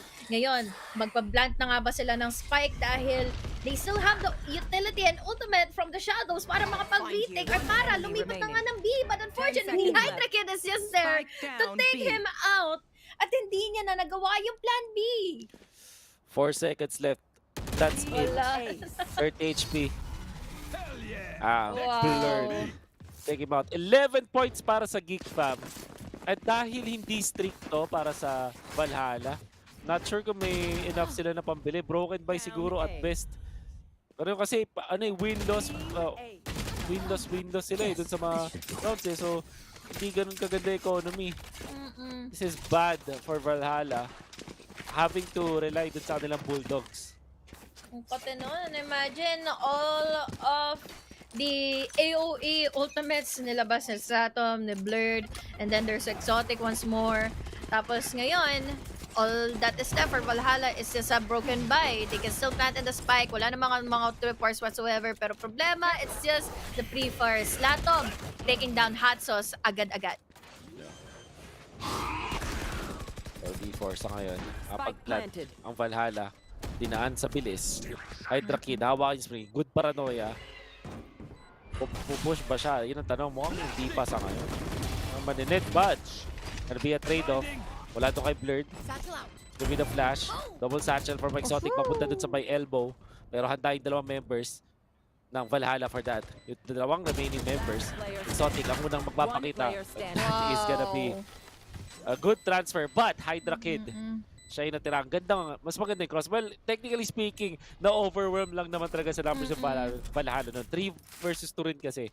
So that means, Geek Fam ay match point! Mare-reverse pa ata. Wala, nadali ka agad ang Valhalla. Ano ba dapat? Ang una nilang gagawin na i-execute nga maya't maya. And especially na always working naman kahit papaano yung mga rushes to plant and the spike. Pero pagdating ng retake, nagiging dehado na sila. Pagdating ng pagpasok nila Slato, pagdating nila Exotic to go up with the duels and even have that camera to be as deadly as he could, Brain Freeze is just there to give an info. So maya't maya, nakakabawi ang Geek Fam even though nabawas sila sa mga numero. Rush na naman, diba? Yeah. Yung rush yung nagiging effective so far sa pagpasok, sa pag-plant, pero doon din sa economic disadvantage sa nalugi. Hindi pa yung camera, hindi pa masyadong ginagamit, pero yun pa rin, makapag-plant pa rin naman. Pwede Valhalla. Lot of taken out. Georgie naman, makakuha na doon. In fact, makakataba dito si Georgie. Blurred and Exotic out. Halos madapa na doon. Pero magre-recover pa rin. Flawless para sa Valhalla. For some reason. For some reason. What? Na-overwhelm na ngayon ang Geek Fam. And it just goes to show na nandito pa rin naman si Georgie and EJ to pop off at magkaroon na finally ng momentum. And now they have broken the economy ng Geek Fam. And once again, they just went in for the rush. At yun naman din ang nakikita nating possibility once more to this round. To this another match point. Still a match point para sa Geek Fam.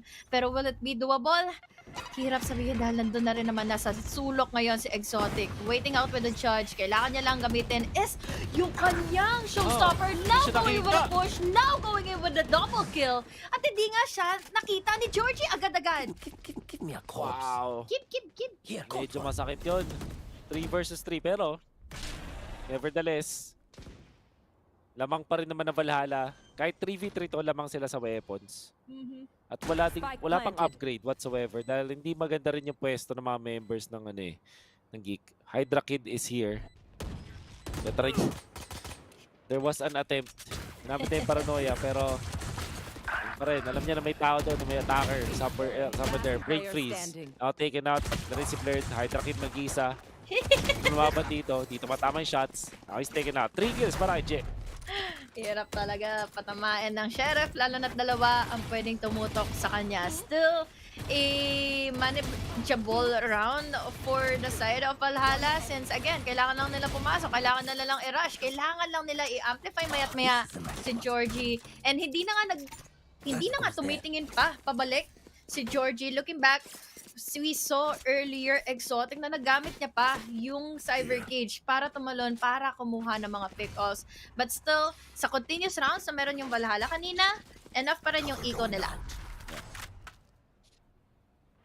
Control onto the middle. Slowly naglalakad mga members ng Valhalla. Biglang rush. Eto na, showstopper gagamitin. And coming out from Georgie, they found one pero makakisa po na si Hydra Kid. 1-for-1 trade-off. Okay na din dahil showstopper yun ang dinay nila. Retake ay medyo mapapatagal pa sa ngayon. Georgie in an aggressive position. Hindi siya na-check. Then si Blurred, hindi nga siya na-detect, hindi siya na-punish. May flash. There's the grenade. Pwede silang pataga dito ni Georgie. Ayun! Nakita! Georgie will take out the Exotic. Might go for more. Good cloud burst. May info, Bladestorm. Pero mag-punish pa rin siya. That's lot of 2-3. Bilang naubos sila doon. 2 versus 1. Jobs, alam pa kung nasa siya because of the neural theft. Tatry niyan laruin na lang dito. Wala na siyang blind. Nightfall ginamit. Grabe, kawawa. Nag-carousel.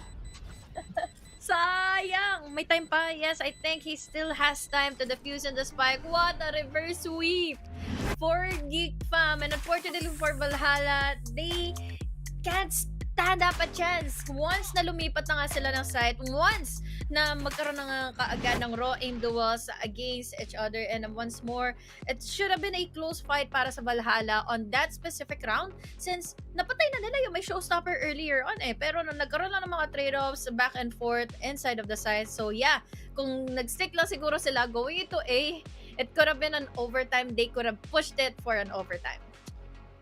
Ang daming similarities na nakita natin mula dun sa game number 2 nito na parehas ay pinanalo ng Geek Fam. 7-5 start dun sa second half tapos nakarecover sila ng dire-diretso. Halos may mga thrifty naman tayo nakita at may mga magagandang plays pa rin naman na pinakita dito yung Valhalla sa map sa second half. Pero kapos pa rin. And I believe na ito yung talagang decider na kung sino yung magta-top 8. Ang laking bagay na nanalo ang Geek Fam over Valhalla. 2 games, 2 maps na magkasunod na lagi sila nakakambak.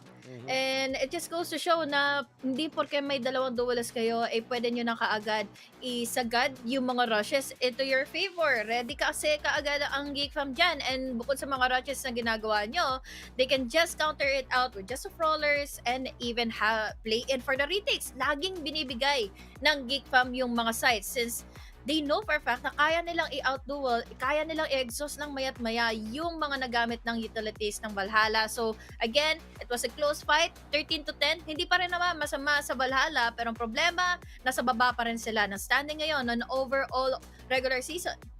Yeah.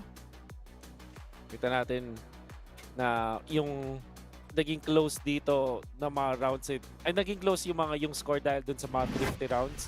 Ang daming beses natin nakita dito sa game. I mean, hindi lahat counted sa 50 pero maganda na rin parang yung may mga broken buys na may mapanalo dito ang side ng Valhalla. Pero ang daming mga crucial moments katulad nung nakita natin dun mula kay Brain Freeze, yung pagdepensa niya dun sa may mid. Tapos we can see sila blurred post-plant scenarios na nagiging played perfectly. I mean, you can see sila Georgie nag-iinit din eventually pero yung mga rounds na mas marami talaga rounds na naipanalo dito yung Geek Fam off of yung kanilang good execution. Yung Valhalla, tinry nila ng mabilis na mga rush type of strats nung second half na pero hindi nag-work unfortunately. Yeah.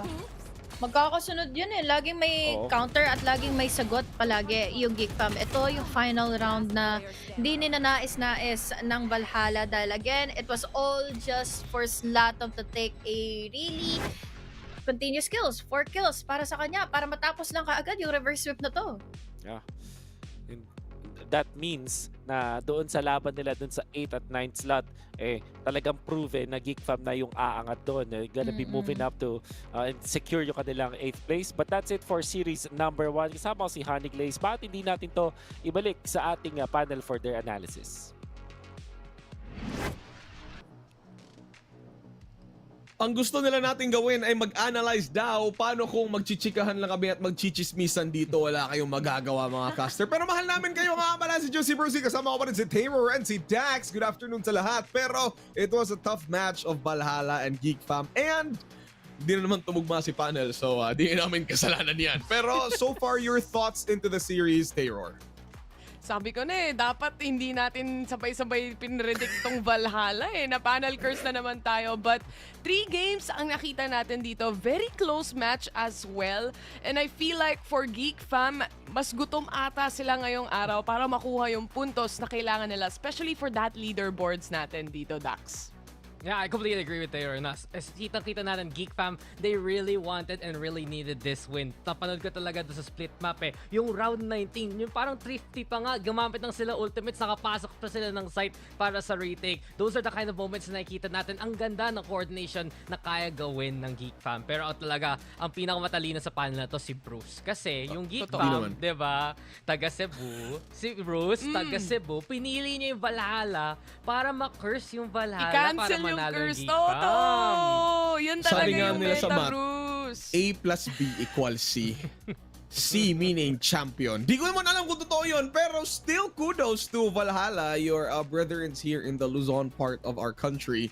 Now, they did try. We did see they tried to pull off some pocket strats. Georgie over at Hell, over at B side, na tinatayip nyo pang maging ninja. Well, it was kind of short-sighted again. Geek Fam still able to find a workaround. But before anything else, tingnan natin kung sino ba yung MVP natin throughout the series. Akyat Spider-Man! Grabe si Miles. Spider-Man Bilis yun umakyat. Si Miles Morales yun Bago to, Into the Spider-Verse. Oh, into the spider. Oh, he's exotic. Speaking of exotic, there are exotic spiders over here, and he is the MVP of our series. Exotic being the MVP, what did he do na sobrang star niya on this series? Simulan natin sa'yo, Mr. Dax. Ang pinakamasasabi ka na lang, besides of course taking top frag honors nung second game, if you look back at the last few rounds ng split yung napipitas niya si Georgie na maaga, those kind of kills are just absolutely impactful, and we see it yet again parang patas lang usually ang kill sa death siya minsan, may mga times ka na taga-entry lang siya at tagang dun lang, but always may impact si Exotic, always na lang may nagagawa ang Geek Fam dahil sa nagagawa niya sa simula. Sabi nga Taylor, nila, anything to di ba? It doesn't matter kung talagang, I mean, it does matter, pero at some point, at some degree, your role as a duelist is to really create that space for the entire team to go onto a site and really make a post-plant or a retake scenario to happen. And Exotic will happily do that job or role for the team itself. And again, kung hindi siya masasabayan dito ng buong team ng MVP, I don't think they would have won this match, especially with how close it was. Yep, exactly. Anyway, we just found out si Exotic yung MVP natin, and I would really like to hear his thoughts on all throughout the series kasi makakasama natin siya dito. Exotic! I-on mo na yung TV mo. Ayun, hello, Exotic. Hello. Nakakaintindi ka ba ng Bisaya? Kasabot? Syempre. Ayun, sige, sige. Okay, welcome. sagutin mo ng Bisaya, ako magta-translate para sa kanila, okay? Sige, kasama ko ngayon si Taylor tsaka si Dax, tapos may mga tanong sila sa'yo. Sagutin mo lang Bisaya, ako magta-translate. Huwag ka mag-alala, you're in good hands. Sige, Taylor, Ayusin ikaw mo muna. translation mo. Bruce, kinakabahan ako sa translation legit mo eh. Translation. Legit to, Umaasa kami Sige. sa'yo, Legit Bruce, to, ha? legit to. O sige, Ikaw ang Taylor. pag-asa ng panel dito. Exotic. Pinapakita lang natin na diverse tayo at Ayan. inclusive sa Sige, VCT. sige, sabi mo, Yan ang sabi mo. gusto ko. Sabi ko yan. O, Taylor, pasok. Sabi mo yan. Ito, Exotic, syempre, gusto ko lang tanungin for the entire team. Alam ko na naghahabol kayo ngayon ng puntos pagdating sa leaderboards and you have some pretty big matches coming up next as well. Ano ba yung mga certain preparation or may adjustments pa ba kayong ginagawa currently para dun sa susunod yung matches and pagdating din dito sa Valhalla? Yes, may Bisaya pala, sorry. In Bisaya. Yan.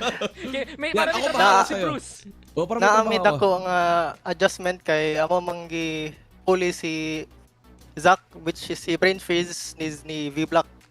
Then si Brain Freeze nag-IGL namin, so big change talaga namin. Sinasabi Nawala tuloy niya yung tanong ni Dax. yung malaki yung adjustments nila and then their adjustments na ginawa nila is having Brain Freeze become the IGL of the series. Kaya it was a bigger adjustment all throughout the series pero it worked out. Tama ba? Tama ba ako, Exotic? Tama. Galing mo, Bruce. di ba? Pwede mo to gawin Ten, professionally. 10 out of 10 translation Oo, galing kay Bruce. 12 yan. naman, Ito Bruce, si ha? Dax. Si Dax.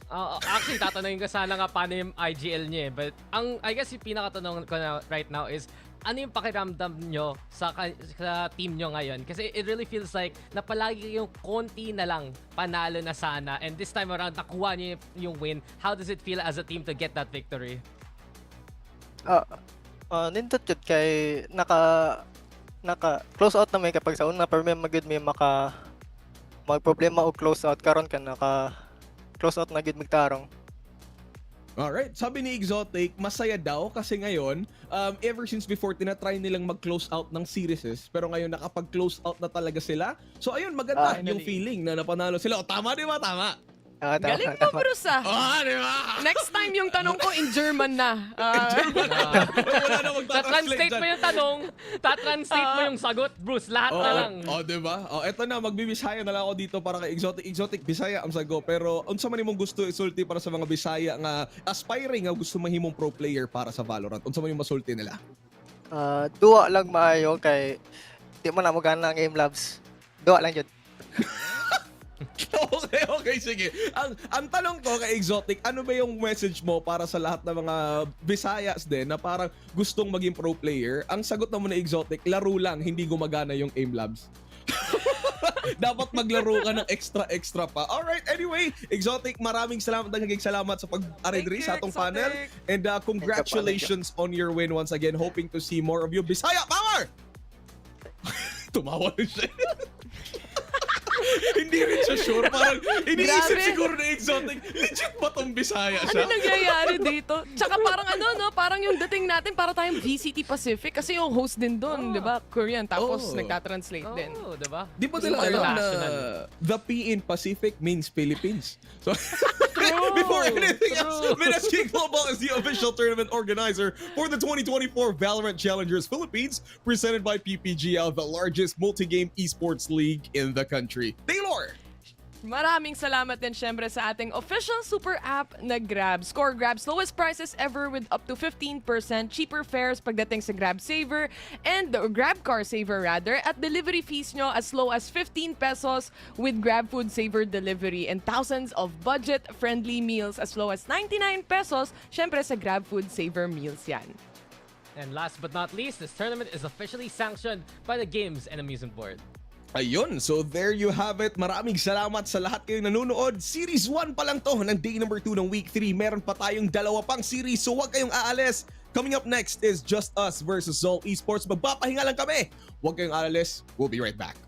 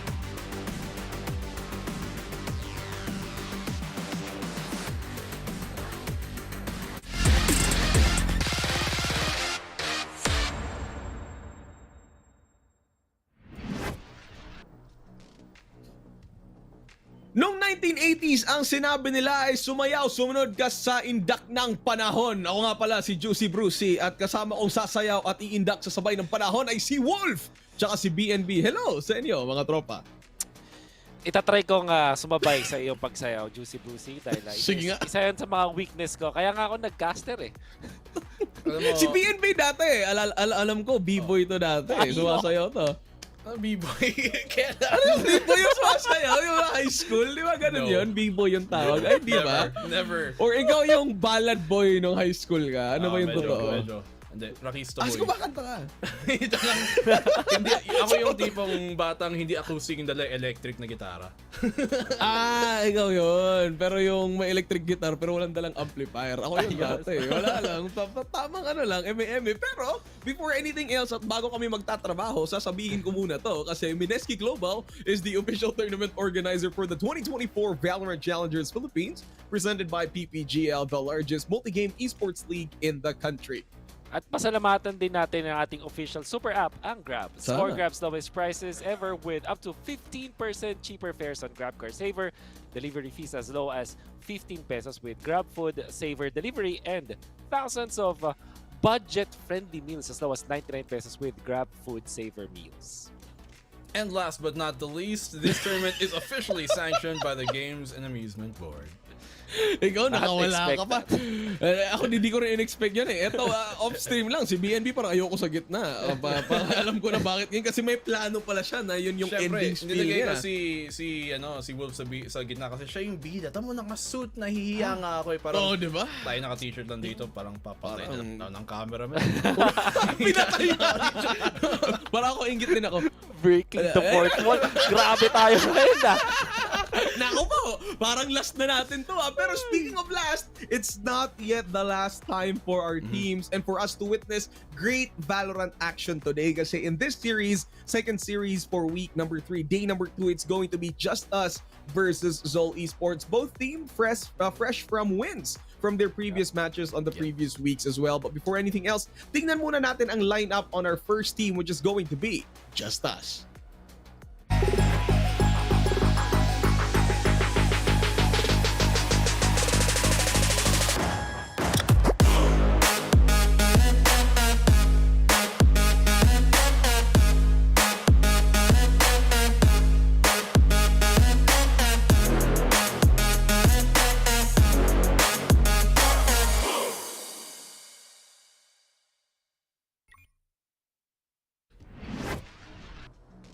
Hanggang ngayon, inaantay ko pa rin na mag-graduate na si paring Schofield sa picture niya. Pero parang hanggang group stages, hanggang playoffs yan na talaga yon. Pero with JustUs, andito kasama ko si Wolf. Wolf, JustUs, fresh from a win against MPH. Ano ba, is there improvements to JustUs so far or have they been staying consistent na in their own formula?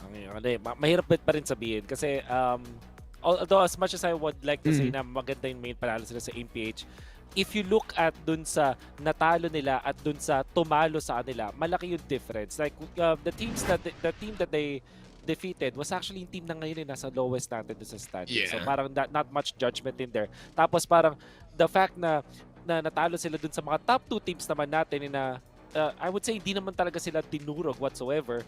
It kind of tells you na meron para talagang kayang improve itong JustUs. They have something in the tank. It's just that they just have to find their footing. Unfortunately, ang hirap ng kalaban nila ngayon. Yep. Yun na nga eh. BNB? Yeah, I mean, I have to echo the same statements, pero tingin ko may chance pa rin naman ng JustUs. Kasi to be fair, katulad ng sabi nga ni Wolf, natalo sila sa mga parang top 2 na veteranong teams natin, but you look at their open qualifier run, and natalo nilang Carty, natalo nilang ang BNB. The Vice, before maging MegaSaver sila, at saka BNB, so talo din ako sa kanila. So wala akong sasabi, kaya shut up na lang din ako. Shout out na rin sa kanila. Pero yung kalaban nila ngayon, very fresh from actually dethroning the previous champions of last year, which is Naos. It's going to be ZOL Esports. Tignan natin yung lineup ng Zolids.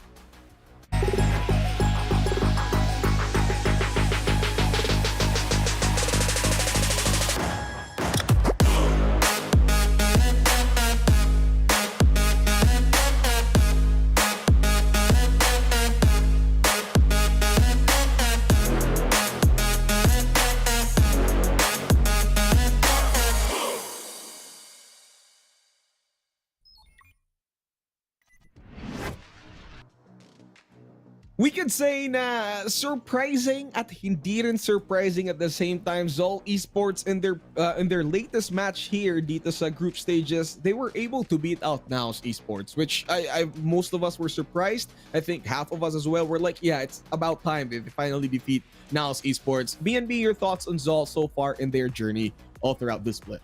Well, let's not forget yung dalawang player dito, dati nang galing din naman sa org ng Naos, pero even more so, they have had so many times in the past na nakalaban nila ang mga iba't ibang membro dito ng current Naos squad na talagang alam mo yung team na to, sobrang galing din nito talaga na they are the type of team na if you are not playing to your 100%, katulad ng nakita natin sa Naos, they can punish you every which way kasi they are arguably one of the most experienced teams din dito. Let's not forget, you know, si Micro ka-team niya dati, yan, sina Ja, sina Papi Chulo, si Kakarot, at saka si Micro at si Kevs dati nung Fallen 5 pa sila. Even before Valorant, mag-team na sila. So the team chemistry is definitely there and you can definitely tell as well na talagang yung mga decision making nila and consistency ay nandun. Nung buong tatlong mapa na yun, yung level ng nalalaro nila ay hindi bumaba sa buong series kalaban ng Naos.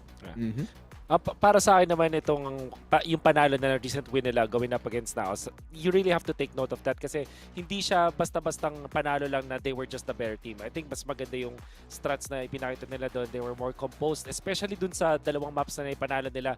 Kung isipin, ano yun parang almost one-sided if you think about it. Like, obviously, hindi siya like literally one-sided, pero they really took over the map. At ang pinaka-notable pa is everybody stepped up. Like if you see yung top 3 fraggers nung series na yun mismo, magkakadikit yung mga kills nila, pati yung average na KDA ratio nila eventually. At talaga nag-step up si Kevs nung series na yun. Sobrang ganda nung pagkaka-setup niya with when we played the Brim and of course nung sa Sova. Super impressive all throughout dun sa team nila yan. All right. So, you know, we did discuss yung JustUs and ZOL Esports performing as a whole in a unit. This time, gusto kong tingnan yung dalawang players going into our head-to-head. Both of these players, they switch out their roles as much as they can. For example, we have Par Schofield and Zind. Nakasulat dyan Jet and Reyna. But in their previous matches, we did see Zind play as a Viper. Nakita rin natin si Par Schofield playing as, if I'm not mistaken, a Gecko. Ano ba yung meron sa mga players na to from both teams? Or are they the difference makers in their journey so far? Simulan natin sa'yo, Wolf. Yeah, I think ito si Schofield, yes. Parang bukod sa kanyang napakatinding picture na nakikita natin ngayon. Congratulations! Congratulations, or at least on the way doon. Yes, he's definitely a game changer. Marami tayong mga rounds na hindi man siya yung makikita mong parang actual na nagka-clutch, but he makes a lot of multi-kills. At the same time, yung positioning niya dun sa mapa that allows for other teams na other members of the team na eventually makagawa ng cross or ma-outplay yung kalaban. It's definitely a catalyst for his team.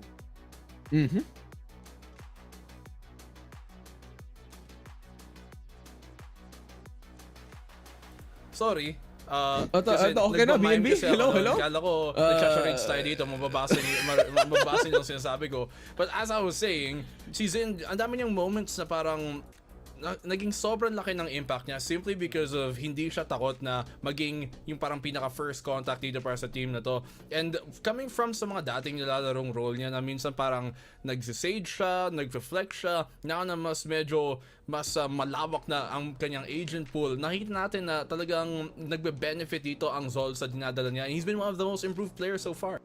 Alright, so in terms of improvement, tingnan natin kung they would be able to carry on this improvements for both JustUs and ZOL Esports. So this time, we will head on over to our predictions. Again, kanina, the panel voted for Valhalla to win the first series. We know how that happened. Anong nangyari? So, this time, series number 2, simulan natin sa'yo, Mr. Wolf, na nasa gitna, pero nasa gilid. Pero iniiwasan ko kasi medyo na blinded ako dito. Blinded. Ayun, no? Oo nga eh. Hindi ko gets. Parang ano ba yun? Nandyan na ba si Sky na ata yun? Kasi may ibon na ata sa inyo eh. Walang cooldown yung ano niya dito, yung blind niya dito. But okay, kidding aside, I think napakadaling mabumote dito sa ZOL. Especially kasi yung talagang Cloud9 sila ngayon dahil natalo nila yung top team like Naos in a very convincing manner. Yung dalawang maps na yung Bind and Breeze was, you can really say na control na ZOL Esports. So I think it's easy for me to say na ZOL Esports will take this, especially dahil sa kanilang pagiging veteran dito sa ating liga. So I'd go with them. Alright, there you go. ZOL Esports for Wolf. BNB, ikaw naman. I have to echo the same statements dito na sinabi nga ni Wolf, the fact that ZOL are one of the most experienced teams dito, at saka maganda yung mga calls nila, that's really one of the biggest things. And they're composed. Nakikita natin na minsan kahit down sila sa tao, kahit medyo scramble, alam nila kung anong gagawin, and that's something experience-wise na wala pang JustUs. They really are the underdogs sa matchup na to. And baka ma-jinx natin kung tatlo tayong nag-predict dito sa ZOL, pero in this case, I don't think so. I think ZOL has this one. Alright, ZOL, sa akin naman, kunin ko lang. Huh? ZOL. ZOL Esports. Yun yung prediction ko. Kala ko may props to mo. Walang kwentang segue lang. Ginawa ko lang. Trip ko lang. Kukunin na talaga ako, Bruce. Sorry, Kukunin Wolf. na talaga ako. Dito muna tayo. Dito muna tayo. Kasi hindi pa tapos yung series. Parang yung panel ko gusto sumuko sa akin eh. Pero ZOL Esports ang final na selection ng panel. So parang handa na ba kayong dalawa para sa series na to? Yes, silence means yes. So, casters, kayo na yung bahalang mag-ingay. Throwing it to you.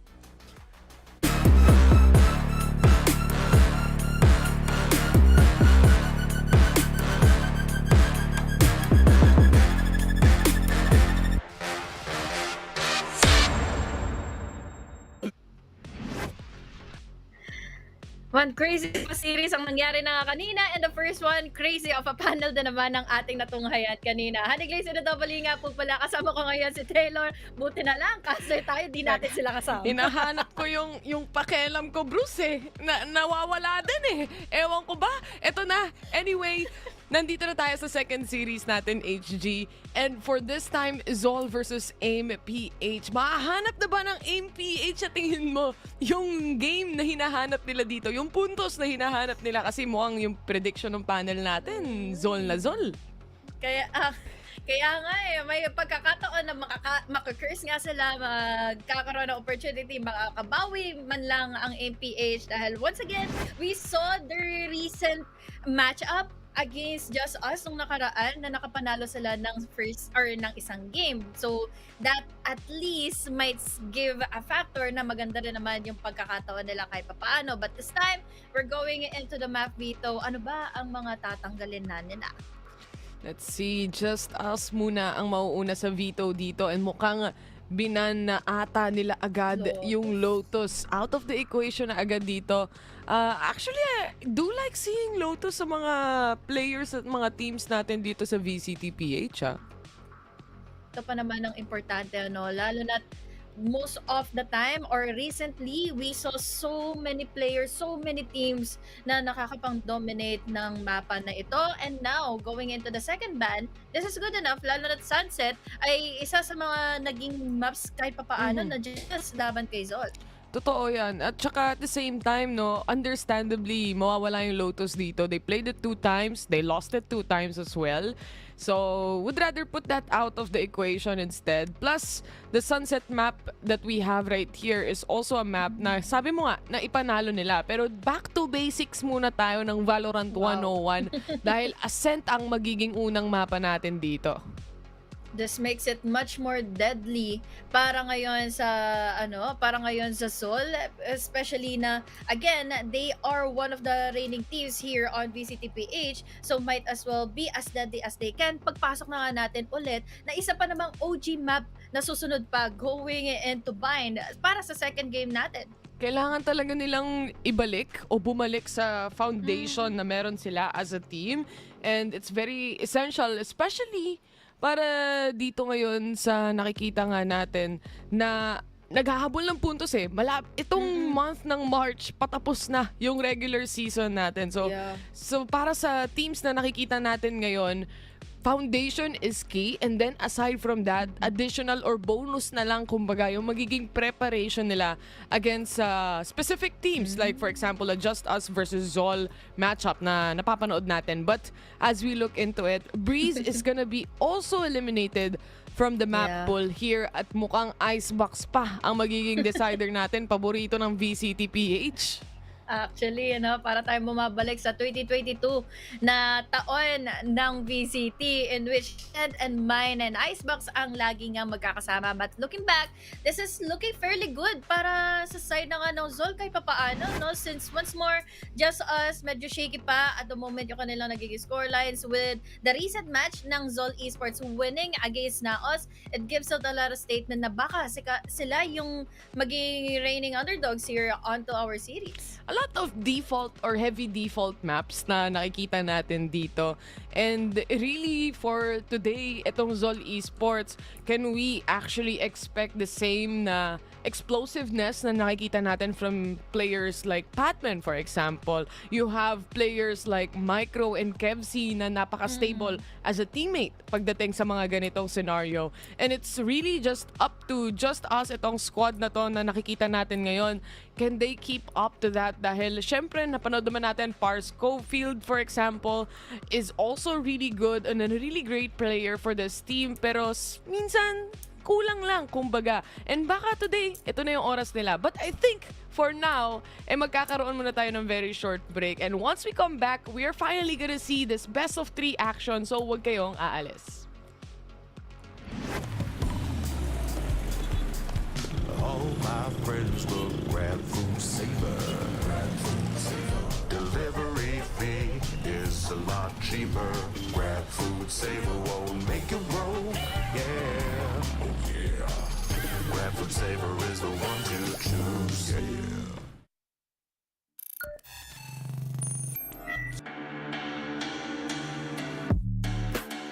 Wing will gain his death instead. Toy Dream, alam niya na may manggagaling towards tunnels, pero alam niya rin na meron pang galing sa kanan. Masyadong maraming kalaban, pero buti na lang, trip war yan, and that's gonna be it. Wala pa kami napipitas, pero the hop out is definitely there towards the smoke. Shock dart, hindi nag-connect. That's gonna be a 2v1 scenario. Winnable pa. Sobrang low nila parehas. Ito na yung double swing, and it's Do they have enough? Mojer, it's his time to turn up. Ooh, we have a showstopper on hand. Everyone who actually looks at him is gonna be taken down. Good gun, but Second Love is able to connect the double for him with the Bulldog. Gabok cleans up house 1v1. Gabok versus Second Love. Up to safe to make sure that this plant is safe. Both of them are incredibly low health, 1 HP for everybody, and just that spray down is going to be enough. Safe has to make sure he doesn't get one tapped, and that's a 1v2. Dubstep's the one watching out for this mark. It's a graveyard here already towards A main. And Second Love, it's his birthday today, I saw on Facebook. Right now, it will be a present of a bonus. The clutch comes for Second Love. Just crosses through both players of Oasis to his left and right. And now Oasis, they control the site. Here comes the Dizzy, but Savvy AK is an absolute savage. And here he comes barreling down onto the side. Catches out Hydra Kid, but Hydra Kid has already taken one down with him. It's 2v1, and they're playing by the spike. Senor Carl moving forward. Beautiful isolation made, and Senor Carl, hats off to you. Have the cam though. Try and gather that up close, but the spray down is just way too much of a problem. The ace for Second Love against the Eco. The picture. That's gonna be bad for the squad here. Look at the push coming in, and this is gonna be a Jazz already inside, and he gets the kill on Dubstep. Here we go. Ja, again, many times has this man made his mark.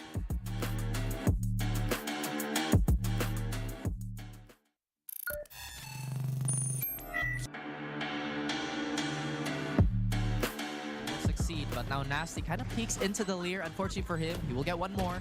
Ja, the ball is rolling, and of course, he gets swung. How is that? Oh! A dangerous assumption here for Oasis. Paranoia now for the stall. Micro and Kevzi setting up the crossfire right now. And here comes the flash to go for the play. Kevzi with one, Micro with another, and Micro mows them all.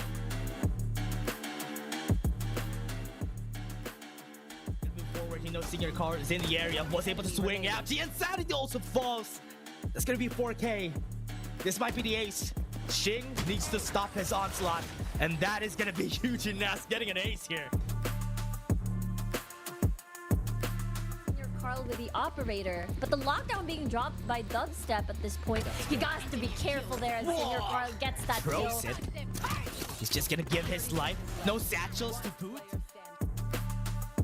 have the default, but they don't have any vision on that spike. It's gonna be hard. Great swing. 1v1. She Insanity has the operator. It's gonna be hard. He moved forward. The confidence from this guy takes it in the end. I don't know, man. This is one of those games where it really just is. Strong arm approach from a Jix, who pulls out a hat trick. So close already. Gonna move forward, but Marky was able to deny Senior Carl. That's good. Now they're gonna start. Marky takes one. And this is gonna be the end of it. Marky takes 3.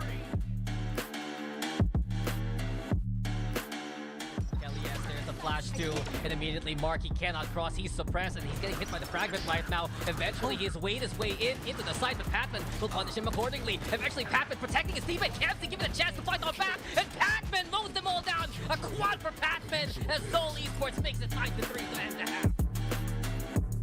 Just one more with this 1v2. Does have the paranoia. They're not going to be hearing this. They're going to be hearing where the spike is. Snakebite, I think, is not in the right spot. They don't know that Astro is committing. He's thinking it. He gets the shot, but it is too late. They got to be abused. Same angle. This 3 has it on hand. Double down, 1 up. It's like it's gonna work, but it might work. He got the collab. And one more could end it, and he won! Gabo clutch the one.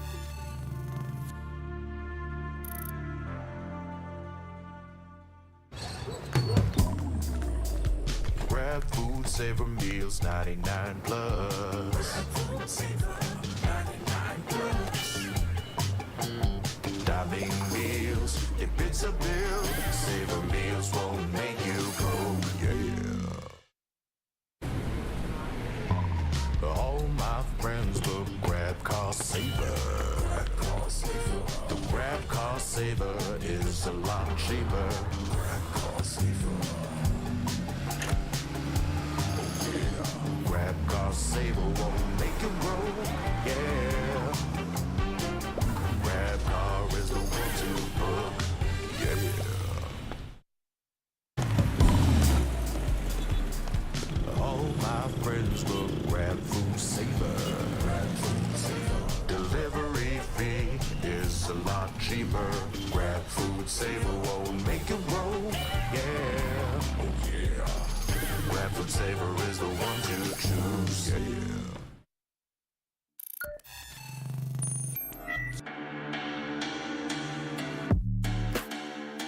Will gain his death instead. Toy Dream, alam niya na may manggagaling towards tunnels, pero alam niya rin na meron pang galing sa kanan. Masyadong maraming kalaban, pero buti na lang, trip war yan, and that's gonna be it.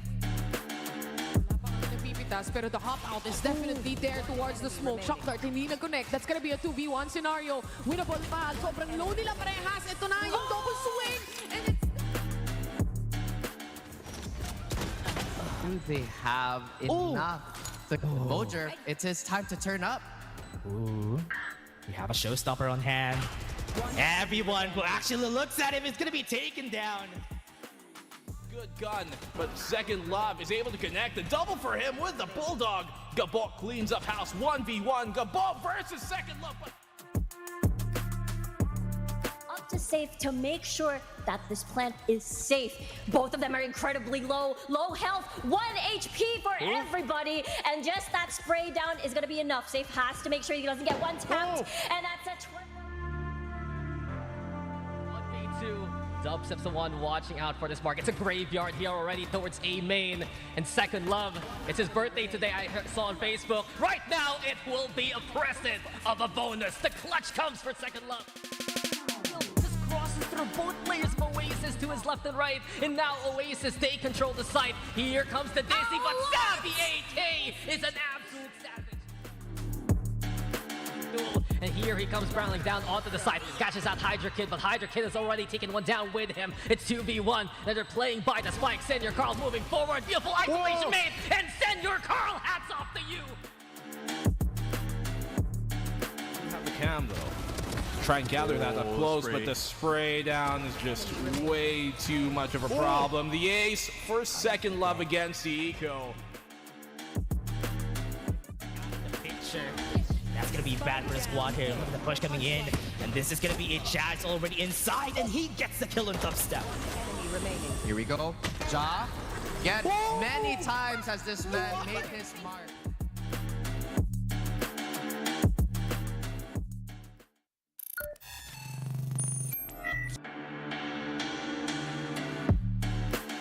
Succeed, but now Nasty kind of peeks into the leer. Unfortunately for him, he will get one more. Ja, the ball is rolling, and of course, he gets swung. How is that? Oh! A dangerous assumption here for Oasis. Paranoia now for the stall. Micro and Kevzi setting up the crossfire right now. And here comes the flash to go for the play. Kevzi with one, Micro with another, and Micro mows them all.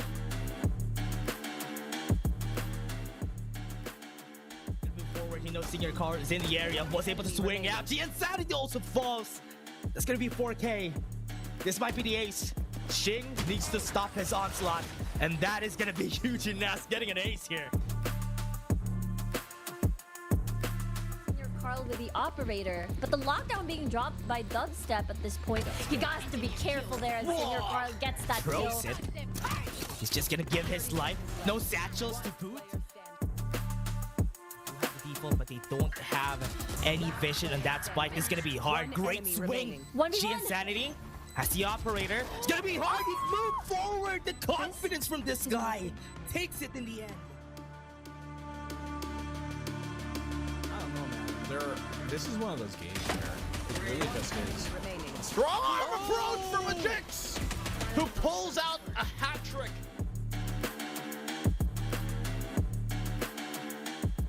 So close already. Gonna move forward, but Marky was able to deny Senior Carl. That's good. Now they're gonna start. Marky takes one. And this is gonna be the end of it. Marky takes three. Yes, there's the flash too, and immediately Marky cannot cross. He's suppressed, and he's getting hit by the fragment right now. Eventually, he's weighed his way into the side, but Patman will punish him accordingly. Eventually, Patman protecting his teammate. Kevzi giving a chance to fight on back, and Patman mows them all down. A quad for Patman as ZOL Esports makes it 9-3 to end the half. Just one more with this 1v2 does have the paranoia. They're not gonna be hearing this. They're gonna be hearing where the spike is. Snake Bite, I think, is not in the right spot.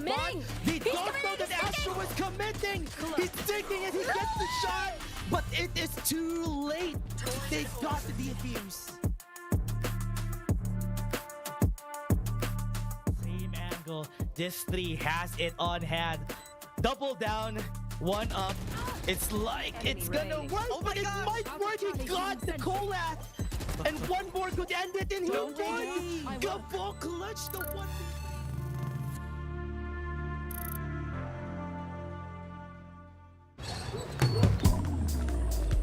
Grab food, savor meals, 99 plus. Grab food, savor, 99 plus. Diving meals, if it's a bill, savor meals won't make you go, yeah. All my friends will grab cost saver. The grab cost saver is a lot cheaper. Grab cost saver. Grab cost saver won't make you broke. Yeah. Grab car is the one to book. Yeah. All my friends will grab food saver. Delivery fee is a lot cheaper. Grab food saver won't make you broke. Yeah. Oh yeah. Grab food saver is the one to choose. Yeah.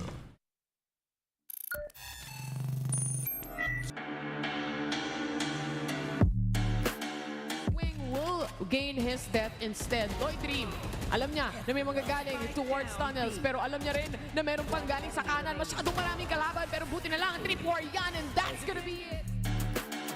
Wala pang napipitas, pero the hop out is definitely there towards the smoke. Shock dart, hindi nag-connect. That's gonna be a 2v1 scenario. Winnable pa. Sobrang low nila parehas. Ito na yung double swing, and it's they have enough. The Mojer, it's his time to turn up. Ooh. We have a showstopper on hand. Everyone who actually looks at him is gonna be taken down.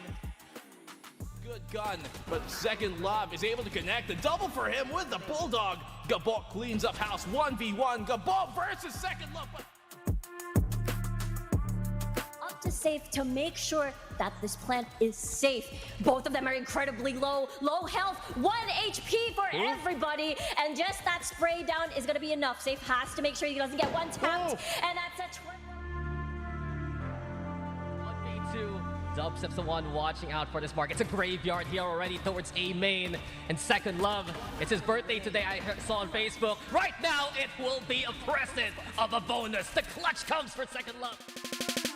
Just crosses through both players of Oasis to his left and right. And now Oasis, they control the site. Here comes the Dizzy, but Savvy AK is an absolute savage. And here he comes barreling down onto the side. Catches out Hydra Kid, but Hydra Kid has already taken one down with him. It's 2v1, and they're playing by the spike. Senor Carl moving forward. Beautiful isolation made, and Senor Carl, hats off to you.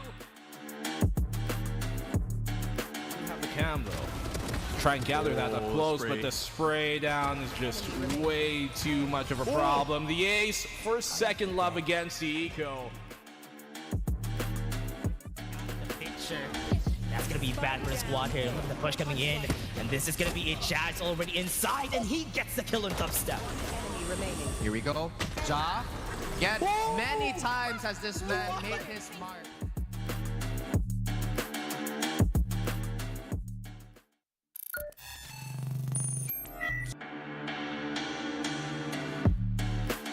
Succeed, but now Nasty kind of peeks into the Lear. Unfortunately for him, he will get one more.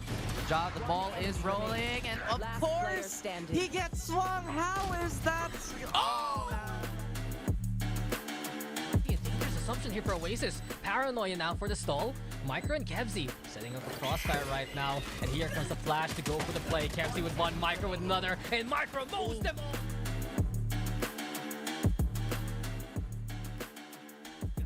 He knows Senior Car is in the area, was able to swing out. The Insanity also falls. That's gonna be 4K.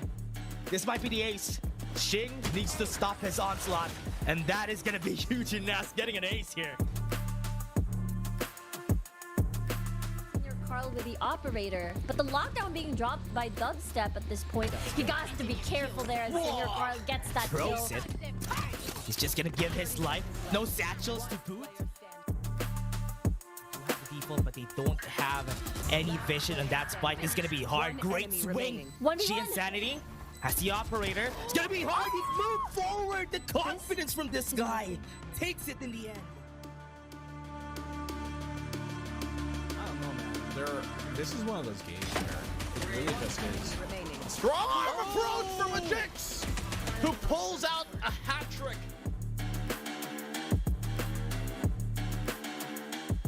So close already. Gonna move forward, but Marky was able to deny Senior Carl. That's good. Now they're gonna start. Marky takes one. And this is gonna be the end of it. Marky takes 3. Yes, there's the flash too, and immediately Marky cannot cross. He's suppressed, and he's getting hit by the fragment right now. Eventually, he's weighed his way into the side, but Patman will punish him accordingly. Eventually, Patman protecting his teammate. Kevzy given a chance to fight on back, and Patman mows them all down. A quad for Patman as ZOL Esports makes it 5-3 to end the half. Just one more with this 1v2. Does have the paranoia. They're not gonna be hearing this. They're gonna be hearing where the spike is. Snakebite, I think, is not in the right spot. He don't know that Astro was committing. He's digging and he gets the shot, but it is too late. They got to be abused. Same angle. This 3 has it on hand. Double down, 1 up. It's like it's gonna work, but it might work. He got the collab. And one more could end it, and he won! Gabok clutch the one.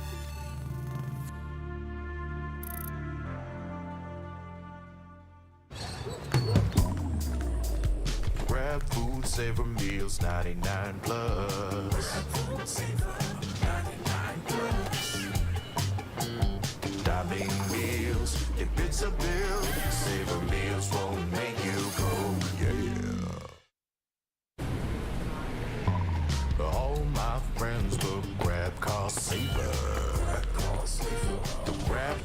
Saver is a lot cheaper. Grab Car Saver.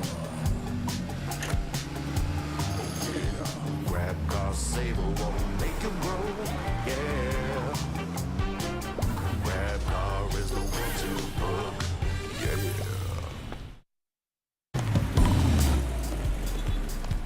All my friends look Grab Food Saver. Grab Food Saver. Delivery fee is a lot cheaper. Grab Food Saver won't make you broke. Yeah. Oh yeah. Grab Food Saver is the one to choose. Yeah.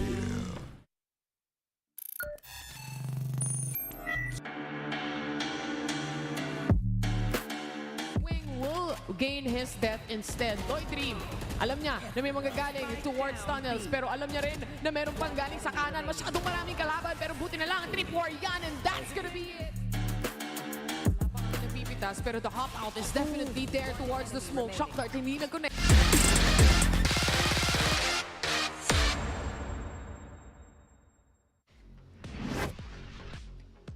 We are finally back para ihatid sa inyo itong magiging second series natin for today. At kung hindi nyo naabutan, syempre kami pa rin ang inyong casters by the way. Taylor nga pala at Honey Glaze. And back to the thought, kung hindi nyo naabutan yung map veto kanina, HG, Ascent, Bind, and for our decider is gonna be Icebox para sa series na to. We're back to the OG maps na lagi nating nakikita way back then pa. So let's see kung same lineups and same ages pa rin ba ang ating ang makikita. At the moment we see here a double setup na yun nga mismo halos OG composition nga din para kina Lloyd Dream at Par. Par Schofield onto the Reyna. And Lloyd Dream usually naman jet din yung kanyang ginagamit dito. But on the other side naman, makikita natin there's just a jet pagdating sa kanilang composition as well. And they do have a KO, which is an Ascent map pick. Hindi ka dalawang isip na mag-KO pagdating dito. But on JustUs side, wala silang KO. Instead, they do have a Sova para sa kanilang initiator. Dami nilang mga pushes, possibility madami ring mga maging rushes na magaganap ng for Ascent. And for JustUs, lalo this is the main reason kung bakit ka kukuha ng dalawang duelist para i-connect lang yung mga duels, i-connect lang yung mga nagiging laban na against the following players of your enemy. Pero let's see kung magiging worth it at kakayanin nga ba nila ito. Lalo na may pang-cancel kasi ng utility. May pang-cancel ka agad. By nature, ang isang KO. Inaabangan ko yung mga composition ng double smoker pagdating sa isang Ascent. Nakita ko na kasi yun yung mangyari. They use up a Viper as well pagdating sa mga mapa ng na ganito. So maybe a little bit different. But that recon is definitely gonna spot a lot of players para dito sa side ng JustUs. And ZOL happily to take that advantage. Goes for a really aggressive swing pagdating dito sa first round natin. Bilis. Tapos sa kagad yung episode round ng ZOL. Mas mabilis pa kaysa sa tech post natin earlier on. Pero at least, we can all say that this can really dictate kung ano ba ang gustong pacing ngayon ng ZOL. Kapag masyado ka mabagal, even if you have the double setup, madadali ka with the rushes from ZOL. Tingnan natin as they are on a buy round, syempre. At meron din silang Marshall dito sa kamay nga ni Zind. Will this be another aggressive take for them? It seems like hindi ganon yung magiging scenario. Instead, alam nilang lamang na sila sa barel. Hindi na nila kailangang lubos-lubusin pa o talagang i-push out completely. Baka mabigay pa. But Kakarot, really close towards Repulsive. Narinig niya yung reload! At sakto yung pagkaswing niya, dalawa pa ang namatay. Problema, hawak pa nila yung spike. Ibig sabihin nito, compromise na kaagad yung pwesto nila. And we even have here players checking onto A main and even on mid para at least mapanindigan nila na wala mo na makakapang backstab against following players of ZOL here on B. Interesting drone dahil minsan tinataas talaga yan para makita immediately kung may tao ba sa labas ng B main. Pero hindi na kailangan. Double in itong setup nila eh. So alam nila may knife pa. And Parsco Field already spotted out by that knife. Bait and switch ang ginagawa dito ng mga players nga ng JustUs. Second love though, at least na-punish niya yung dalawa sa players dito ng ZOL. At least bawi na kahit papaano. And now at least getting in another This can still be a doable round kung sakaling hindi siya nga malikuran 30 ng dalawang seconds ito. Ang dami kailangan niyang i-overthink ngayon, pero ang ginawa lang ni Zen and Kakarot is just tower their defenses here on B. And isa maganda for just us, tatlo naman ang napatay nila from Zol. I mean, ang hirap tapatan ng isang high-low setup, especially kung hindi mo kaya mag-spray sa isang barrel na meron ka. And good decision coming in from Zol. But despite that, gaya nga nasabi mo, HG, JustUs, this pistol round that they had, they did enough damage already para sa magiging bonus round nga dito ng Zol. Dahil doon, dalawa lang yung may rifle sa kanila. They do have 2 bulldogs mula dito kay Kakarot, pati na rin kay Patman. Maigi na rin at mukhang magiging worth it naman to on the next few phases ng round dahil we see here so much an aggressive push na magmumula na nga kaagad in A main and even in B main. They're planning to pincer players from JustUs sa position nila. Nagulat na naman yung spike. Nagulat na lang si Repulsive. And gaya na sabi mo, naiwan na naman yung spike. And JustUs, big problem here, but Second Love holding flank successfully as well. And that's Zen to go down. May isa pang nag-aabang though and mamamatay din siya. Lahat na tumapat kay Second Love, Ekis tanggal. Numilata pare-pareho. Ngayon, 3 laban sa 2. Parehas pang may bulldog ang dalawang ito. So, ibig sabihin, this can still be a doable round for them para magkaroon lang ng tanging objective to give such a damage laban sa JustUs. Pero kung JustUs, hindi na papayagan muna si Kevsi. Isa na lang ang natitira and that's Kakarot still going into Cubby. Cubby it is, Kakarot. Left alone. Pagdating dito ngayon, may drone pang kasama. Kailangan niyang respetuhin yung mga utility play dito ng JustUs right now. But did a little bit of a damage towards Lloyd Dream. Good enough para makuha niya yung kill. Pero syempre, babasagin lang din yung doors para lang ma-secure na yung final blow. 2-1 and mukhang yung JustUs dito successful pagdating sa kanilang buy round.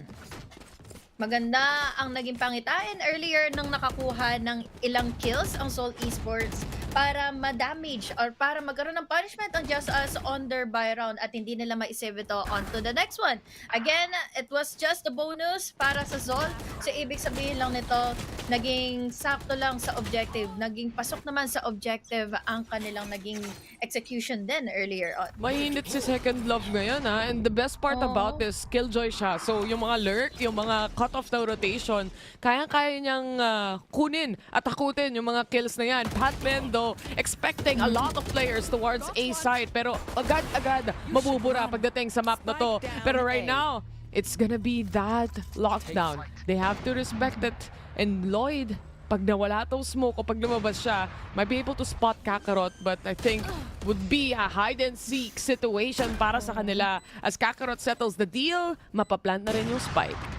Medyo depende pa rin kahit papaano yung pwesto nila earlier to find out who is coming out from the smoke. Pero this time, magbabalik tayo sa 3 laban sa 2 na natitira. They're playing it still passively. Hindi pa nagpapakita ng kahit na sino ang JustUs dahil nakapanglasan na rin naman na si Second Love. Now, going down all the way from 2F. Now, we have a trade. We even have here the finisher para na kay Psycho to make this a 2-2 scoreline. Doable talaga para sa JustUs. Di nila napansin. I think yung recon, sumakto rin dun sa smoke ng jet. So, hindi siya nakita at all dito. And aside from that, there's a lot or enough skirmish chaos pagdating sa loob ng site for them to bother checking Psycho pagdating sa Hell. And aside from that, Second Love securing shots sa kanyang mga wallbangs as well.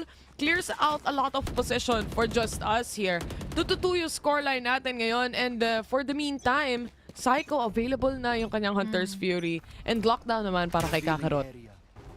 Pwede na tong aggressiveness na pwedeng i-execute ng JustUs on the early stages on this first half para magpatuloy nga with their momentum. Pero sana hindi sila ulit masalisihan dahil close by.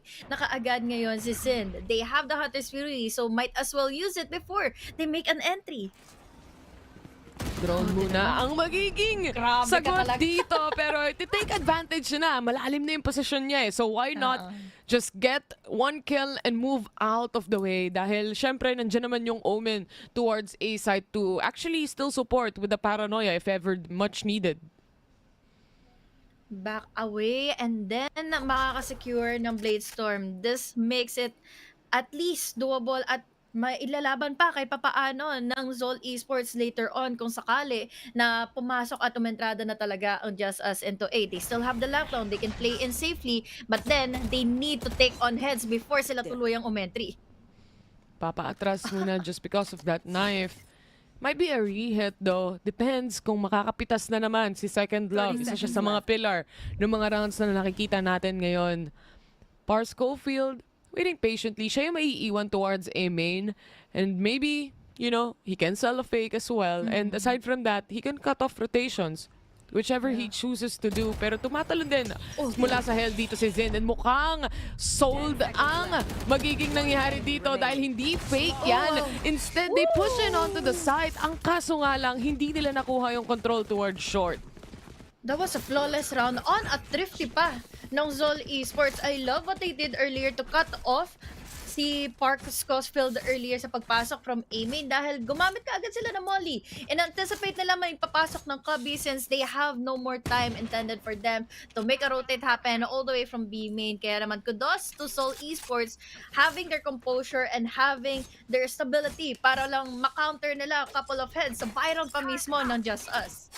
Para sa kanila sa defense, mag-aantay lang naman sila eh. Once na may leer, okay, alam mong may papasok or may aamba pagdating sa A-main. So they just have to have the correct timing para mapunish itong players ng JustUs ngayon. We're down to an eco disadvantage for JustUs. Naghahanap sila ng pwedeng ma-pick off and just roaming around towards short. Lloyd Dream already spotted out. A lot of damage papunta kay Patman as well. Laking damage at nakalahati ka agad si Patman. This just gives them much more space to control as they go forward into A. Pero habang nangyayari yon, naiwan naman nila yung spike. So ibig sabihin nito, there's more time for them to go up and rotate. Pero yung rotate na ito ay na-cancel out pa ni Kemsey. Together with Sin, 2 members down already, make it 3. And now it's all up to Kuya Mo Repulsive. Pero ang problema, hindi niya na rin kinaya. Flawless round nga makukuha ulit ng ZOL pagdating dito ngayon. 4-2 scoreline. And they're looking pretty sharp, pretty clean. Pagdating sa mga rounds na nakikita natin, mapapansin mo talagang they're really holding off to the angles na alam nilang papabor sila. For example, Kevsey holding down default here and playing around the boxes as well. Dahil dyan, at least makakabili na dito yung JustUs for the next round. But a very important buy round for them if they wanna destroy the economy a little bit further down the line pagdating sa ZOL. Hirap tapatin ng ZOL ngayon, especially pagdating sa ultimates available for them to execute. Especially pang-cancel ng ultimate din ni Par. Once na nandito nga dire-diretso na siyang pumasok in A. We have the setups already for Kakarot, so might as well use it later on.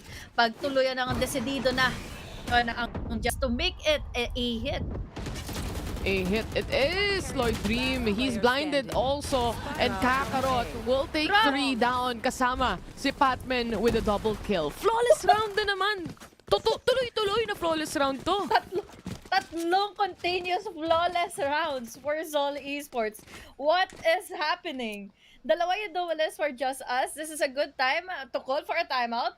And again, dalawa naman yung duelist nila. So what is happening? Hindi sila makapag-push na maigi. They need to make the contact happen. Pero once na meron silang makatapat na Kakarot and Patman inside of the sites, may tutumba at may tutumba talaga eh. Time out muna dito yung JustUs. They really do have to figure things out here. Lalo na dito sa susunod na round na makikita natin. Dami nilang utility play na pwedeng gawin. They do have a Hunter's Fury, Dance of Psycho. Andyan din yung, syempre, yung Blade Storm nga ni Lloyd Dream. Available din naman. We do have an Empress and From the Shadows. But at the end of the day, situational, ika nga, yung mga utilities na to. Pero yung importante para sa kanila, for ZOL Esports specifically, is they have the null command to cancel all the utilities possibility na magamit to ng JustUs. And aside from that, may lockdown pa sila for a retake scenario. Hirap nito para kay Lloyd Dream dahil at the moment, he is going to rely on the Blade Storm, and kung ma-detect man siya kaagad either the Nio command nga na meron from Patman, it can be enough para mawala na naman yung momento at mawala na naman yung strategy forward ng JustUs dahil parang B pa ang pupuntahan nila. Nandito pa si Kuya Patman nag-iintay sa kanila. Naku po, Grabe ka skirmish na naman towards B main. May isa na namang na hit and run dito at si Second Love yon. Isa sa mga stronger players ng JustUs so far. Pagdating sa mapa na to, nilalabanan nila yung B main. Pinapaulanan ng bala ang JustUs. And ZOL will happily take the spades towards mid just to cut off everyone na gusto pang umatras.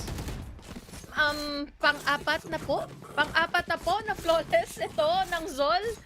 And yeah, very convincing dahil again, isa lang naman ang kailangan nila. Ma-knife out kaagad players from JustUs and then nullify everyone from using in their utility and then commit into the duel nang walang ibang utility na pwedeng makapag-initiate ng mga fights. There's no blinds, there's no whatever recon para ma-force away or force back man lang yung ZOL Esports. And the thing is, kahit magbato sila ng drone, hindi takot yung ZOL dito na silipin. Actually, take advantage pa nga nila yung timing na yun eh. Oh well, Sova busy siya, hindi siya makakabarel. So, it's time to actually take advantage of this aggressive position and maybe get a pick off and move out. And that's exactly what they've been doing for so many rounds already. Yeah. And now, ready na sila palitan yung pacing na yan. Second Love though, aggressive na naman ang magiging puhunan ng ZOL dito. Gusto nila napatayin na agad lahat ng players ng JustUs. And then, 3v3 ang magiging ang mapupuntahan natin dito.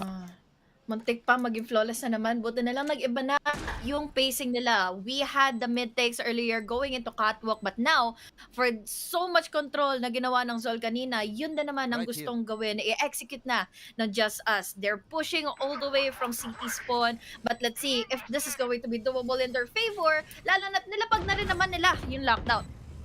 Lockdown initiated nga para sa side ng ZOL Esports ngayon. They're just respecting the lockdown as well. Nade coming in just to force out kung sino man yung nandyan. Muntik pa ma-detain si Psycho pero at the end of the day, mahuhuli at mahuhuli pa rin siya. Ibang klase nga lang ang magiging kulungan niya. Zind left alone against Lloyd Dream. Pinapaulanan na naman ng bala ang JustUs dito and Zind is definitely on fire. That was 0.02! Na-half niya na yung spike. Buti na lang nandun na kaagad. Nakapag-react na kaagad itong kanilang jet para makabawi, para makakuha ng pick-up, para ma-deny yung defuse.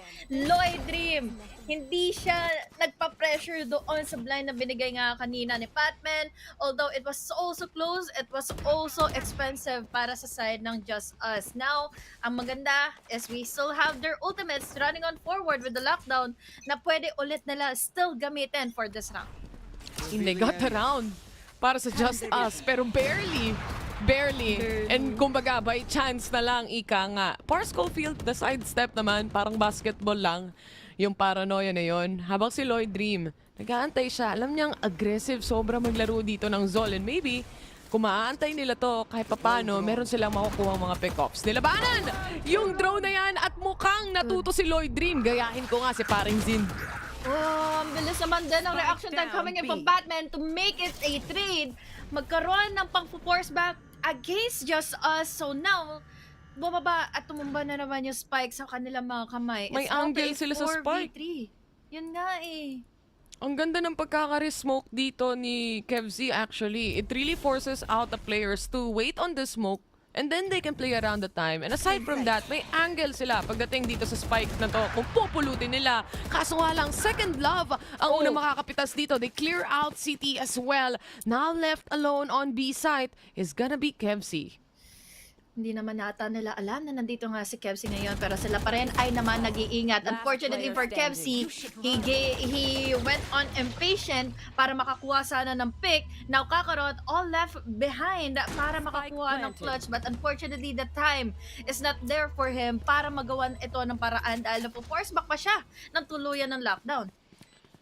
Hindi naman siya mahuhuli kahit papaano. Nakasili pa rin siya sa mga certain angles. Pero itong post-plant ng JustUs, standing strong lang. Alam natin na lamang na tayo. We don't need to overpeak. We don't need to keep fighting. And maganda yung cross na sinetup nila dito. Magpipeak. Ba, yung nasa lane mukhang hindi. Talagang hahawakan lang nila. Tago-taguan lang muna sila. Magbibigay ng info, double pick, and that is another round for JustUs. Masama kahit papaano na humabol sila for A66. kahit nagkaroon na tayo ng multi-flawless rounds from ZOL Esports, maganda ang naging regroup, maganda yung naging refresher coming in from JustUs para bumawi. And I do like the decision making na, okay, hindi natin kailangang i-trade off yung namatay dahil it gives off the positioning of Par Schofield anyway kapag ginawa nila yon. Instead, they really held on to their post-plant positions and really waited for him to push inside the site para lang masecure talaga yung magiging round and dun sila maglalaro ng kanilang crossfire setup. ZOL Esports calls a timeout here. Mukhang nasusolusyonan agad ng JustUs after their timeout as well yung mga nangyayari from the side of ZOL. Grabe yung KDA ni Kuya Mosindo. 13-3.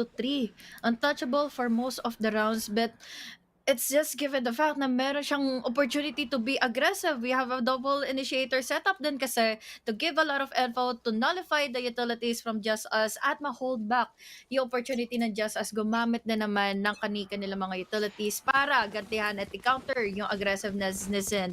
Will it be the same going on forward into another round since ngayon medyo gipet ang JustUs? It's just 3 players with half armors. So, will it be doable for them? Lalo na't si Par ay unti-unti nang nakakapag-online kahit papaano, no? Kailangan lang nila ng pampainit, ika nga, na first few rounds natin dito. But you can definitely see pacing has been changed again. ZOL trying to control mid. Basag na yung turret na meron sila. They don't have any idea kung nasan manggagaling. Pero short it is. Makakatakas pa ata yung killjoy nila. At the end of the day, pasok pa sila sa loob ng side. Pero yung Hunter's Fury, mapapatay pa rin si Repulsive. That's 1 man down for JustUs. They take on the plant. Pero playing for retake lang ang mga players ng ZOL. There was an attempt para makapag-shrouded step exit, trying to make it happen, but unfortunately this time, this is a lot of utilities and the free fires and the wall banks para madelay man lang itong retake na gagawin ng ZOL. It's down to a 4v5. We have still the play storm. Umuulan and hindi nila alam kung saan magagaling si Zin, and Zin still making it a 4 or 3-man kill against JustUs with just so much coordination para magdire-diretso ng push mula ng cubby, mula ng short, itong ZOL Esports. I'm not sure kung nabulag siya or hindi, or miscom na hindi niya nasabi sa mga kakampi niya na nag-drop na towards Jen, itong si Zind. And because of that, walang nakatingin sa Jenny at all. They took that advantage, get those kills in pagdating sa Blade Storm. 16 kills, 3 deaths. Grabe. Yan ang KDA ngayon ni Zind. If you want to have the duelist, no? 10. Kumbaga, siya yung sole reason din kung bakit ganito rin kadami at ganito ka-confident halos si Sin. Tingnan mo, nataranta na kaagad. On JustUs, all of the wall bank is just connecting. Unfortunately, kay Lorway Dream, bago pa siya makabawi, patay at tumumba na sila isa-isa. Control pa rin pagdating sa mid dito yung ZOL. Kaliwat kanan may kalaban, harap. Nandyan din yung Odin. There's just a lot of firepower. Tas may operator setup pa yung B-main. Are you kidding me? Hindi sila makalabas ng base HG.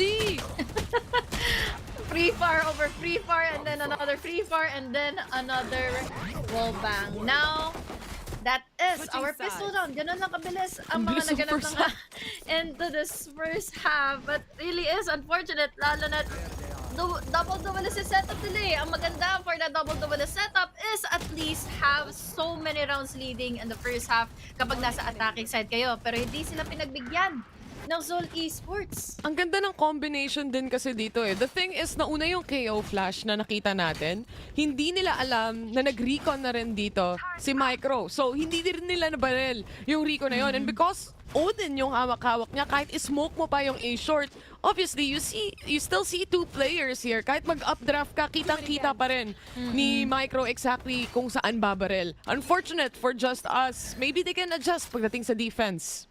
Hirap sabihin kung paano nga ba sila makakabawi at the moment since at the very least, I can say na may pagka-fragile sila. Ang kailangan nilang gawin is just purely contact plays against ZOL Esports. So ito naman din halos sa kanilang iiwasan dahil mid-take ang kanilang kinoconquer ngayon, going into be no one facing them head-to-head. So this time, it's a free site for them to plant and the spike.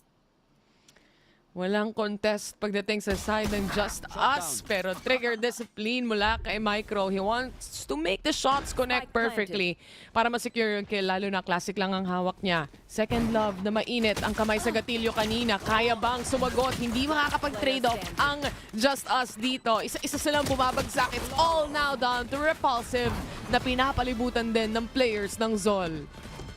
That's now 5 flawless rounds para sa ZOL Esports. And it was really unfortunate dahil yun, hindi ko lang yung aasahan nila para magkaroon sila ng info. Even the KJ is all the way back. Nabigay na husto yung site. And even though nang pumasok na nga si Lloyd Dream kanina, there was no follow-up. Since again, walang makaka-follow up ng utility since they were knifed out. So, ang tanging gagawin na lang muna ng JustUs is just hesitate, passive play, and then, yun na, na-conquer at na-overwhelm na sila ng tuluyan ng ZOL. Plus on a pistol, wala kang mga flashes na kayang ibigay. Kahit si Reyna or kahit si Par Scofield dito, usually, ang buy round mo pag pistol is a ghost and then isang dismiss or yung overheal na kaya niyang gawin. Not good on the position though. Hits the shot. Mawawala muna si Lloyd Dream this time.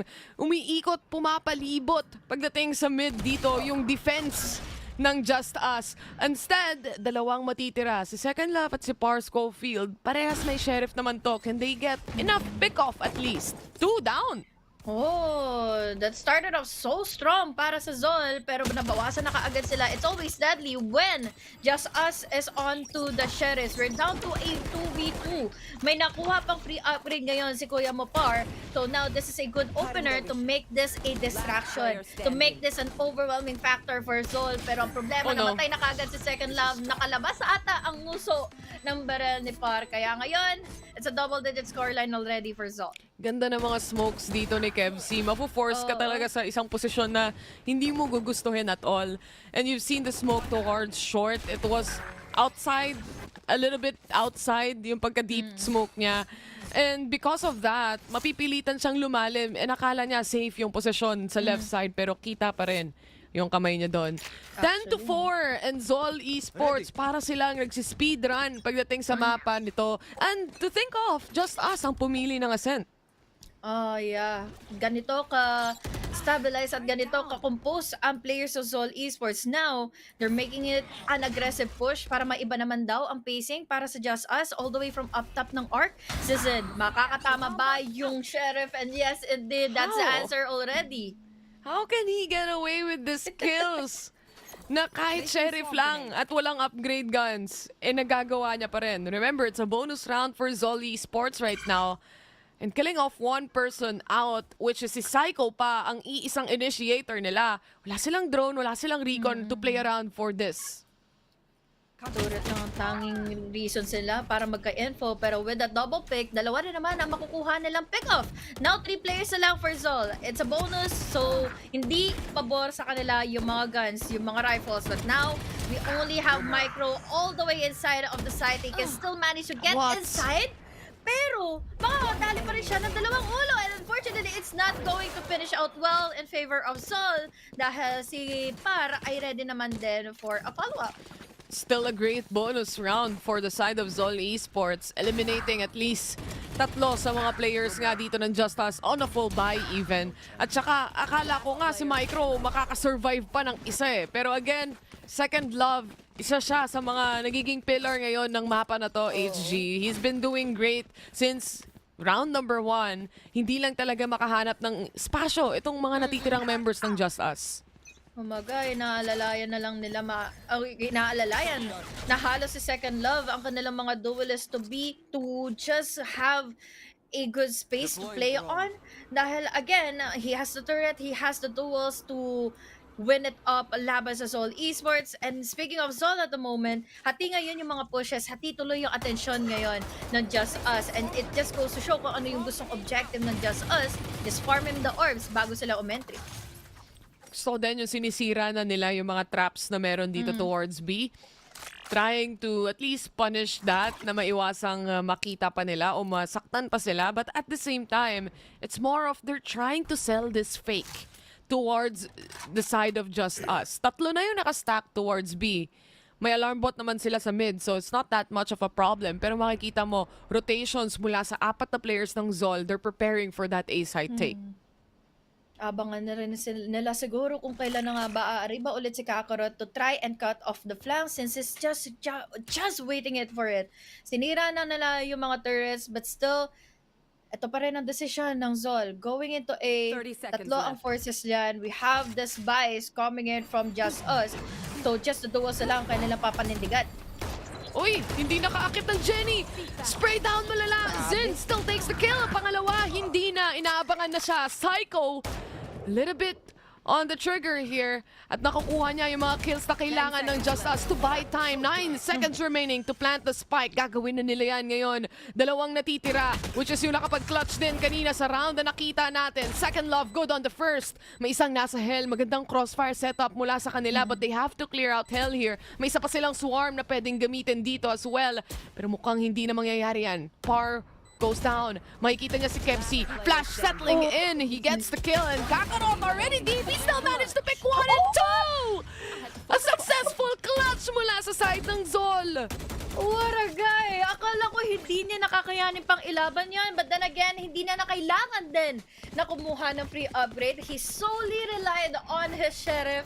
And once more, ang talino ni Kempsey sa paglapag ng smoke niya. It gave an opening. It gave so much space and no vision for JustUs para makita na nakapag-push na forward inside of the side kaagad si Kakarot. So what was that setup? What was that round for ZOL Esports? Mapapa-timeout ka talaga kapag ganun ang nangyari. Lamang ka na, kinulang pa din at the end of the round itself. Now na timeout, may pera ba sila? Mukhang yung iba hindi makakasabay ng sobra sa buy round dito or sa mga barrel or rifle na dala ni Psycho at Lloyd Dream. But they do have still the Empress. Parang hindi pa ata natin nakikitang ipop yan ni Parsco Field. And yung From the Shadows, hindi pa rin nahahanap yung tamang timing para magamit to. Speaking of ults, Lockdown is available again for ZOL and it could create a lot of space for the team. Mukhang sa pwesto pa naman din nila going into A main. This can be a rush to open up the site with just the lockdown. Hihilingin na lang natin na merong lineups with the shock darts si Psycho, but will it be enough? Especially at the moment, magagamit na nga ba nila finally itong Empress once na makakuha sila ng free upgrades? Dahil mahirap na, kung sheriffs lang ang gamit nila against Sin. No, Zind! Will he check the corner though? Once the smoke dissipates, mahanap niya pa rin yung kill. How can he just get away from each and every kill that he does in every round? Schofield, low on HP nang wala pang nakikita. Shock Dart magkoconnect pa kay Lord Dream. Check PC! At ang hirap na kaagad umariba, ang hirap na kaagad mag-retake. Nakaabang pa kaagad ngayon sina Patpen and one flashbang is also available for this guy. Now, we're looking at the factor na iisa na lang kaagad na natitira. What more can he do na nga? My God. Match point. Sabi ng ZOL dito, tagal naming inantay to. Mukhang mas mabilis pa yung game na nakikita natin dito ngayon kesa doon sa naging pause natin kanina. What a round! What a game coming in from ZOL. If ganito katindi yung simula nila dito sa first map HG, I don't think na mawawala yung ganitong klaseng momentum coming or going to the second map. Hirap eh. Hirap basagin ng ganitong momentum. Lalo na super comfortable si Zen. They're dictating the pacing. Lalo na dagdagan mo pa ng pressure nitong paratongaya. Manggagaling ng Cubby. Kuya mo Zen. Hindi makukuha yung pick of Lavati Repulsive dahil siya'y nakatalikod. He wasn't able to check in the corner, but now naiipit na sila going into A main. But what more of an option that do they have? Nag-uubusan lang sila ng utilities. There's still 1 more minute, pero hindi na sila sigurado kung sino na nga ba yung nakapag-push na going into B. Slowly but surely, yan ang ginagawa dito ng ZOL ngayon. Kung kanina sobrang bilis, ngayon naman babagalan nila. Little bit of an expectation and still, ang laki ng damage towards Repulsive pero Parsco Field, pinatumba si Kakarot. Laman lang siya ang kalaban-laban ngayon. And at the moment, with the position of the spike, this might be a rotate or this might also be a re-hit. Nagsisigurado lang muna ngayon si Micro kung nasa na nga ba yung iilan ng mga players from JustUs.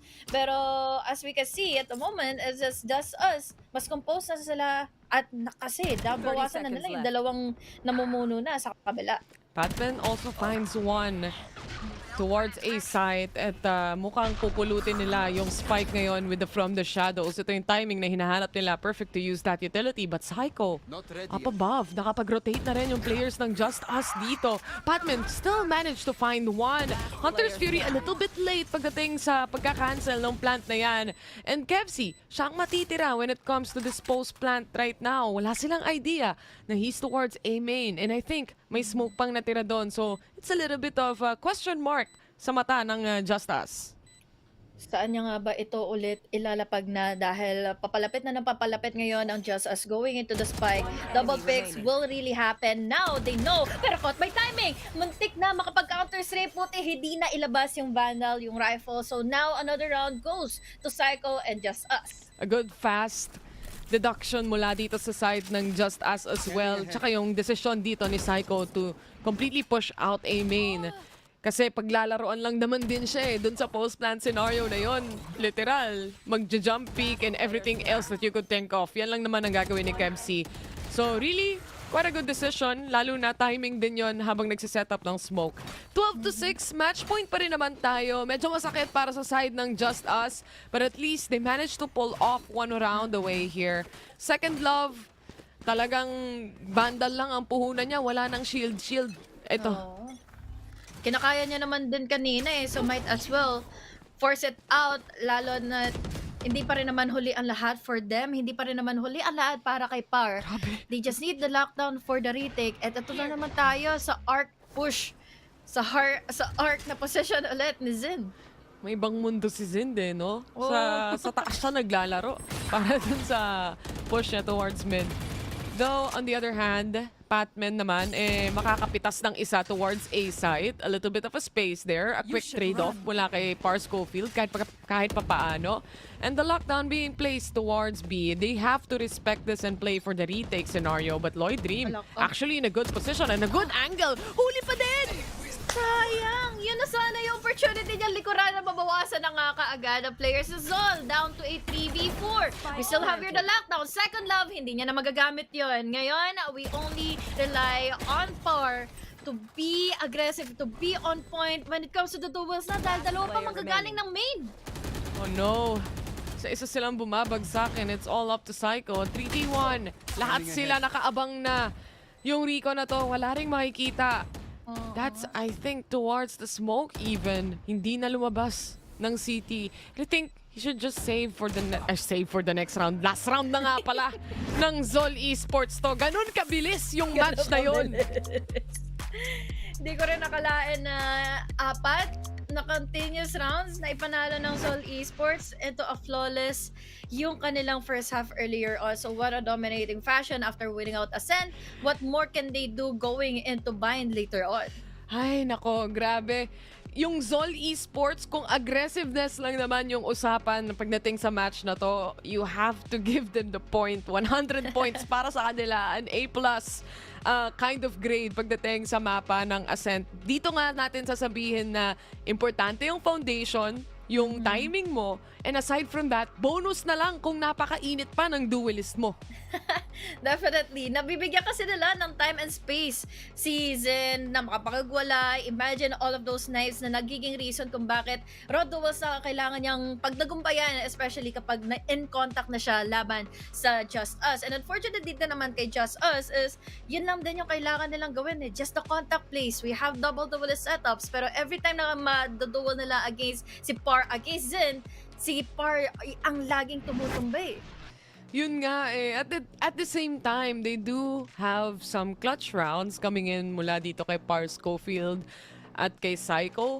But it's really just not enough. Kahit nga si Repulsive, hindi siya nakaporma masyado pagdating sa mga rounds na nakita natin. And even, honestly, Lloyd Dream as well. 4 kills, 19 deaths. That's how how much advantage ZOL had pagdating dito sa matchup na to. It was really second love starting in a good round 1 position kung saan siya yung nakakapitas ng mga rotations, for example, ng ZOL Esports, o kaya naman really yung mga double kills na yan, napaka-importante for them. But it's just really not enough. Di enough na yung back-end support sila lagi dito ang tatrabaho ng mga pickouts, ang tatrabaho ng mga objectives, ang tatrabaho ng mga duels dahil most of the time, first kills, 15 rounds itong ginawa ng ZOL Esports. At doon pa lang, naiiba lahat ng tempo, naiiba lahat ng mga pagkakataon ng JustUs to win out the rounds laban sa ZOL. Dahil bigla-bigla silang aariba, bigla-bigla na lang tatapat sa kanila si Zin and a paranoia incoming.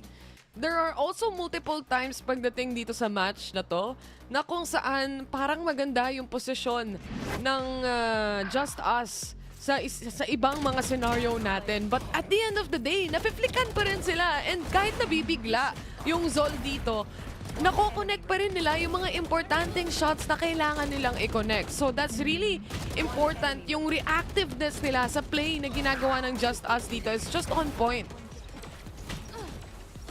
Grabe to. Super unfortunate yun for JustUs. They were already inside of the side. They're just playing it out for the post plant.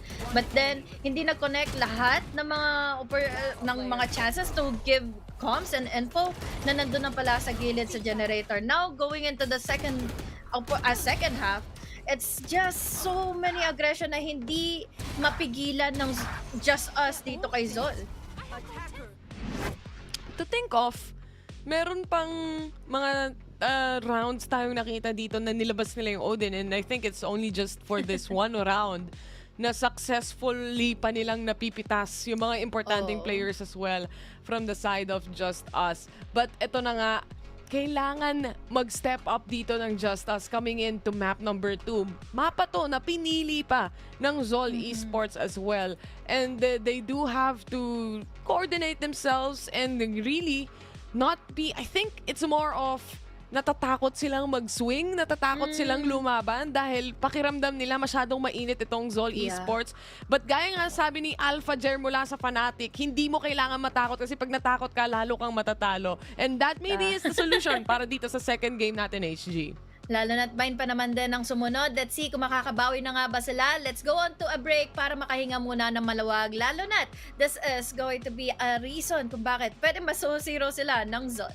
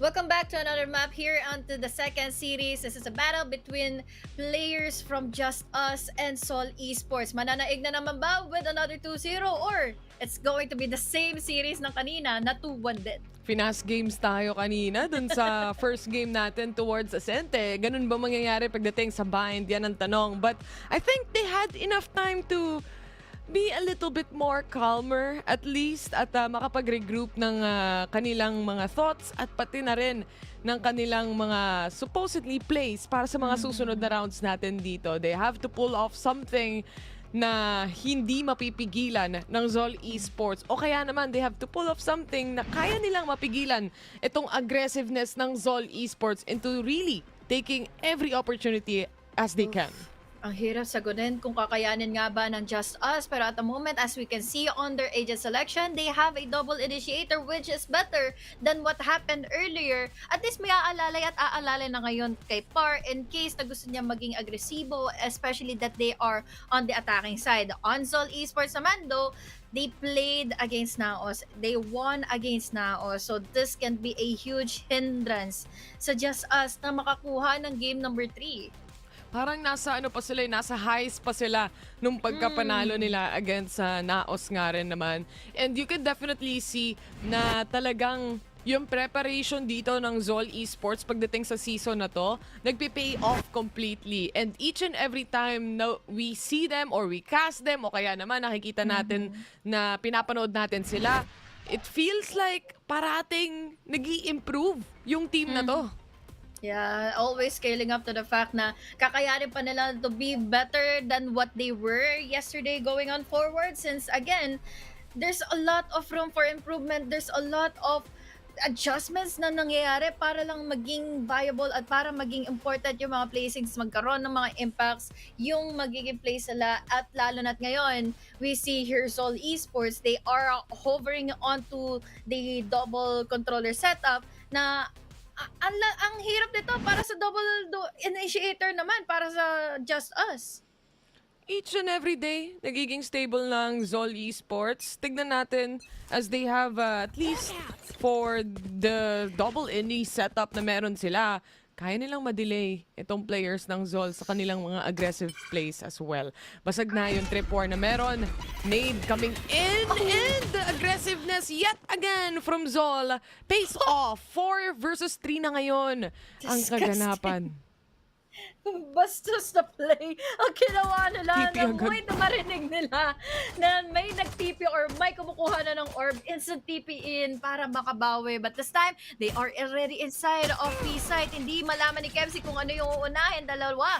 Kasi yung footsteps na narinig niya, there goes the blinds and info and an opportunity para magka-wide swing. Pero hayaan muna nila maka-entry ang Just Us and plant in the spike.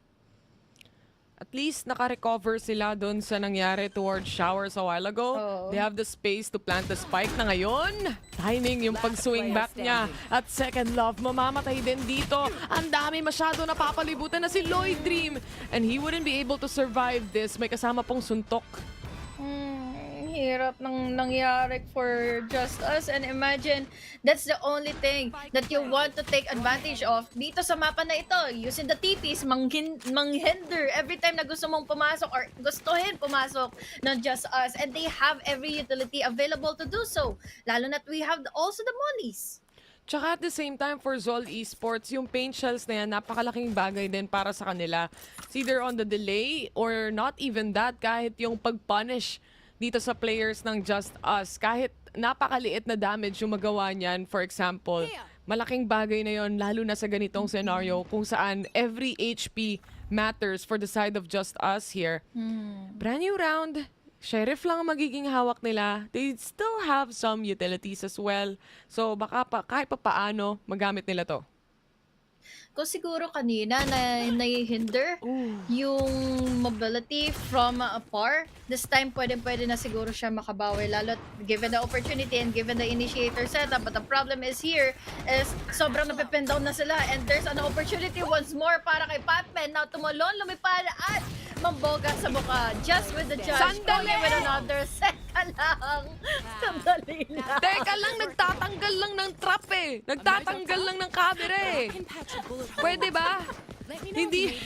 hindi makahinga yung JustUs dito at all. Pagdating sa mga rounds na nakikita natin, parang every single time na meron lang kaunting delay, napapunish o ginagamit na agad tong tsansa ng ZOL Esports para makuha yung mga kills. And normally, syempre, judge yung hawak ni Patman dito, he's gonna play a lot closer. And at the same time, walang armor yung kabila. Enough na kaagad na info from the camera, info from the trip force, yung maging reason, maging go signal nila para umaribat, para umabante lang ng umabante at counter out JustUs. Speaking of JustUs, di naman sila ngayon may hinder out sa pagpasok going into long, going into hookah, but now with that blind, go signal na rin ito para makapasok. Oh my God, walang nakapansin! Muntik pa silang madamihan doon kung hindi nabulag yung isang player na nasa corner na yan. La-line up gods na lang dito si Zin. Papasok ba? Mukhang hindi yata aabot. Umabot pa! Ano pa naman to? Sandali! Alam? Oh? Magpa-plant lang yung tao eh. Nakatalikod si Lloyd. Hindi niya pa alam. Sko! Nakuha pa! What a lineup coming in from Zin. Kay tagal dumating pero yung timing perfect lang talaga. Inantay ko pa naman kung saan na nga papunta. Inantay ko pa naman na baka sakali galing papunta pa ng garden. But then, it was all chaos. Inside, off the side. Look at those X's. Look at those dead bodies inside of B-side. Hindi na nga nila kinaya yung lahat ng pressure na nangyari na nga dahil once more, they know just what to do as a backup plan para ma-deny yung plan. Ako yun nasi-stress, HG. Hindi naman ako yung naglalaro, alam mo yun? Paano pa kaya yung JustUs ngayon? Dahil nga double smoke din yung kapit dito ng ZOL Esports, ang dami nilang tsansa na pigilan ang JustUs completely. And just like that, nawala yung tatlong players. Just hindi pa us tumama. cannot even hit those shots. One taps to the head lang ang kailangan. Sobrang ganda ng timing with the blind and even the one tap from Kemsi. I don't know what's happening. Another flawless round para sa ZOL Esports. That was an eco, by the way, para sa JustUs. But it's still unfortunate kasi every time na meron ngang fault line, may nakapick na kaagad ready for ZOL Esports to get in those kills. Kung hindi fault line, makakatapat mo yung flash nung Sky naman. Tapos, after mag-flash ng Sky, pag ubos na, may flash ulit yung breach. Oh, so, ano na lang? Ano na lang gagawin nila dito? And kahit naharap-harapan na nga with a clear shot, a clear angle, even a little bit of an advantage pagdating sa timing, hindi pa rin nagko-connect yung shots. Again, reverting back doon siguro sa sinabi ko kanina, they feel a little bit icky in trying to get positions na ayaw nila masyadong labanan dito. Yung ZOL Esports, when it comes to the firepower itself, alam nilang lugi sila. But at the end of the day, wala silang choice kung hindi umentry sa loob ng site. Nakukulangan din ako sa commitment for JustUs para ituloy lang yung mga duels at talagang panindigan nila yung mga kukuha nila ng mga space dahil kung hindi, mas na-overpower sila mayat maya ng ZOL Esports, even just Kakarot facing them one by one, he knows already what to do. 6-1 already for this guy. And it just goes to show na kahit nandito nga sila under defenses, ang kailangan lang nilang gawin is intayin ang JustUs na makapasok even though nadalawa na yung mga taga-blinds nila. Ganda rin kasi ng chemistry ng mga utility play dito ng ZOL Esports eh. Kahit mag-dog sila dyan, walang makakasunod kasi may molly from the brim. So antayin nila to, they have to respect it. And the Seekers finally out para sa side ng JustUs. Mahahanap at least some of the players in their positioning. Again, walang commitment mula sa side ng JustUs. 4 na yung nakastack sa site. And if pumunta sila sa A site, HG, ano makikita nila doon? Trip wars pa. Tatapilok pa sila isa-isa. Tapos kahit mag-blind pa sila, hirap na dahil again, it's just Zin na nag-aabang with those snake bites na pwede pang makadali sa kanila. And speaking of dali na naman ang mga kuya natin. Isa-isa silang nawawala. Now, no time for them to make a TP happen. It's all up to Repulsive. And what more can he do? Nasa taas lang siya ng garden. Dalawa pa yung nakapick. It's a tower setup muli. Counter-strafing back and forth, but he is just really low now on HP. I think he can use up his smoke para makaalis sa posisyon na to. Pero hindi niya gagawin yon. I really do think dapat ginamit niya yung smoke niya para makapag-reset siya at least. Pero hindi nga nangyari yon, and baka sakaling i-push out pa yung smoke niya, and if that happens, at least makakuha siya ng advantage, mapitas niya, pero wala eh. That's the decision for this time being, and ZOL Esports would happily take that. 5-0, clean rounds coming in mula dito sa side ng ZOL. Si Kakarot pa nga yung top fragger nila, pero sa lahat nung nakita nating rounds, HG, parang lahat may ambag. Oh, lahat talaga nakakapagbigay ng equal amount of pressure laban sa ZOL. And speaking of a pressure, once more, we have blinds na mapupunta na nga in bilong. Meron nang nakapag-push onto hookah. But will this be enough? Dahil stinger lang ang gamit niya.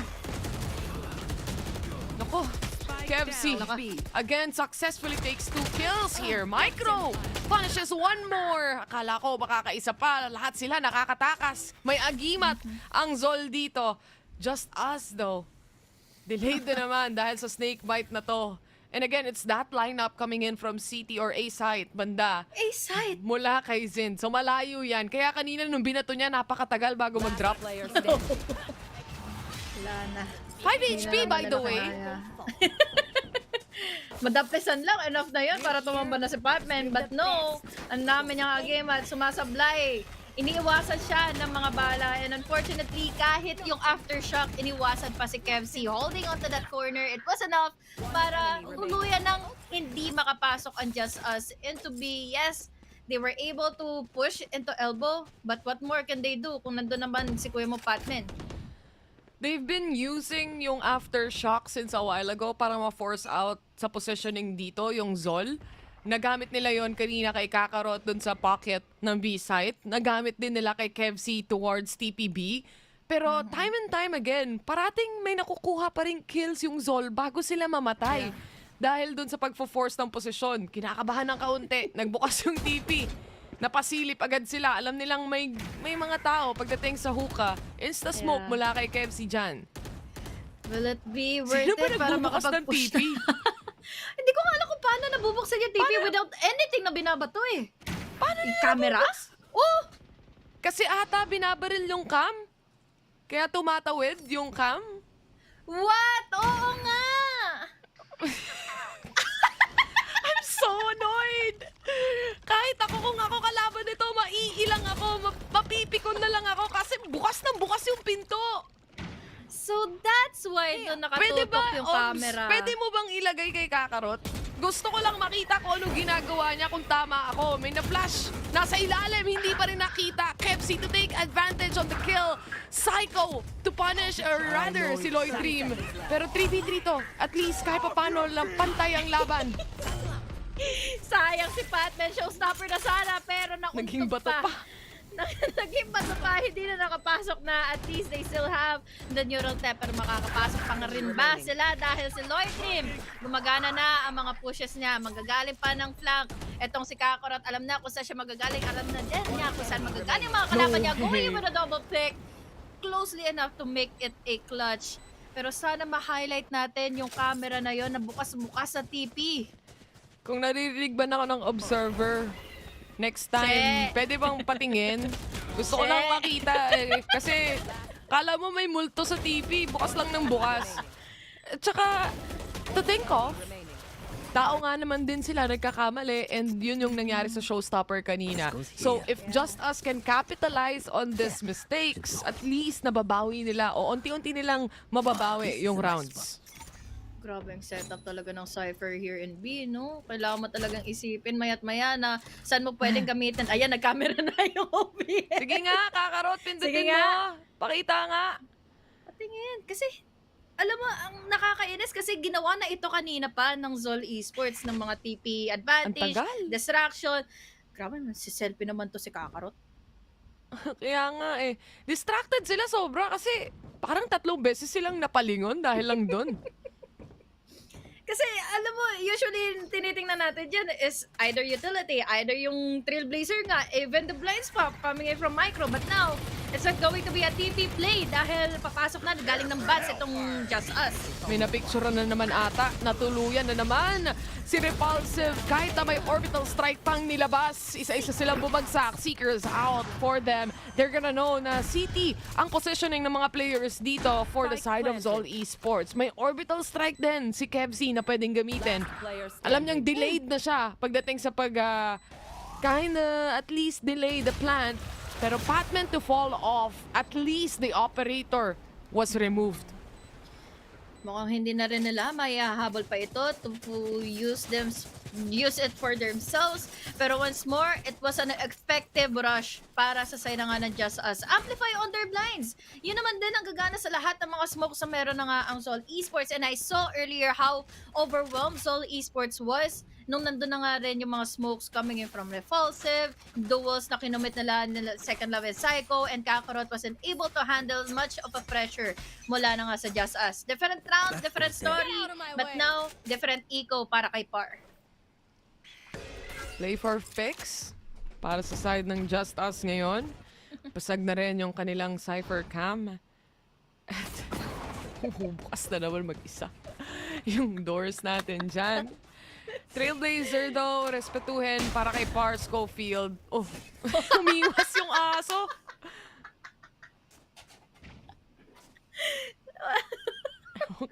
Who would have thought na magsa-sidestep pa yung aso yung Trailblazer doon. Pero at least the info is already gathered. Now, Par cannot handle the pressure of the double picks. Mula na naman si ZOL Esports Micro and Patman na magkasama. This time, iiba naman ngayon sila pakikitungo. And will it be worth it? I don't think so dahil ito na naman si Kuya mo kung second love or rather si Kakarot para mag-antay sa loob ng A-site. Let's see. Cam setup mula kay Second Love. Nakuha na rin. He didn't get info much as far as I'm concerned. Setup para sa cage, para matawid nila yung kanilang lamps. Pero ito, ang daming utilities na binabato sa loob ng site. Zind as well, nakaka-survive pa. Naku, harap-harapan! Muntikan pa! At the end of the day, nakuha pa rin nila yung pitas para sa JustUs. It's looking good so far. Orbital Strike finally released para mapigilan sana yung pagpa-plant or at least give space pagdating sa lamps. At the end, it's a 1v2 scenario na kanya-kanyang rotation pa. Sa tagal nila mag-plan, sa tinagal nila magkaroon ng duels, ang layo pa rin pala ni Micro. Ibig sabihin lang nito, this is buying so much time para sa JustUs to play in for the post-plan, to wait in that push. Wala na nga kay Micro, hindi tumulong with the double pick, pero at least he baited and switched out the opportunity ni Micro sana kumuha ng pick-off. Now, Second Love onto our scoreline once more, pero still, tatlo pa rin naman ang abulan ng JustUs. 6-3 nga, at kahit papaano, unti-unting bumabawi nga sa rounds dito. Gaya na sabi natin, HG, itong JustUs, no? Slowly but surely, a little bit chaotic on the site, yes, pero still, ang importante is ma-close off nila at mahawakan yung post-plant scenario nila ron. Not quite sure kung bakit hindi ginamit ni Kevzi towards site itself, yung orbital strike niya para ma-punish yung nagpa-plant ng spike. But I guess, sinisimulan na nila yung retake kahit hindi pa napaplant para lang magkaroon ng space towards lamps at ma-force out yung position nila. Pero, eto, this time, for the first time, may problema ang ZOL Esports. Hindi ganun kaganda yung economy nila. Half buy lang ang meron sila dito. At least kahit blinded out na sila, there's an answer back with the fault line. So there's a backup already in case na magkaroon ng mga duels. Force back nga ngayon ang ZOL Esports. They're still holding on to Hookah and it's all up to Micro and his chance para manalo sa duel laban kay Par in case na mangyari na nga yung casualties. Casualties it is. Meron bang mahahanap? Yan ang tanong. Papaatras because of this. Kevzi, good for one. Di pa nila alam ang posisyon ni Patman. He successfully takes one as well. Neural theft. Nagamit na rin ng ZOL Esports. 4v3. Alam nila kung saan manggagaling. Hindi na kailangan basagin yung traps. Hawak nila yung may anti-flank pero masyadong malalim. Ang hirap na naman ang opportunity nito for Par para manalo sa mga duels dahil every time mapipin down, mapipincer out sila nila Zen with the rotation and with the flanks na ginagawa nila mayat maya. 7-3 already with a showstopper pa ngayon si Patman. So ano na ang gagawin ngayon ng JustUs, especially na salisihan pa sila nila Patman and Zid sa ganitong pagkakataon. Even on a half by itself to think of.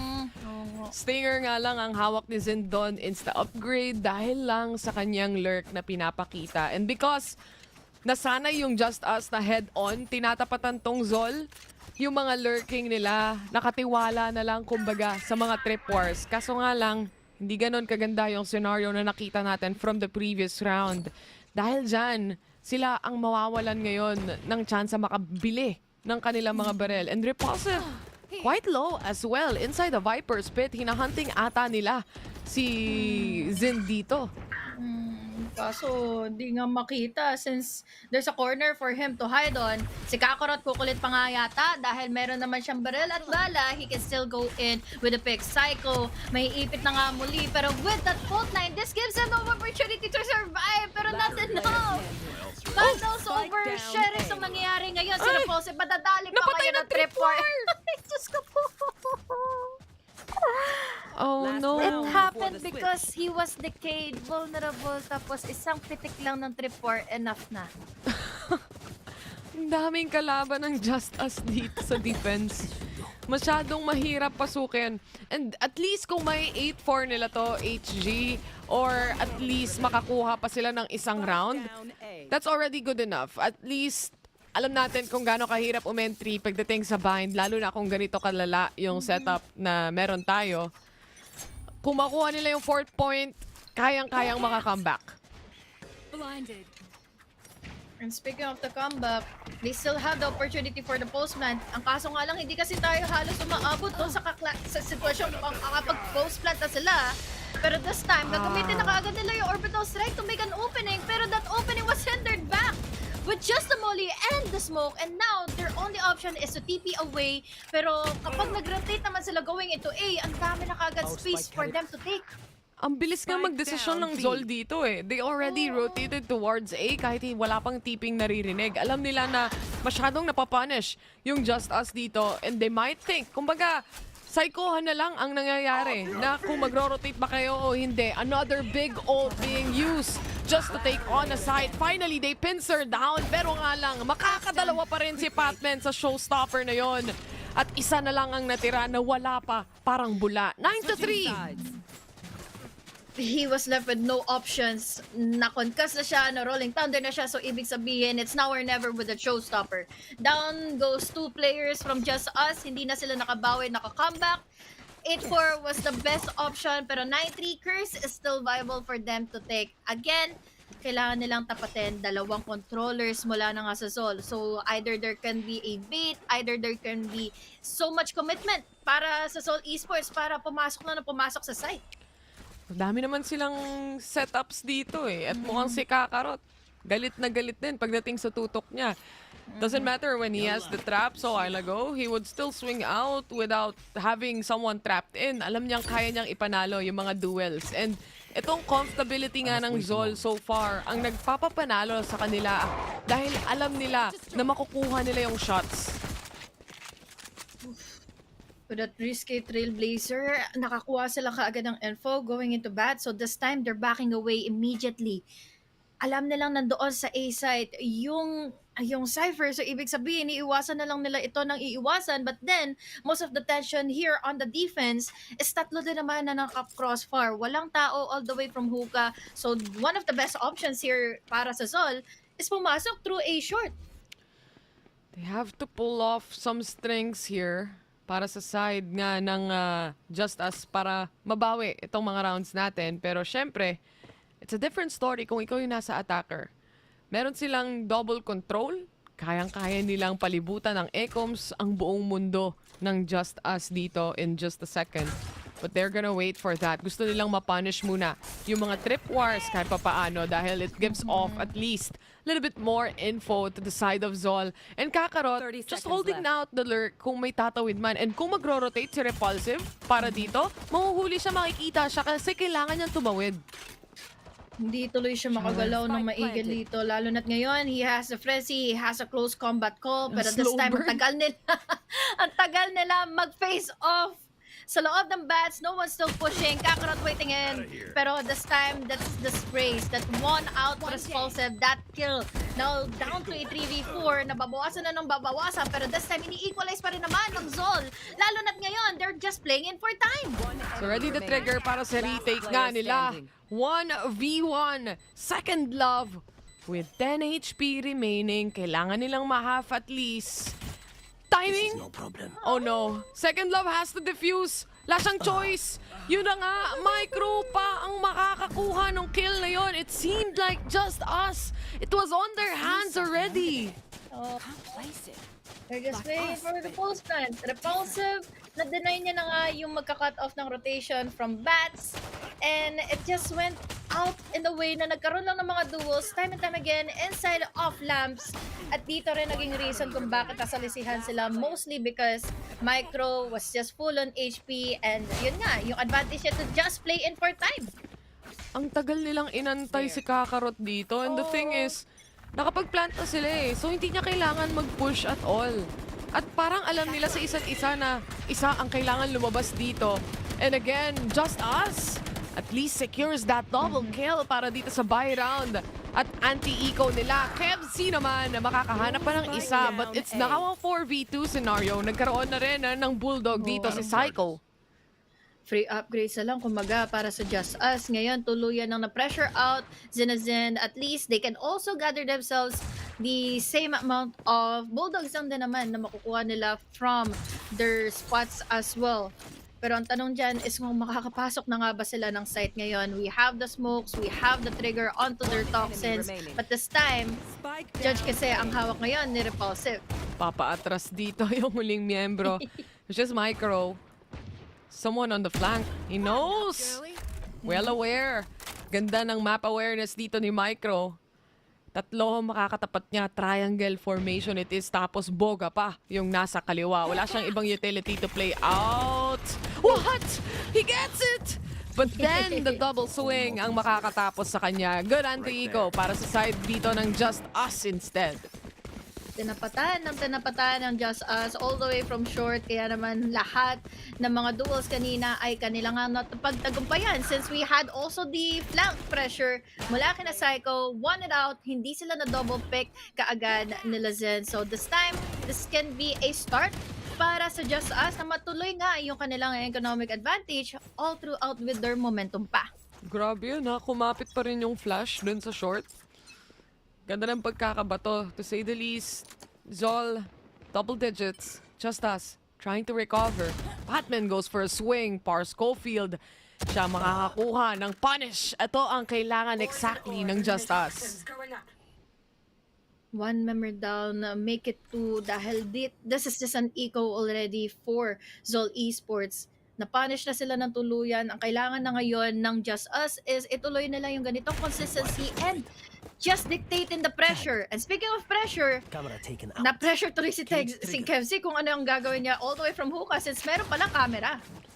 Pero mukhang pinapalibutan nila yung hookah B-site. Pero play for picks pa rin to para sa kanila. Habang si Par Schofield, nililibot niya na yung buong mapa para hanapin ang mga kalaban. Wala nang tao sa hookah dito. Nakapag-rotate na ang players ng at least one of the players mula sa ZOL, which is Micro, creating space pagdating sa showers. Pero hindi sila aware na si Psycho, sila Psycho din siya. Papunta na rin ng showers. Di tuloy alam ni Micro kung ano yung uunahin. And at least, hindi niya pa rin na-check. There goes the fault line. Hindi naman nag-connect sa kanya. This time, it's still a backstab. Naku, hindi buti na. na lang ay respeto. Ayaw na. Ay nandito nga para kay Psycho. May kaba eh. Okay na, isusure kill ko na lang guys. Mahirap na. Baka machacha pa ni Micro. Hindi niya man lang malaman kung ano nangyari. Tsaka yung map awareness dito ni Micro on point kahit na ang tagal niyang nakatitig dito. Kanina, chinecheck niya rin yung flank niya. And this time, JustUs, it's very important for them. Oh, next slide please. Para i-check ang bawat corners dito at mukhang nagkakaroon na rin ng space si Par Schofield na makakuha o mahanap yung mga kills. Yun pa naman yung importante, na magkaroon na naman momentum ang kanilang duelists. Yes, they can dictate the pacing all throughout the duels later on. And speaking of the duels, yun na naman ang hinaharang ng JustUs, etong ZOL Esports, para hindi sila kumpleto to get inside of the sites. Atras tuloy si Ko. Ito sila ng isa. Kay Kevzi yun. Mawawala yung isang smoke para dito. And it's already a cue for JustUs to rotate. Hindi pa naman napaplantang spike. Kumukuha pa lang ng space. Pero gusto na lang ipitin yung hookah right now. Napakadaming ecoms left and right. Pero control towards hookah is still definitely there. Crossfire malala. Now, up to Psycho to make things happen. Nakatago siya sa smoke. Makakatras siya. Para akong nanonood ng defense mula dito sa side ng ZOL. Hirap sabihin kung ano na yung mangyayari dahil manggagaling nga ng mga flanks ang JustUs earlier. The Seekers will gain a lot of momentum and timing pa naman kahit papaano kay Psycho. But then, ang daming pressure, ang daming nakatingin. Dalawa na dito nakayuko pareho and Kakarot, kailangan yumuko ni Psycho bago siya pumasok sa loob ng site. May trip war mula sa JustUs pala yun. Play for time, it is! Pero sinilip ni Micro. Overconfidence instead gives the round to JustUs. It was so close na sana para magkaroon ulit ng round throughout the rounds na nangyari na nga here on the second half. And again, napanimulan nito dahil sa crossfire na ginawa nila Patman and Micro all the way from hookah. But what just happened earlier is Micro just gave away the info na sanang itinago niya na kanina pa nung papunta na at nasa loob na nga ng site kaagad si Psycho. And again, it's still really doable lalo na't nagsisimula na rin mag-inet ang JustUs. Ang accurate naman nung jump shot na yun. Nasa gitna pa ata siya ng ere during the time na nag-connect yung headshot o yung kill towards the last remaining player dito ng ZOL. A little bit of a timeout para lang at least mabawasan yung momentum na nakukuha ng JustUs. Sabi ko nga kanina, sa mapa ng bind, ang hirap umentry dito. Lalo na compared to the players ngayon ng JustUs, na puro may double ini nga, kayang-kaya nilang mapigilan with the flashes as well. They do have at least a stun kung sakaling mag-line up itong players ng ZOL. So really, there's a lot in play. Laking possibility pa na mag-stock up lang itong klase na momentum na ito for JustUs, especially na parang nagiging frustrated and desperate na rin yung ZOL Esports to get it going into their favor. Lalo na naudot pa yung ganong klaseng opportunity sana na meron na sila ulit na isa pang round. But then, they're punished already. They are down to just the sheriffs. Pero we all know how deadly they are pagdating sa ganitong broken buy. May flash nga pero saglitan lang nag-connect. Instead, Patman, alam niya yung timing kung kailan yung swing at pagbukas ng barrier dito. Grabe, that's how 1,000 hours played of Valorant looks like, ladies and gents. An opening for Patman pa para gamitin ang kanyang showstopper, completely denying two players now. It's an opening para sa ZOL Esports, planting at the spike, manggagaling sila ng bats. Now, it's all up to Lloyd Dream to make this opportunity open para sa JustUs. But it's not going to happen dahil nasalisihan pa sila ni Patman. By the way, I think this was an eco supposedly para sa side ng ZOL. Wala silang pera pambili dito. Yung dalawang players ng JustUs, they respect this. Alam nilang nakapulot na ang ibang mga miyembro. The operator also goes down. They were trying to save that up so bad. 20 HP remaining for Second Love. He spots him out. Kakarot to fall off. Mula sa likod. Map awareness lang ang puhunan. Eco round to ng ZOL. Kaya lubos-lubusin na nila. Thrifty round, 11-6. Kahit pa paano, may pera pa naman na ang JustUs. But then again, that was such a really doable round pa sana for them in case na hindi sila nagpa-ate all the way from bats. And kung tutuusin, talagang ang laking pressure pa rin ang nangyari since once more, deadly nga ang pagdating ng mga ecos, ang nagiging thrifties from ZOL Esports. And worth it yung exhaust nga or yung pag-hero buy ni Micro kanina with the Guardian. One tap to the head and up opening with also the showstopper pa ni Patman. At least for the for the meantime, andyan naman yung Blade Storm available para sa kamay ni Parsco Field while the rest buys off sa kanilang mga rifles as well. And ZOL, changing up the pacing again. Walang nagpipeak, walang nagbibigay ng info. Though yung Flash ay nakapagbigay ng info to say the least. Crossfire, first contact, Zin. Hindi tumama yung knives. They get the kill. Cycle, good for 2. 4v3 scenario pagdating sa skirmish towards A short. Magkatabi pala si Zin at si Patman. So unfortunately for them, wala silang pang entry immediately into the site. No, there's no more flights given. Pero at the very least, nandito pa rin naman sila Kakarot and Kevsi. Overall, we have the orbital strike pa para mag-create ang opening to get inside of A. Pero kasi tatlo ang nakabantay sa loob. Not that worried when it comes to the HP. Nandiyan naman daw yung healing galing na kayang ibigay dito ng ZOL. Andito na rin yung mga lineup sana para pigilan yung pagpa-plant ng spike. Pero hindi naman o wala namang matatamaan dito. Orbital strike being used up mula nga dito kay Kevsi as well. Creating that space a little on the back ends of the site. Napakadaming players mula sa JustUs. Isa-isang iniipit ng ZOL Esports. Now down to a 2v1. Winnable pa rin para kay Second Love. Hindi pa napaplant ang spike. Alam niya kung saan manggagaling. Pero ito na. Ambahan, harap-harapan, Micro to take the kill. Oh, wow. I love the delay na ginawa ng ZOL Esports. Hindi lang sila basta-basta na plant in the spikes.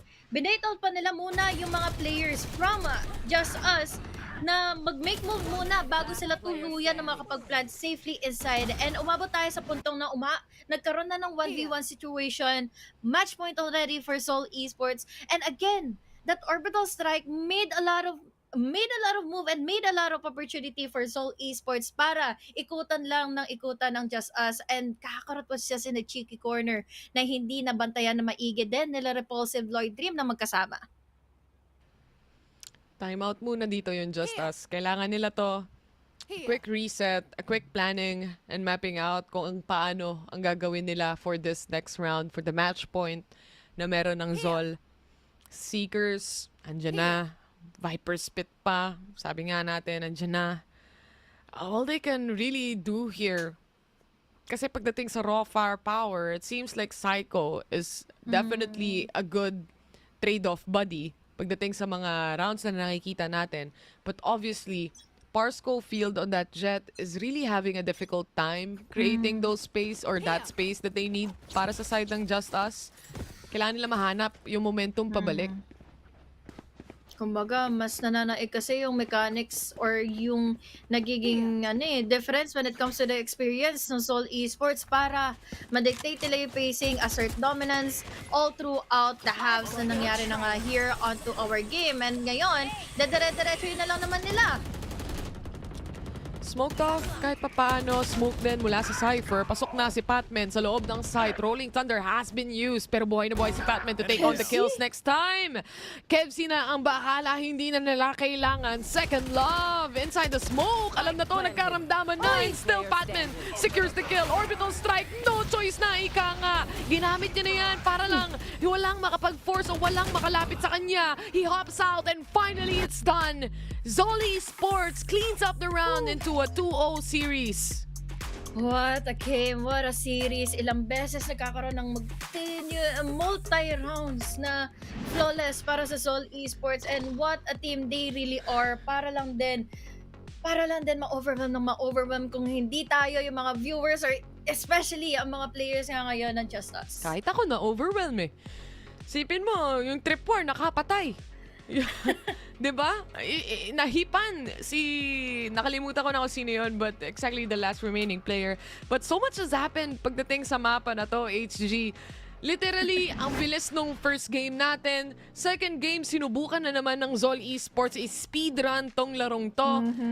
Nakabawi kahit paano yung JustUs. But it's really the firepower that Patman here takes on the rounds itself. Ang laking space, ang laking spasyong nagagawa niya, tsaka yung ibang miyembro na nagtitrade para sa kanya. Kung tutuusin, there's a lot of opportunity pa rin naman sana with this double initiator setup, especially here on Bind.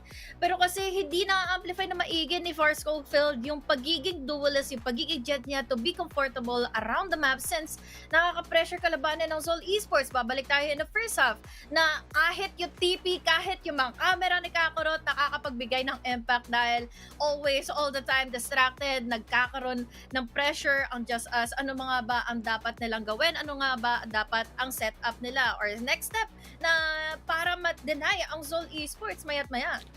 4 out of 5 times post plants para sa side ng ZOL. But what's important here is that first kills. Sa mapa na nakita natin, the first map that we had, which is Ascent, 15 first kills ata ang nasa side ng ZOL dito. And para sa second map, 14 times as well, they take the first kills here. Stats don't lie, ika nga. And when it comes to Patman being low on HP, he can still recover so much kills from it. Yeah.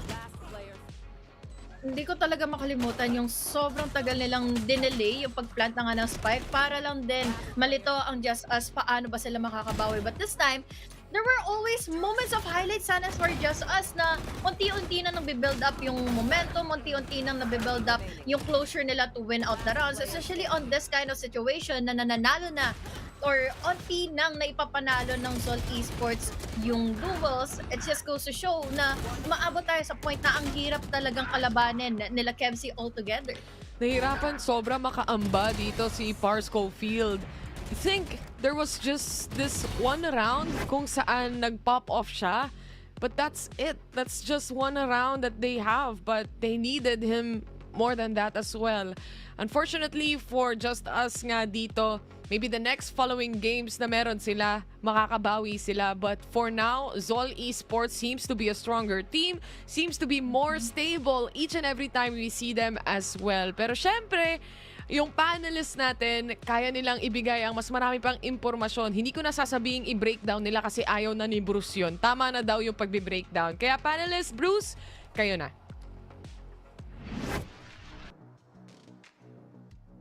Alright, so nakikinig ako sa sinabi ni Taylor. Ayaw daw na ng breaking down. So eto na, we're gonna be happy, alive, alert, awake. Si Wolf, tinanggal yung coat, parang medyo nainitan sa larong yon. Ako nga pala si Juicy Brucey, kasama ko si Wolf, tsaka si Black and Blue. And before anything else, Wolf, ano po yan? May special na payment po yun. Special, may dagdag TF pala yun. Sorry, hindi ko alam eh. Hindi nyo afford yung tahol ni Wolf. Hindi ko afford yung tahol ni Wolf, man. Yung tahol ni Wolf, dapat ano yan eh, mga 15 years ko yung pagtatrabahuan bago ko yan ma-afford. Pero speaking of 15 years, it took ZOL Esports just 2 years or 2 games para matanggal yung JustUs into this series. But anyway, ZOL Esports, what a very convincing performance from them. Anyway, your thoughts on the series, Wolf? Simulan natin sa'yo. I think sobrang clear yung gap nung parang pagiging stable ng mga plays coming out from ZOL Esports. Parang very natural tignan yung mga plays na ginagawa naman. Instead of the cross, when they go in for yung ma-execute sila, it's all well timed. Parang when you look at that game, ang clear na merong difference between like how you parang pinaplano yung mga rotations dito ng ZOL. Alright, sige. Wolf, there you have it. BNB, eto naman, bago ako pumunta sa'yo, papakita ko sana muna yung MVP gamit si Spider-Man. So, Miles Morales, akyat! Eto na, yung MVP natin, I see Micro! I was expecting it was si Patman, pero actually it's Micro. BNB Micro being the MVP for this series, what is up? I mean, to be fair, I'm not too surprised considering siya yung nag-top frag na para sa team nila looking at that previous game. And to be honest, him on the sky I thought has been a really nice change up. Dati nasanay tayo sa parang pag-controller lang madalas si Micro, nagwa-Viper siya dito.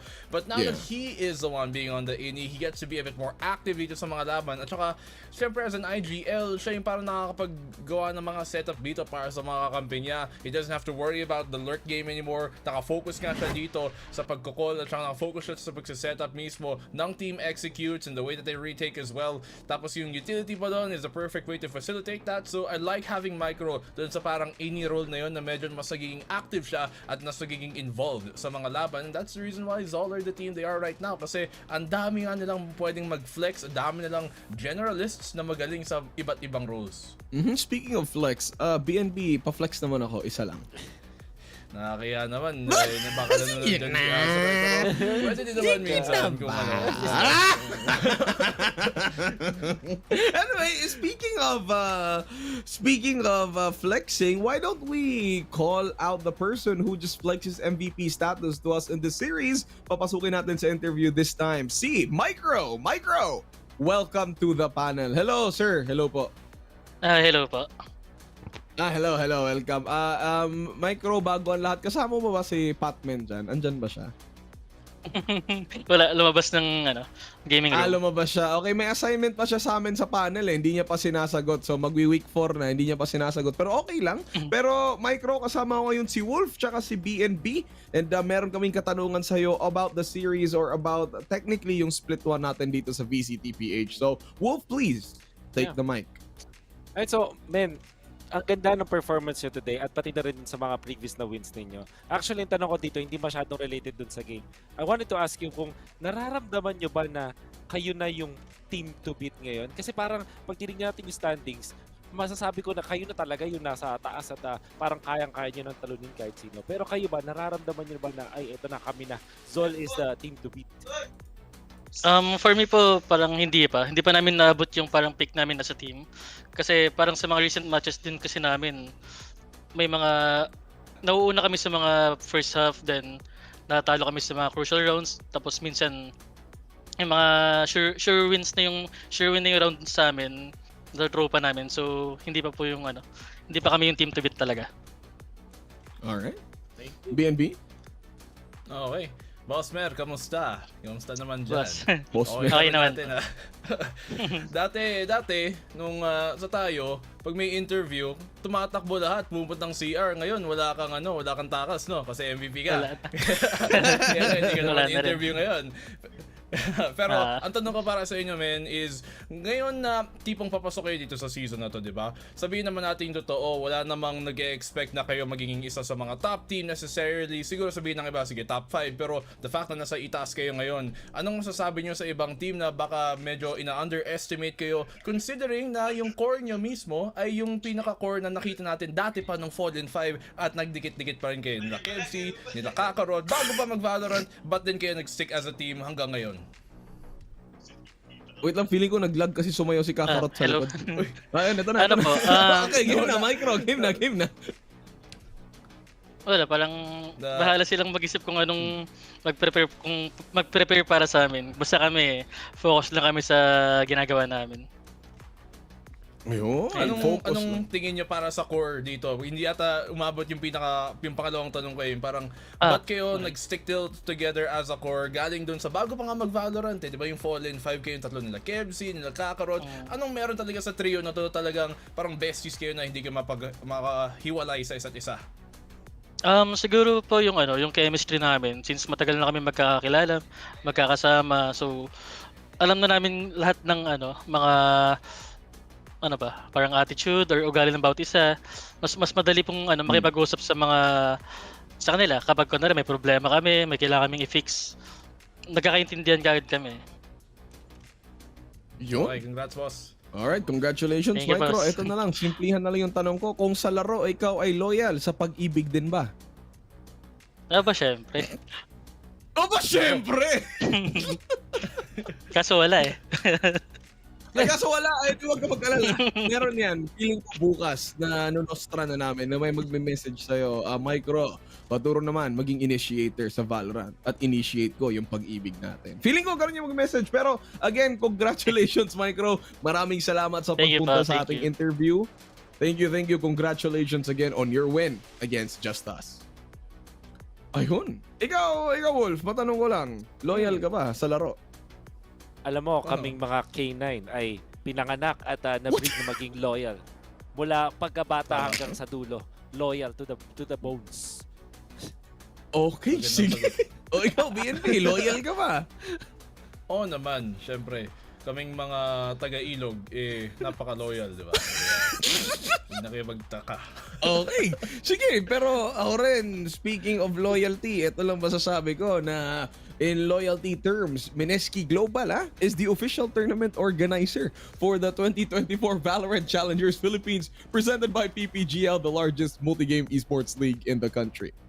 And syempre maraming salamat sa ating official super app, ang Grab. Kung gusto mong i-prove na loyal ka sa iyong special significant other, score Grab's lowest price ever with 15% cheaper fares on Grab Car Saver, delivery fees as low as 15 pesos with Grab Food Saver Delivery, and thousands of budget-friendly meals as low as 99 pesos with Grab Food Saver Meals. So then, napaka-loyal kasi nandito sa lahat ng mga tournament natin ng VCT ay ang GAB! Last but not the least, this tournament is officially, of course, sanctioned by the Games and Amusement Board. Alright. Maraming salamat sa iyong dalawa at sa mga nanonood dyan. Kung tunay na loyal kayo, ay dito pa rin kayo para sa Series 3 ng Week 3, Day number 2 ng VCT PH. Wag aalis! Coming up next is Naos versus First MegaSaver.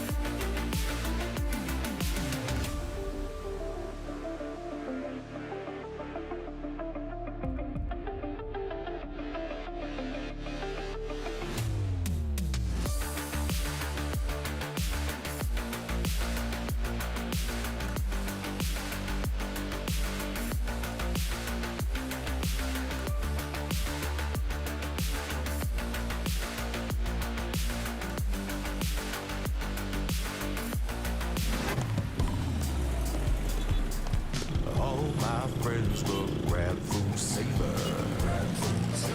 Delivery fee is a lot cheaper. Grab food saver won't make you broke. Yeah, oh yeah. Grab food saver is the one to choose. Yeah.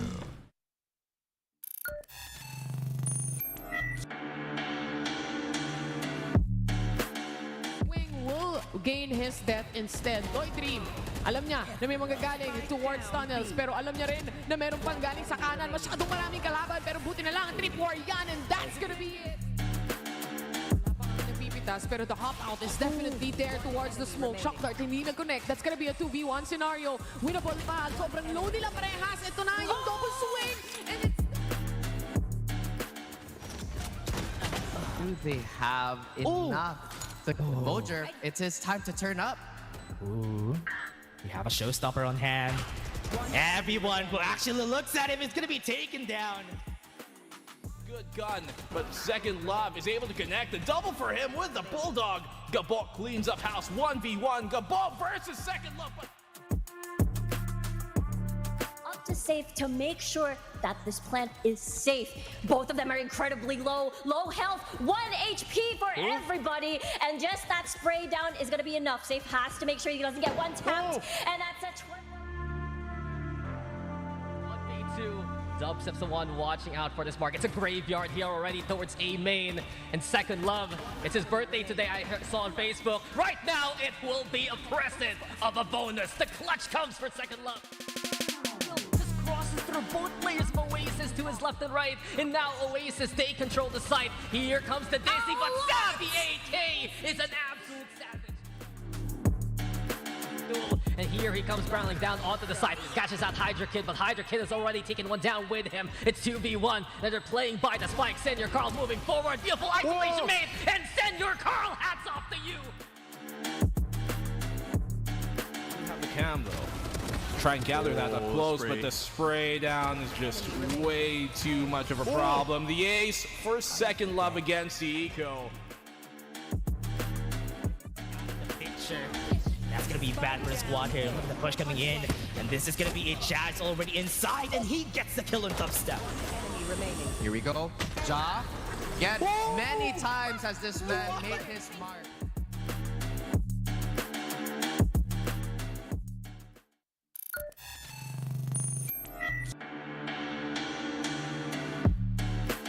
Succeed, but now Nasty kind of peeks into the Lear. Unfortunately for him, he will get one more.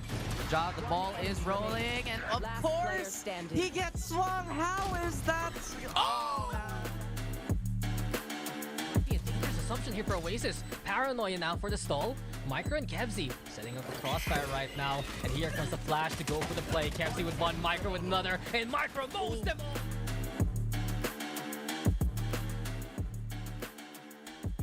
He knows Senior Carl is in the area, was able to swing out. The Insanity also falls. That's gonna be 4K. This might be the ace. Shing needs to stop his onslaught, and that is gonna be huge in Nas getting an ace here. Senior Carl with the operator, but the lockdown being dropped by Dubstep at this point. You got to be careful there as Senior Carl gets that kill. Throws it. He's just gonna give his life. No satchels to boot. But they don't have any vision, and that spike is gonna be hard. Great swing. She Insanity has the operator. It's gonna be hard. He moved forward. The confidence from this guy takes it in the end. I don't know, man. This is one of those games where it really just is a strong arm approach from a Jix, who pulls out a hat trick.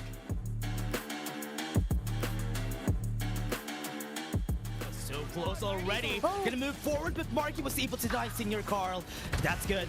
Now they're gonna start. Marky takes one. And this is gonna be the end of it. Marky takes 3.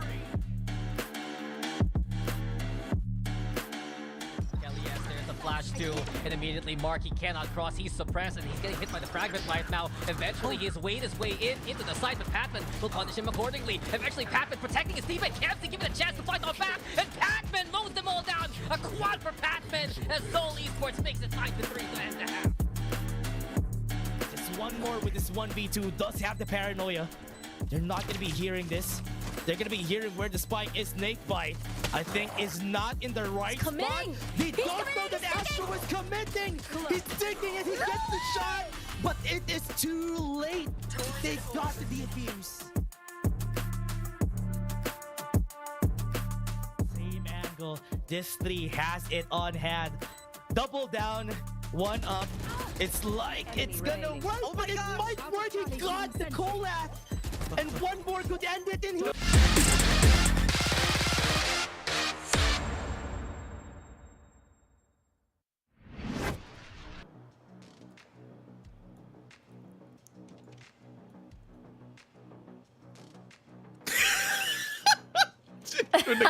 Hello, welcome back to the show. It is 7:30 on my clock. It is now series number 3 of week 3, day number 2 of Valorant PH regular season or the group stages. Name's Juicy Brucey, kasama ko si Honey Glaze with a double E, and si Rico na isa lang yung letter U. Hello guys, what's up? Oh, I got confused a bit about my name. Like, wait, what? Okay, never mind. Okay, si HGO, ikaw, kumusta? May naman kasi tinitingnan ko kung paano ba mananalo yung JustUs earlier. But then again, ang hirap pa rin talaga sabihin, lalo na't nilalapitan sila ng mga pagkakataon ng kanilang mga kalaban from ZOL Esports sa mga momentum pa naman nila. So again, congratulations to ZOL dahil grabe yun, 2-0 yun mga idol. Alright.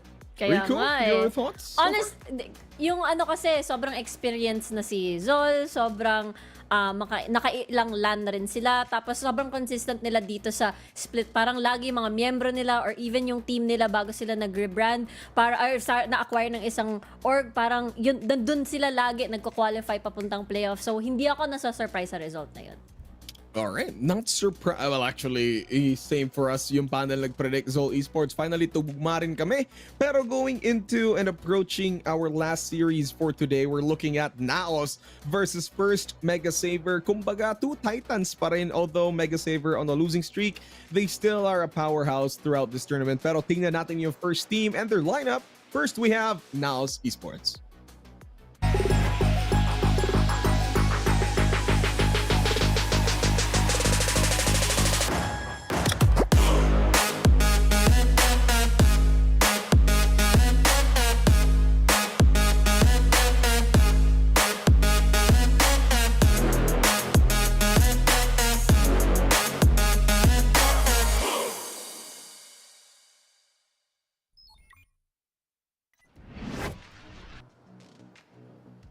Defending champions as an organization, however, their teams or their roster, their members kind of scattered into the season. Just recently, they came from a loss against ZOL Esports, one other invited team dito sa ating group stages. Anyway, we have Rico over here para i-discuss so far yung journey ng Naos Esports into the group stage. Rico, go ahead. Yun nga, I do think na parang after yung week 1 and yung unang week 2, kumbaga, yung first half ng week 2, akala ko sila na yung parang spot that looks like number 1. Pero nung tinalo sila ng ZOL Esports, parang it's anyone's game na at this point kung sino yung numero 1 natin sa split 1 natin. And I think, again, napakalakas ng Naos Esports if they get going. Sobrang hirap nila i-shut down actually. So, at this point, kailangan matnalo kayo sa mga pistol rounds pag against kayo kay Naos. Kasi, again, kailangan earlier on, makat off na yung parang, yung thread of guntingin mo pa, ate girl. Guntingin mo pa. Thread of momentum. Salamat, HG. Ayun, kaya sila sobrang lakas itong si Naos. And especially pagdating kasi sa Naos, dito pala natin malalaman na gods can really bleed. So, ibig sabihin na to, this is an open opportunity for first MegaSaver na ganun din ang gawin, katulad ng ginawa ng ZOL Esports nung nakaraan. Alright, so if you did say gods can bleed, I mean, first MegaSaver, formerly the Buys, looking at them from the open qualifiers all the way to the group stages, malakas yung pinakita nila pero once they suffered that loss against Carti Esports in week number 2, it was a series of downfall on the end of first MegaSavers. Anyway, before we talk more about this team, tingnan natin ang kanilang lineup approaching this series. First MegaSaver.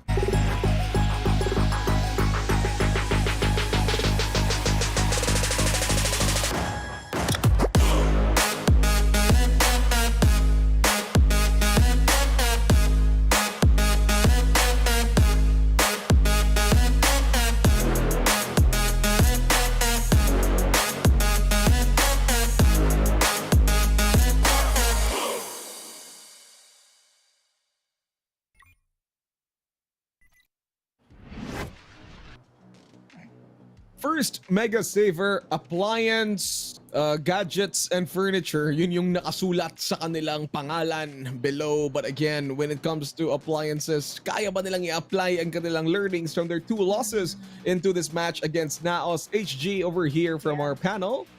Sige, pasok for MegaSaver. That's the thing kahit natalo na nga yung first MegaSaver, it's always convincing na meron silang pagkakataon to win out a lot of rounds, to win out their momentum back. Ang nagkakataon lang is siguro mas nahuhuli ito ng kabilang mga teams, lalo na it was Oasis and Carti Esports, and Carti Esports has been really formidable nung mga nakaraang araw nga. But this time, it's a different story. It's still the first MegaSavers, and a really big question kung paano nila maipapanalo ito laban sa Naos na baka mainit para gumante with their momentum para ngayon. Kaya Alright, nga so Rico? kasi I do think parang ito yung team, 'di ba, na when they look good, they look really good. Pero pag they look lost, parang tulad ng isang malaking Everybody, example nito. Kaya nga parang they're trying to pick up the pieces kumbaga dito nung kinalaban nila yung Carti Esports, mataas yung expectations natin sa kanila pero hindi nila na-meet yon. So itong scenario naman na to, isa tong malaking test kasi Naos to. Expected, top 3 itong Naos. Sobrang consistent. International experience na rin. So, ito, again, it's gonna be a tough matchup para kay MegaSaver. So if this is going to be a comparison, para masasabi natin Naos is the professor and then si first MegaSaver ang estudyante. Sabi ni Rico, my test. Anyway, okay, gusto ko lang isingit. Heading over to our head-to-head stats going into the series. Yung head-to-head natin is going to be Nexi and Kel, both Sentinels from both teams. Now, we have Kel from first MegaSaver, Nexi from Naos. So, i-divide ko na lang to. Let's head it over to HG. Kel as a Sentinel for first MegaSaver. How is his performance so far approaching week 3 into our split 1? Kung tutuusin, there hasn't been a lot of performances para kay Kel para at least masabi natin na pwede niya nang tapatan si Nexi. Nexi has been a god of Sentinels all throughout, before pa sa dati niyang grupo, all throughout, even being on Naos na parang lagi siya nabibigyan pa ng pagkakataon to be wild enough to be a backbone pa ng Naos Esports. All right, so there we have from Naos this time, Sentinel. What's up with Nexi for Naos naman, Rico? What can he bring to the table for this series? Ang ganda ng mid-round niya and pagdating sa post plan, alam mong siya yung mag-hold, alam mo siya napagaling niya mag-retake. Marami tayong nakikita ng mga rounds na akala natin matatalo si Naos, pero Nexi delivers, evens out the score, nagiging 3v3 dahil sa kanya, nagiging 2v2, kumbaga nagiging winnable dahil sa kanya ang mga rounds, mga close rounds dahil sa kanya. Yeah, even if on their loss against ZOL Esports from the previous previous match, we could still see Nexi totaling up to a lot of KDAs actually. Parang second nga siya on their total KDAs from their last match against ZOL Esports. So parang Nexi still a force to be reckoned with, even with that Sentinel role that he's holding for Naos. Pero now that we've discussed the players, the lineups, and everything else, eto blind without knowing the map vetoes yet. Let's head it over to predictions. HG, simulan natin sa'yo. Who's gonna take this win finally from Naos versus first MegaSaver? 2-0, 2-1, sino? There's a lot of opportunity kasi for Naos to make this a really clean of a sweep laban sa first MegaSaver, 2-0 probably. But then again, kapag kasi may convincing rounds yung first MegaSavers, there's always a possibility na pwede nilang mabaligtad yon, lalo na kapag hindi araw ng Naos today. But still, I'm leaning towards ito Naos, do pa rin, 2-0 all throughout the experience. Stats can't lie.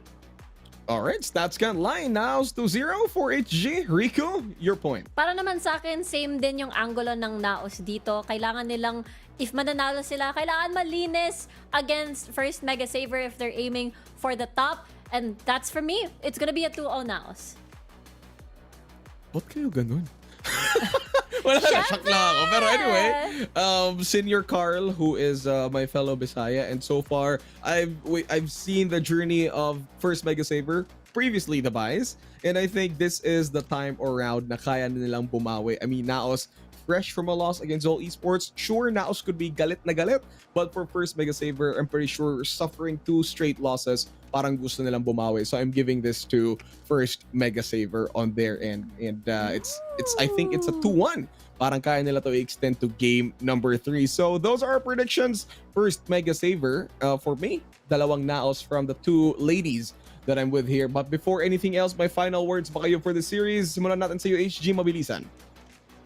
Good luck in a G Sanity ngayon to prove us wrong. Alright, Riku? I think this is the time na if for first MegaSaver, they have to parang all out na sila. Magpakita sila ng mga highlights, mga flashy plays. Ito na yon si Naos. Alright, sige. As we would also in the Philippines, now's the time. So ibigay natin sa ating casters. Casters! Lipad na.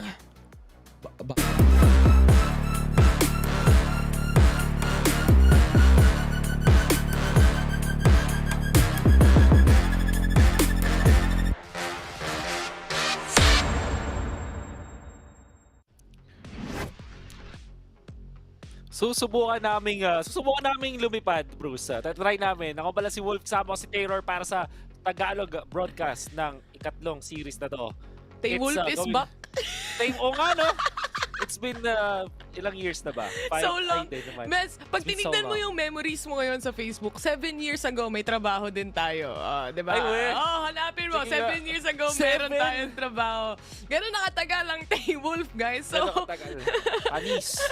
andito na tayo sa... Yung Katniel, wala na. Yung Wolf meron pa rin. Lahat na sila naghiwalay na. Itong Wolf forever pagdating dito. Pero ito na nga, third series tayo ngayon, Wolf. Na fast games tayo kanina dun sa second series. But this time around, syempre, ito na yung mala David and Goliath. The champions from the last season, makakatapat na yung mga fan favorites. Ika nga. Yes. And now we're gonna be heading into Map Veto. Isa sa mga laging tinitingnan sa dalawang teams na to ay ang paborito natin lately na Icebox. Oo nga. Na mukhang nalagpas din. Ngayon puro na-veto na yung Ascent. Hindi ko naiintindihan kung bakit. Kasi baka nagsawa na rin sila sa Icebox agad, 'di ba? Ayan, autoban. Autoban. Syempre, ayaw na nila, tama na daw kasi syempre it's one of the best maps from Naos' side. Undefeated pa sila. Kakakita ko lang ng tweet nung isang araw. And muntikan man sila matalo dito last time sa mapa na to. At the end, yung series napunta pa rin sa kabila. But an insta-ban towards that, it just goes to show the respect that 1MS has. Yeah. Itong bind, medyo mataas ang expectations ko na maging priority veto to almost with any other team kasi nakita natin yung laging one-sided ang naging resulta dito sa bind kasi pag na-master nyo talaga yung tamang rotations and yung mga set plays nyo, it's looks really difficult to really bring it back. Ito naman, makikita natin ang Sunset as our pick. Bakit may Pearl dun sa ano lang yan? Billboard. Billboard lang. Narentahan yung billboard Ang unang billboard na napili, Sunset. Sunod, they split naman para sa side ng Naos, which is understandably na pinili rin nila kasi last time that 1MS or MegaSaver played this map, natalo rin sila. So wala pa silang panalo dito at all. Yep. At kaka-check ko lang, madam, totoo nga ang diba? Totoo ang balita. Grabe. 7 years na yun! Tagal wala. Ang tagal na, no? Hindi ko rin pansin na 7 taon na pala. Napakatagal na. Pero ito. Grabe lang taon lang doon. Bata pa ako doon. Ascent ang veto map natin na matatanggal muna for this time. At Breeze naman yung magiging decider map natin dito. Yes, sir. And knowing na itong Sunset ay isa sa mga staple na ngayon na picks, I think ganun din para maganda yung pagkakabalanse nitong sa Sunset. You have lot of potential dun sa mga kakaibang mga plays like yung mga Gecko-based plays. Pero napanood natin sa first series, parang di naman pala kailangan talaga si Gecko. Pwede ka mag-standard lang na composition at kayang-kaya nang manalo dun. Even yung mga agents like Breach ay talagang pwedeng gamitin dito sa may Sunset. I'm So, actually very interested excited about dito that. sa mapa na to na Sunset kasi so far hindi pa ganun kadami yung stats na makikita mo na oo, natalo yung MegaSaver last time pagdating sa mapa na to, but that's just one game na nilaro nila, one time na nilaro nila tong Sunset map.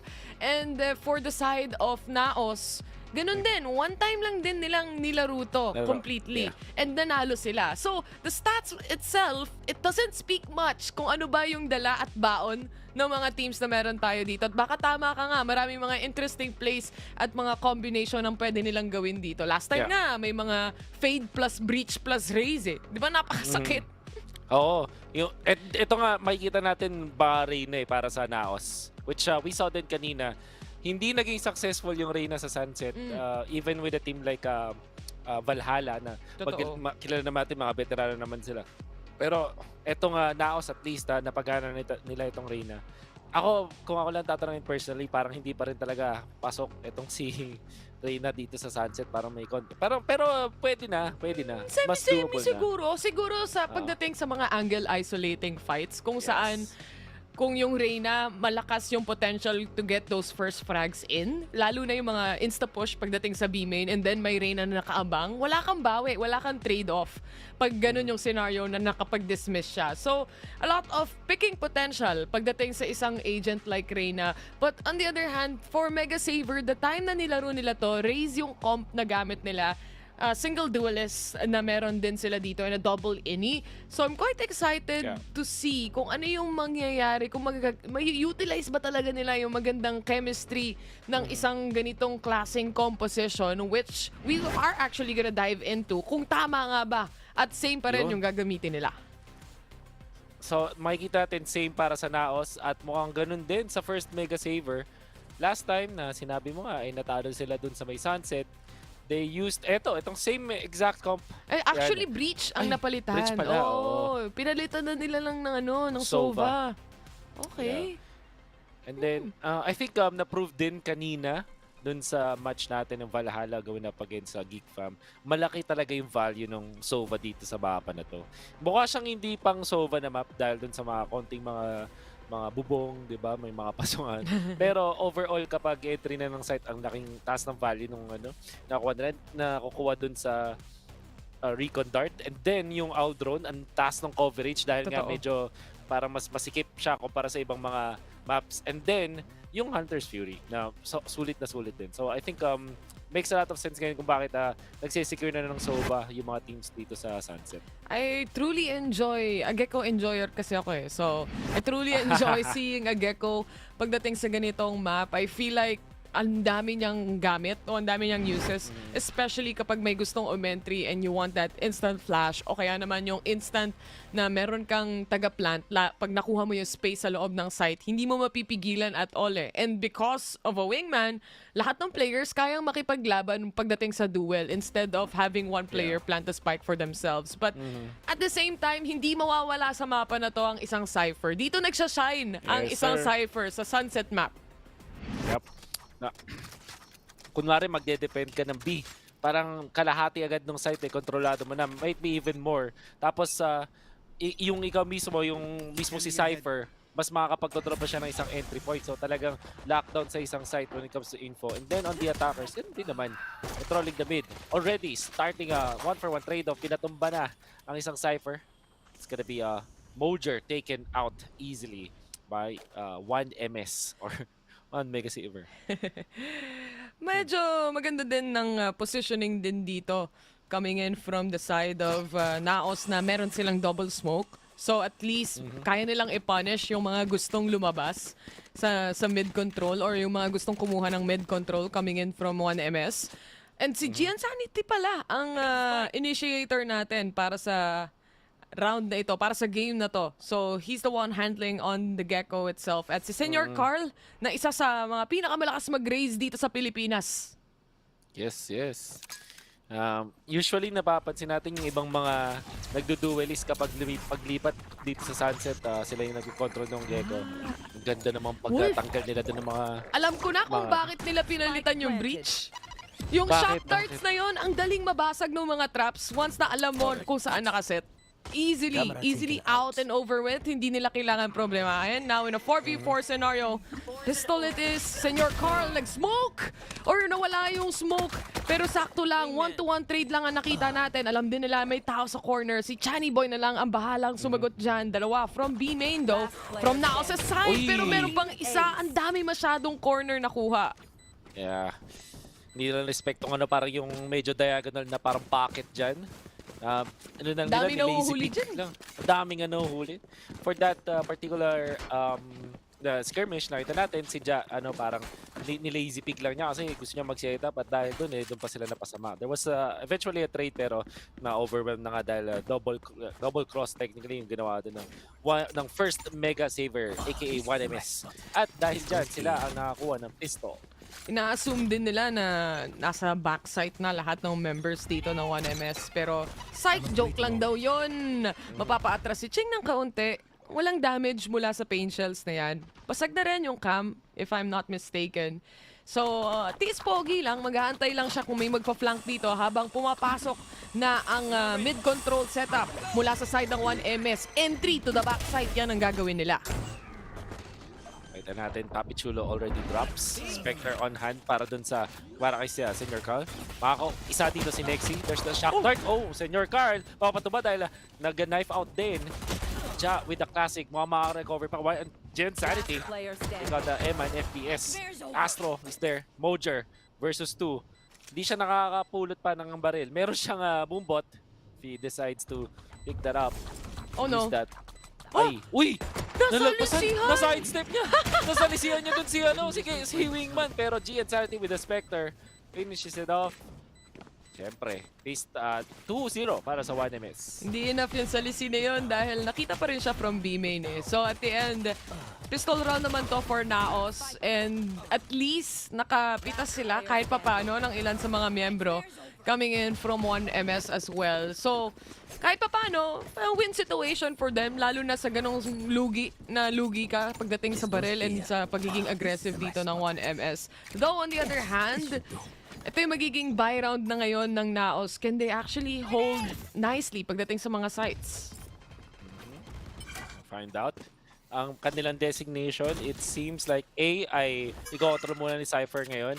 May dalawang naghahawak ng mid. At least yung entry points dun sa may mid. Tapos aggression naman dun. Push na itong si Papi Chulo as well as Mojer outside of B. Para makapagtingin. Pero si Ching mukhang handa dito sa gantong aggressive push. Kaabang lang din siya eh. Mababasag yung trip. Ibig sabihin si Ching, kailangan talagang magbantay sarado pagdating dito. The flash! It actually connected, pero may space pa rin si Mojer. Maka-segue, maka-sidestep. Hindi pagbibigyan ng 1MS yan. And the smoke from Papi Chulo at least saves him with the angle na hindi siya mahuhuli agad pero kailangan niyang umatras, kailangan niyang respetuhin yung trash na binigay dito ng 1MS. That's GN Sanity activating yung trash. Pero si Ja makakuha ng isa doon kay Ching sa 4v4. Ang ganda nung pag-control nila doon sa may B pero hindi sila mag-commit. Mas maganda yung pwesto nila dito sa A. GN Sanity magkaroon ng trash in 1 second pero si Ja para shutdown doon si GN Sanity. Hindi rin siya nakita, hindi nakatingin. And now, Nexi for Senyor Carl. Yung mga timings lang, napapasama dito ang side ng 1MS. Nevertheless, makapag-plant pa rin sila ng spike. Little bit loose pagdating sa mga gaps doon sa mid. Exactly. At si Nexi naman, alam niyang aggressive push na naman ng mga players ng 1MS. They capitalize on it though as the remaining players of Naos. Talagang babalik na lang din sa site at magfo-focus sa goal. Yeah. Gonna be another point. Ganda na sana nung cross na setup nila. Kaso yung mga timing nila dyan, puro mga hindi nakatingin yung mga members dito ng 1MS, which is very unfortunate for them. Pero syempre, Naos takes advantage of that. Yun nga lang, nagamit na ni Gian Sanity yung kanyang trash. Okay lang. Hindi sila pag-convert. Pero okay lang, mabilis din naman eh. Yun naman ang diskarte dito pag sa mga gantong moments. Tsaka kung di ako nagkakamali, napulot niya ata pabalik yung trash during the time na ginamit niya sa B-main kasi wala ring nakita. Exactly. Though hindi na nga niya nakapitalize, pero 3 rounds in, tas meron kang trash, I mean, makaka-recover ka agad-agad. Kasi so far, yung 1MS ngayon, gusto nila makakuha rin ng orb control. So, yung mga punish nila towards B main, for example, mapapaatras ka, at iba pa, para lang makuha nila yung orb. Yeah. The setup is, again, aggressive push dun sa may B. Parang lalagpasan na nila sa may main. Tapos hayaan nila pumasok dun sa may A. At nabigyan ng konting leeway itong Naos na maging aggressive. Yung mid lang yung medyo nabuksan dito. Although nandun pa rin si Nexi. Controlling dun sa A. Nandun si Ching na maybe trying to go for the lurk. Pero sobrang linis ng shot na nakakuha ka sila ng isang pitas dun sa may A. Dahil dyan, wala silang anti-flank para sa round na to. And kung mapapansin mo si Ja, nakahanda yung Hadouken niya eh. Nakahanda na. Para dito yung kanyang magiging mga smoke. And possibly a flash or a paranoia just in case he feels someone is here. And once yung paint shells na yan lumapag, it's time. I mean, double satchel this time. Paranoia, looking good. Para pigilan ng content yun. Nag-convert si Ja. Makakuha siya ng 2 kill dito. The backside and might even convert for more. That's gonna be a full wipe na eventually napatay doon si Ja. Pero yung paranoia niya yung nagbigay ng leeway sa kanila para makakuha ng maraming kills. Pare-pareha silang mahilig mag-knife out, Wolf. Parati silang nahuhuli in the middle of trying to reposition themselves and making it faster with the knives out. Ganun yung nangyari kay Senor Carl. And gaya na sabi natin kanina, si Ja, kanina pa siya nakaamba with the paranoia and he even smoked off B main. So hindi alam ng MegaSaver dito kung ano ba ang uunahin nila and wala silang makita completely. Very clean round coming in from Naos. Especially after the loss onto the pistol. I think last time na naglaro sila, nakalaban nila yung ZOL, wala silang napanalong pistol round. Ooh. Double check ko. Makita natin agad. In that case, meron agad malaking improvement. At yun, tripwire ay Totoo! 6 na agad. pistol rounds. 3 maps yun against ZOL. Wala silang nakuhang pistol. Alright. Well, mukhang yun pa rin ang kanilang kailangan tignan. However, nakakuha pa rin naman sila ng 2 puntos sa ngayon. Mukhang magkakaroon pa mas marami pa on this anti-eco. They get 3. Astro, titira, may makapagpagin ni Papa Chulo. Just like that. And then Ching. Lalaro na lang na kanyang bola. At, nice shot. Gets the sheriff. 1 tap. May get more. 1 bullet. Kailangan mag-reload. Cage triggered. Gamit na cyber cage. Aakyat.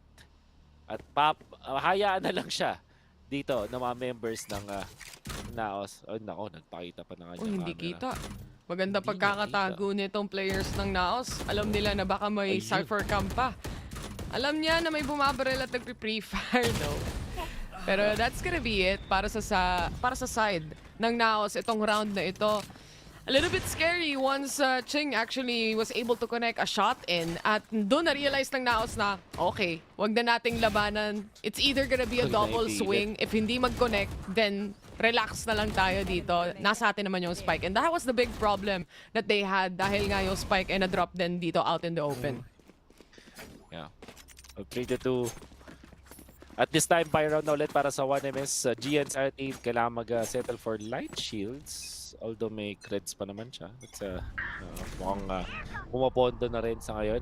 Showstopper gagamitin. Napakagandang paranoia. Hindi ko connect ang showstopper do.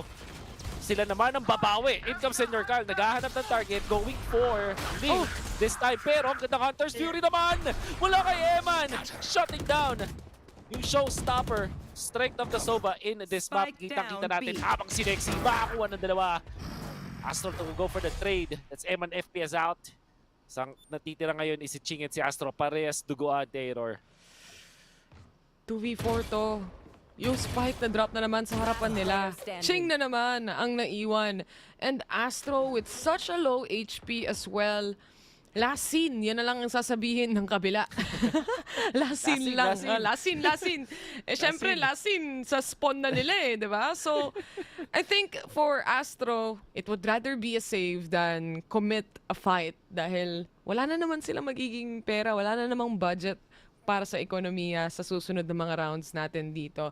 And I feel like for gaya ng sabi ko kanina sa mapa na to, dito talaga nagsashine yung mga Cypher. And Nexi is doing a really good job handling B site here and whatever site he's on. Yeah. Looking looking really strong para sa Naos. Ang ngayon ganda ng mga ano nila no, mga space taking nila na napapansin natin. Umaangat dun sa may bandang B out after 10 main. seconds left. Then making sure na they're spending their time. Tapos yung mid medyo binibigay nila pero yung napapansin natin dito, it seems like 1MS hindi pa na-identify yun. So hindi pa nila tinitake over yung mid at yun ako. Ang tagal hinintay, nahanap pa rin ni Mojer. They're on the hunt. Alam nilang lamang sila sa baril, sa pera, at sa iba pa. Kaya naman, they're gonna take the opportunity to at least find him and pin him down para walang magiging rifle para dito sa susunod na round. Timeout has been called.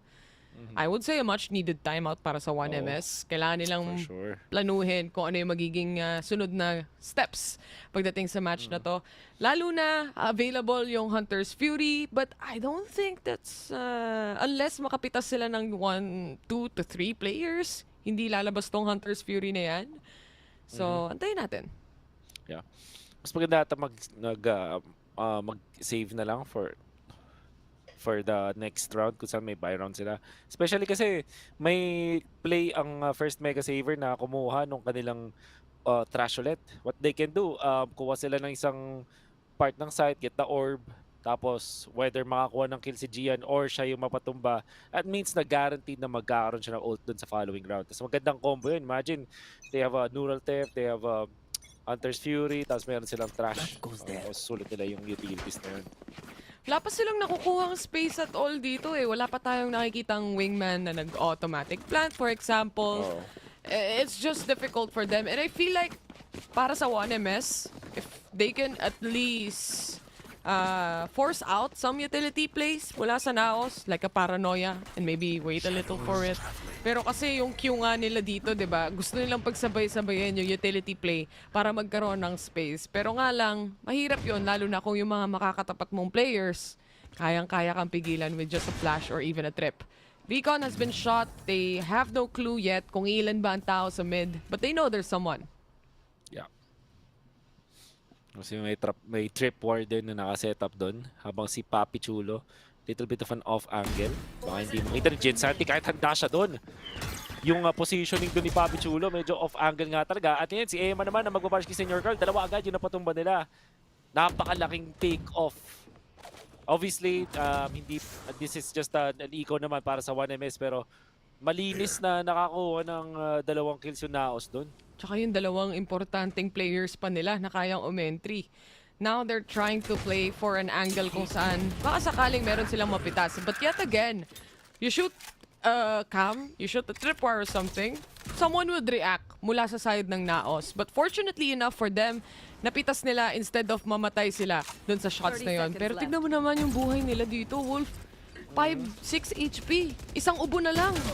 I know exactly. Nakapatay pa. Pero nakakuha sila ng dalawa. That's Jig. And then Papi Chulo dyan naman. Mukhang for 2. Ja to finish it off. Obviously, alam natin na lamang yung Laos doon. Pero, fortunately, ay, actually, paggamit sila neural theft, no?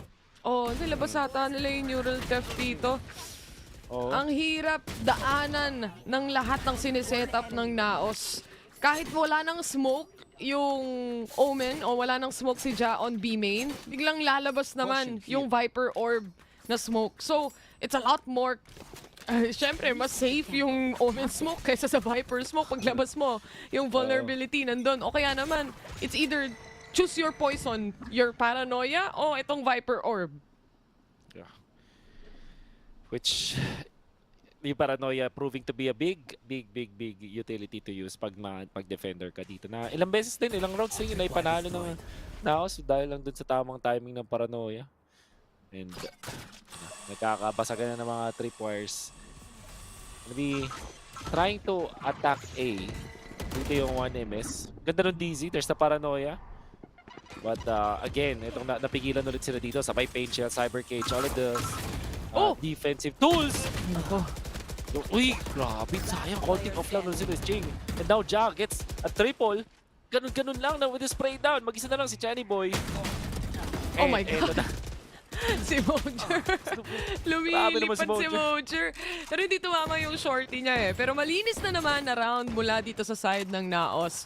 Makikita mo talaga na this team, has been great since the start. You have very tenured players, experienced players, perhaps even Eman being on VCT Pacific as well para sa isang nag-ascension team na Naos. So that's quite huge. Kailangan mong, yung foundation nila is already built and 1MS is just trying to build that so far. There. Ganong pakita dito ng Naos, lalo na dun sa isang buy round na yun. At sis Ja na napakaganda na kanyang pagkaka-spray. Hindi lang ito yung unang round na multi-kill siya. Malapit siyang umabot sa kanyang ultimate. Oh my Speaking of goodness. Ja, gets another. That's G Insanity out dun sa may gitna. Phantom to the head ng mga light ng, actually walang light shields. In fact, dito ng mga MS. Kaparating ang bomba, na-distract doon si Ja. Senior Cal to take him out. At mukhang makakapasok sila dito. Nice. Oo, mga 3-4 dito. May reload siya at may patalon-talon dun sa may kanan. 4 versus 3. At makapag-left ang 1MS. What a shot mula kay Cheng. Good on the swing. 3v3 scenario, may camp pa siya. At least kahit papano, nahanap niya yung isang player dito. Senor Carl, on the other hand, is also tagged. Johnny Boy, Hunter's Fury available, pero eco round ang 1MS ngayon. Papi Chulo securing that double kill and now down to 1. Cheng, kaya pa ba niyang ilaban to? Safely planted pa, so kailangan niya talagang mag-push, Wolf. Oo. Well, sa Nico nakakuha sila ng 3. Pero winnable eh. Winnable talaga. Yun lang. Yung timing nung dart mula dun sa spike up ni Nexi na punta si Senior Cal sa bad spot. Kasi parang nagtanggal pa siya muna ng kanyang ng dart. Tapos eventually naabangan siya ni Papi Chulo. Sobrang crucial nung double kills ni Papi Chulo doon magkasunod. Kasi parang yun talaga yung nag-allow na makapasok ulit yung Naos. Eventually, mayroon din isang mapapatumba doon si Ching, but unfortunately not enough. 7 points para sa Naos. Yes, okay. Tsaka gusto ko tong changes nila pagdating sa mga rounds na nakikita natin from Naos' side. Time and time again, nagpapalit yung Viper, which is si Papi Chulo at si Ja ng positioning. So you just couldn't expect where the paranoia will come from. Kanina, sa last round before this, it was Ja towards mid and then A. Now, it's B control for him. Nasa taas lang din siya ng market as well for that upper hand position kung sakasakali man. And he's quite aware. May naririnig siyang drone towards B main. Mukhang magre-ready up na sila ng kanilang mga setup dito. As the smoke is here, naantay lang ng 1MS na mag-dissipate yung smoke na yan at marire-smoke ulit sila. Nag-smoke. Wala din. Pero si Mojer ay merong showstopper. Habang si G Insanity, available din yung kanyang trash. Pero sobrang lalim na. Mga members na Naos dito. In fact, makakisa na doon si Ja. Sobrang bilis. That's Ching out. Atras. Space ulit yung nakakuha nila doon. Rinig na rinig to though. Maka-cut off ata to ni Eman. Ilan ang makukuha niyang kills yan ang tanong. He only gets 1 pero that's more than enough. Kailangan niya nang umatras. Alam niya na si Mojer ang makakasalo ng ibang mga kills na yan. Trades after trades, bait and switch, malala. Chani Boy good on the kill. Paranoia wouldn't connect. And a calm before the storm. A 3v1 scenario. Nasa kanya naman yung spike dito, Wolf. Yes. Ganda nung patience nung dalawang members actually ng Naos. Kung sakali na magkaroon ng mga swing ganun, parang napapansin natin na after the paranoia, ang ginawa lang is, ako na lang, sige, nandun si Mojer with the trade. So, good body system coming out from Naos. Actually, makapag-plant pa rin dito si Chani Boy. Ang ganda rin nung eventual pick-off niya doon kay Eman. Yun nga lang, 3 ang kanyang katapat. Ano ba? Mayroong dalawang controller pa. At yun, hindi na nga kinailangan Ja. Solido. Every round may impact si Idol Ja ngayon Pre-fire malala pagdating dito sa back end of the site and it's more than enough to wallbang and do a lot of damage para dun sa natitirang player sa side ng 1MS. But, I mean, Ja is usually a duelist anyway, right? So, expect mo talaga when it comes to movements and really placing himself around the map, kayang-kaya niyang gawin yan. If he can do it with a jet operator setup na kaya niya mag-reposition into some place at some time, kayang-kaya niya rin gawin with an Omen, lalo na may tipin din yan. So, so far, 15 kills, 5 deaths na siya. At para naman sa side ng 1MS, parang hindi pa nila nahahanap yung solusyon. May operator pa sa kabila. Aggressive shrouded step. Ayun, makakaisa sila. na konting distraction. Mojer with the operator, hindi tatama. We're gonna go for the Hunter's Fury. Palitan dito. Ang dalawang Hunter's Fury. Ay, may nakuha! Mapatay si Ja. Tinatry tumalon ni Ja yung timing. Unfortunately, hindi enough. At nakadalawa doon ang 1MS. They haven't figured out yung pag-push at pag-plant for the past 10 rounds. Pero ngayon round 11, handa sila. Trash gagamitin. Senior Carl traded off. Yung nahilo. Nakondos and that's it. Astro for the double. 3 points para sa 1MS. Ang ganda ng round na to for them. They really actually talagang nakuha nila yung momentum pagdating doon sa paggamit ng utility nila. Sabay-sabay, lalo na yung wingman, hindi na siya nagpa-plant eh. Actually, it's Shiny Boy planting the spike. And Giansanity wants to go a little bit deeper and have control towards that backside with the help of a trash, a wingman, and then kapag may na-stun na isa, may drone pang lumilipad. So wala ka talagang takas pagdating sa information game dito ng 1MS. And if magtuloy-tuloy pa yung mga rounds na ganito, especially, ang goal nila ngayon is ma-8-4 to. Hindi ganun kalayo yung gap sa score. Namit na yung Viper speed dun sa may B, pwede nang iwan. Ganda nung camera nila dito. Even yung timing. Nung nakita natin mula dun sa smoke, ang ganda. Senior Count, shut down. Madami pang ulti, pwedeng ibuhos dito yung Naos. Neural Theft, they have the showstopper. Kaagamit lang ng Viper speed. Habang si Ching, ayun, na-shutdown na. No showstopper for you. Naglabanan yung Beyblades. Diba? Nagkatitigan yung dalawang Beyblade sa taas. Yun na yun, pero... na. Nilapitan din niya eh. Nilapitan din. Pero cam setup sees to... Uy, si Eman, nagko-connect pa yung shock darts niya from above. It's gonna be Astro, but it seems like Naos is clearing out in the retake position here. Ubos ang mga players ng 1MS and we close things off to a 9-3. Yup. Sobrang on point ni Eman ngayon. And obviously, yung mga ibang members pa ng Naos like Ja, didn't even need yung neural theft dito ni Nexi kasi yung timing na nakita natin was there. At kahit yung pag-check niya dun sa naka-elevate na member ng 1MS, punishing Astro as well as Senior Carl, that means na makakuha sila ng 9 points in this game. At alas lahat ng panalo dito ng Naos, parang hindi nila kinailangan masyadong paghirapan. It looked very natural. Ang ganda nung kanilang retakes every time. Totoo. It definitely looked very natural. Alam mo yung parang meron silang protocol every time may nangyayari dito sa buong mapa na to. It's a step-by-step solution that Naos is bringing to the table here. And it just goes to show kung ano yung foundation nila as a team and kung paano sila nagpe-perform together or alongside with their teammates as well. Nakita natin yun dun sa mga trade-offs na ginagawa ni na Eman and Mojer kanina towards Styles. Pero ito, mag-iiba yung storya. Magpapalit tayo ng sides this time. 1MS on the defense. And tignan natin kung makakabawi ba. At least si Senior Carl. Sayang yung showstopper niya dun sa last round, no? Yeah. Sayang na sayang. Pero, this is what it is. Lipat naman tayo sa second half kung saan ang defenders naman ay ang 1MS. With the Gecko, tsaka itong Raze, I think maganda yung kanilang depensa kasi may dami nilang mga molly. Baka ba to? But this time, ayun, i-overwhelm siya. 1-for-1 trade-off. Nakaisa pa sila doon. Pero si Ching ang kukuha ng positive trade para dito sa 1MS. Yung Chani Boy, taking out Nexi. Aba si Papi Chulo. Trying to man fight against Astros with Chani Boy. Napaloon niya doon yung Sova. Buta siya sa may bandang kabila. At least, Astro. na-setup nila yung one-way smoke as well. Astro very low.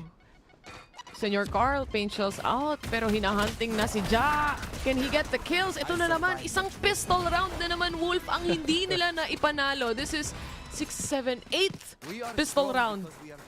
Grabe, 8 in a row. Para sa Naos, medyo mapapakamot ka talaga. Ganda nung pinakita dito naman din ng 1MS. Especially dun sa mga trades na nakita natin, yung mga double peaks. Converting in yung mga nakita nating aggression mula kay Ching, pati kay Giansanity na papalitan din agad. Johnny Boy was ready for that, and as well as Astro. So dahil doon yung Naos nauubusan resources to the point na wala na pag nagkaroon na ng laban, 3v1 na yung huli. Not a winnable round at all para sa Naos. And I think ang bilis nilang ma-punish yung mga Dizzy, for example, dito ni Giansanity.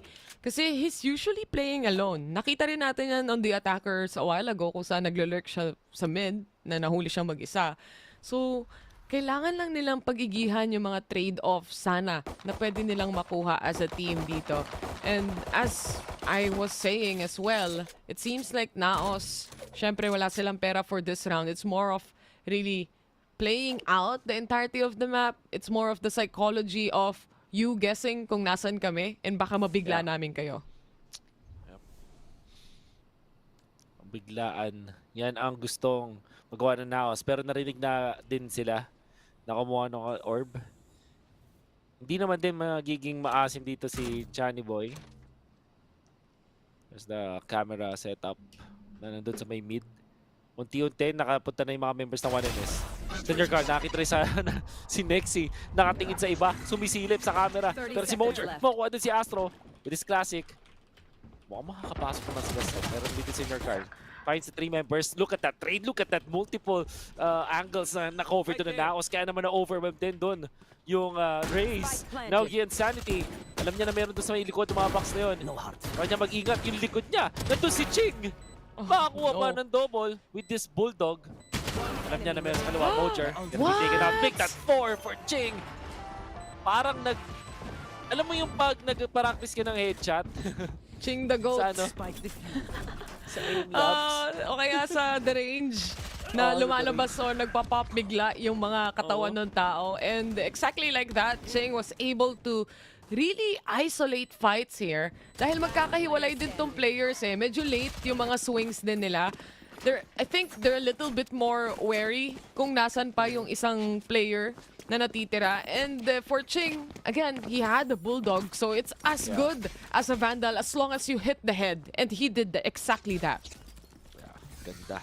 Ganda ng recovery for sure. But here we go. Gun round or bonus para sa 1MS. Para naman sa Naos, ito na yung kanilang buy round. Maganda pa rin yung depensa dito ng 1MS. Meron pa silang Vandal, tas 2 Bulldogs. Then a lot of utilities to boot. So, not exactly nalugi sila dito sa paparating na bonus nila. Tamang orb control lang para sa B-site. Sabay, nang lang sila dito ng snatch. Sabay takbo. Hindi takbo, walk lang pala. Kasi maririnig sila. Yan. Tama. Sa tama naman, di ba? Caution here. Alam nila na may sinisignal nila na meron doon. Mukhang A yung kanila target. Pero yung spike medyo malayo-layo pa. Tumacheck lang din si Eman. See kung ano yung magiging... Wala pa rin info na nakuha yung Naos. Tamang play for picks lang para sa side nila dito ng Naos specifically. Siyempre, ito yung buy round nila eh. They wanna make sure na at least makuha talaga nila tong round na to. Double shock darts. Kanina ginawa na ni Eman yun. Pero Mojer, already on site? Uy! Excuse me? What? Is that even... Hello? Is that legal? Hello? Ewan ko ba? Mojer though, hindi na tama yung showstopper niya pero tumama yung shot niya. Okay na daw, at least nakapitas. Pero Ja to fall down. A 4v3 scenario right now. A retake happening immediately para sa side ng 1MS. Pero mukhang 1MS shot ang ibibigay dito ni Eman. Good for 1. That's only what he gets. G Insanity to fake tap para ma-force si Nexy. And it was a successful retake for 1MS. Very, very good retake mula dun sa 1MS. At nagsimula din dun si Nexy na hindi natamaan dun ni Mojer. Tapos siya yung eventually nagbigay ng info for the team at nakakuha ng multiple frags afterwards. Ito yung mga kakaiba mula dun kay Mojer.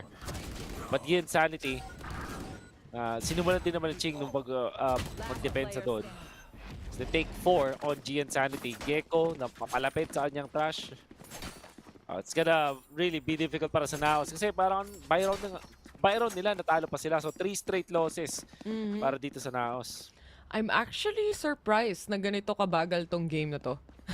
Knowing the players like G Insanity na nagsastrive dun sa mga fast takes, fast angles. And then you have Naos na nagwawala si Ja. But it's not like that. It's more of really...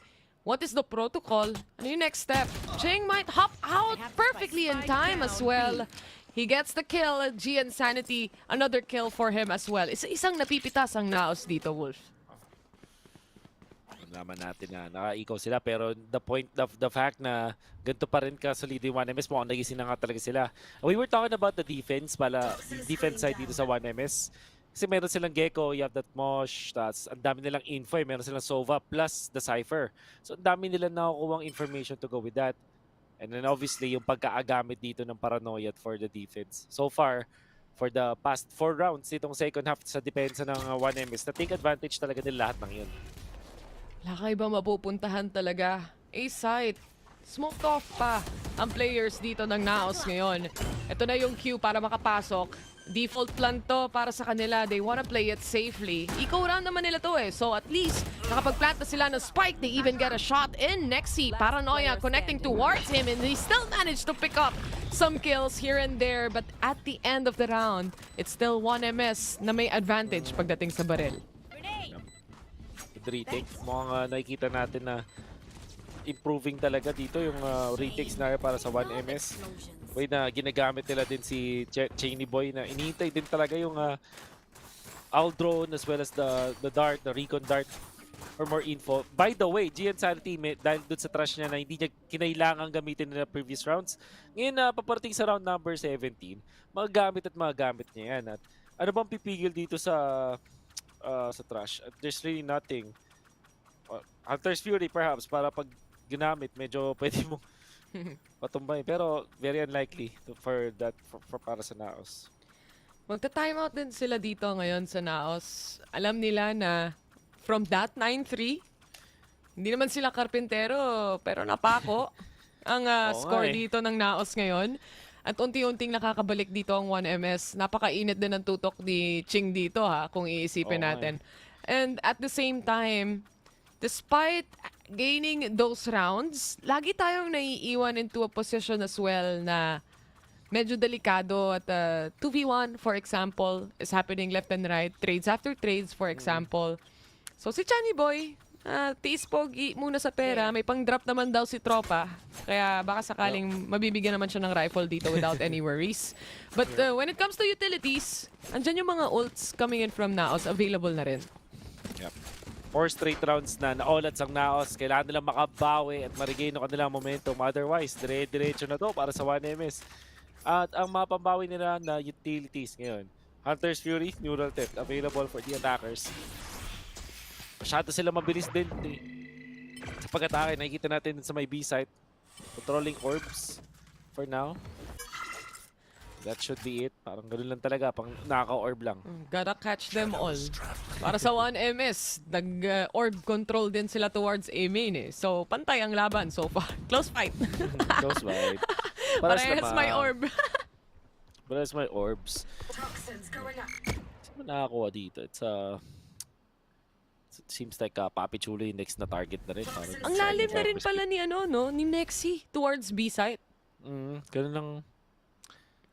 Siya naiiwan after nila mag-orb. Tago siya dun sa parang crate ba yun? Or parang billboard na board. Memo board or something. Memo board. At ang isa lang nagde-depends doon. Pero Cypher kasi ito eh. Hindi siya talaga makakuha ng essentially na mga kills, pero nakakapang-slow down siya eh. And meanwhile, si Senor Carl, naisa na agad si Papi Chulo. Tamang hinala ang mga members na Naos dun sa mga traps, pero hindi nila alam nandun sa may link. Dun sa may right side. No, nadaplisan ng bala dito si Ching. And to be fair, para sa side ng 1MS, napeke sila dito May trash pa naman. Kung gusto nilang gamitin and create that space for a retake. At susundan to syempre ng ibang mga players nila. With the Hunter's Fury falling down as well. Nexi to hold down the fort and Naos. Si Emma na lang ang naiiwan dito. At dito na rin yung recon. Ping the spike pero sa harap niya si Ching na. Baka disaster nun para sa Naos. 1MS, all they had to do, maghanap ng targets, gamit yung Paranoia, tapos kontra din with Trash. Yung paggamit ng Trash, parang nagkabaliwan sa side ng Naos. Hindi na alam kung lalaban sila o hindi, so parang may big disconnect. At dahil doon, paisa-isa silang napatay. Tsaka at the same time, kahit na napatay ni Nexi yung Trash na yon, masyadong chaotic na Mauubusan ka ng bala at the end of the day. And capitalize to syempre ng 1MS. And aside from that, kung tutuusin, it was actually a fake towards A na nabigay or na sell out dito ng Naos. Unfortunately, 1MS when it comes to retake, it only takes a few utility play and they were able to do that. And GN Sanity, dahil dyan may operator na siya. Buy round pa rin to ng Naos. Ang dami pa rin nilang mga commit. The fact na napatumba dun si Nexi, sobrang laking bagay na yan. At sa operator malaki GN Sanity, siya ay nandun sa may bandang gitna. Baka magkakitaan pa in a while. GN Sanity, napakagad ng pick-off at may mataas na potential makakuha pa siya ng additional pa. One-way smoke. Makakatawid ang ibang mga players dito ng Naos towards mid. Pero may rotation na rin na nanggagaling sa kanilang Cypher from 1MS side. Crossfire malalato. Ching has to peek. Pero hindi na makukuha yung kill. And Papi Chulo, wala na siyang nakita. Biglang sumabog na lang. May isa pa. At sumabog din siya. Pantay ang laban. Pantay. 2v2. Good shot from Moja with the showstopper. Baka makita si Astro. Yun, naka-recover din. Naka-reset ng kanyang aim. Now it's up to GN Sanity. Operator on hand. Ilalaban ba niya to, Tay? Mukhang ngayon, ilalaban niya. Laban, walang bawi. I mean, pag nakapitas siya ng kahit isa, kapag na-clear niya tong mga angles, then it's already a big chance na possibility pa. Tsaka may mga utility pa siya eh. He has a flash anyway, compared sa mga ibang mga agents, for example, na natitira, na walang flash capabilities. But hearing that flash gives away a little bit info para sa side ng Naos at nakaabang na yung dalawang players dito ngayon kung sakali mang may lumabas. Pero walang napitas si GN Sanity kaya atras na lang siya. Finally, nakalagpas sa 9 points ang Naos. Kanina pa nila hinihintay. Nagsimula yan, syempre dito sa pag-recover ni Mojer. Tapos nakakuha pa siya ng isang kill afterwards. See na nabawasan pa doon ng isa side of Naos. Pero overall, ito na. 10 points to 8. Baka ito lang yung kailangan nilang i-break na boundary. Yung 9-point score. Kasi ayaw nila na 9-3 curse sila ng slight doon eh. So, maybe this time, makakabawi na nga sila. But they still have one more problem. It's that operator setup still in play dahil na-save nila yan for that round. Dizzy coming up, they're aware na may mangyayari or magaganap. Pagdating sa A-side, what a pick, what a swing. Mojer secures one. And mukhang umiinit na talaga si Mojer dito, Wolf. Kahit may mga smokes, kahit may cyber cage, kahit yung nakita natin kanina na through the smoke. Through the smoke. Pinakaya. Well done from Mojer. And totoong nag-iinit na nga talaga siya dito. Still, hindi sila magiging sobrang aggressive. Babasag lang sila ng mga 3-4 dito pero mukhang A pa rin yung target nila. Grabe yung angle. Sobrang lapit nila sa isa't isa. Pinagtagpo pero dili pa tinadhana. Nakarinig si Mojer though. Alam niya na may tao pa rin sa elbow. At baka makuha pa nga niya. Yung pagtitiis niya nag-pay off. Oo. Pero yung nakabang sa kanya. Hindi pa rin siya sisilip. Meron siyang satchel. Jump pick nga, isa nga, patingin. Isa nga. Patingin nga ng jump pick. Jump pick nga. Dry pick ang ginawa niya. Yun nga. Ayun ang jump pick. Ayun ang jump pick. Immediate DC para maka-cover yung kanyang retreat. 25 seconds left. Exactly where you are. Gamit yung neural theft. Yan ang kay Nexi sa mga attackers. And now, pwede nga sila makapasok. Alam nila kung nasa mga kanilang kalaban ng gandong toxic screen ng mundo na binaba. Grabe, daming 1v1. Ja versus GN Sanity. GN Sanity ang mapapatumba. Hindi tumama yung bala. Ja to claim that one at makapag-plant pa, umabot. Ang ganda na sana ng pagbaba ng toxic screen. Ay, toxic screen. Oo, tama, toxic screen. Pati Cypher Cage, nalaro nila. Pero nahuli pa din talaga sila eh. And again, napakalaking bagay nitong 2 initial pick-offs na ginawa rin ni Mojer in controlling elbow. Because of that, 1MS is a little bit more wary of their surroundings at hindi sila makakuha ng mas malalim na space for the defense itself. At maraming pros ang isang operator setup pero one of the cons definitely is kung ikaw na lang ang natitirang nagre-retake sa loob ng site on the defense. Mahirap siyang ilaban pagdating sa mga rifles na nakikita natin from the side of Naos. Lalo na kung ganun kadami yung mga smoke. Yes, and also, lalo din pag ganun yung distansya, tapos naka-phantom yung kalaban, napakahirap na ma-outplay yung operator. Kailangan talaga magkamali yung naka-phantom, but kita naman natin na hindi magkamali na ganun-ganun lang. 1MS will call a timeout for this. Much needed din. If they lose this, tingnan mo yung pera nila, malulugi sila sa susunod na round kung saan match point na yun na Naos. So, actually, considered na must win to para sa first MegaSaver. It is. Dapat mapanalo nila to or else baka Sheriff lang ang mabili nila for the next round. Well, may round bonus pa rin naman dahil round loss bonus na pwede nilang makuha dahil sunod-sunod na rin yung mga rounds na Naos actually wins it. At the same time, I feel like nababasa na rin ng Naos kung ano yung mga space na kaya nilang makuha against 1MS. After so many rounds na napako sila sa 9 scoreline, finally, nakukuha na nila at nababawi nila yung momentum dito. It's more of a play for picks right now. Spike has been dropped sa base. And really, it's more of players trying to control scenario here. And kung sakaling may mapitas, then we can move forward. Yeah. Ang tanong, may mapipitas ba? Slow and steady ang ginagawa dito ng Naos. Speaking of slow and steady, ganun din yung 1MS. Walang pupush sa kanila. Di ganun yung kanilang defensive playstyle. Just have 2 members sa bawat side, tapos isa sa mid. Speaking of mid, it's in your card with the Guardian. So ngayon, B, ang pinagdedesisyonan dito ng Naos. 37 seconds. Nakaparke sila dito sa labas ng B. Smoke, na-set up na. Wala pang basag na traps kahit paano. So hindi pa rin aware ang Naos saan manggagaling itong mga trip wars na yan. Wingman wouldn't be spotting anyone, but instead GN Sanity, at least mapapunish niya yung dalawang players mula sa side ng Naos. Dahil dyan available na yung trash! Masyado nga lang malapit na yung mga players ng Naos dito. They only have 10 seconds remaining to plant the spike, but space definitely created for them to do so. Lain ni Chani Boy din dito. Ganda nung pag-rat nitong mga members ng Naos. Nagkagulatan, nakakuha pa rin dalawa ng sabay. Only 1 remains. Going to be Chani Boy. Baka ito na yung huling rifle ng 1MS, so parang pwede yata i-carry over to next round. Kasi match point na ng Naos eh. Hindi ka na pwede magbigay ng basta-basta. Kaya ba niya i-clutch to up against 3 members ng Naos? Napakahirap na sitwasyon. All or nothing kind of scenario na lahat nag-aantay pa sa B main. And I think he realizes this. Naghahanap lang parang yung scenario kay GN Sanity kanina na okay, hanap tayong pick-off, baka sakaling meron pang mapitas.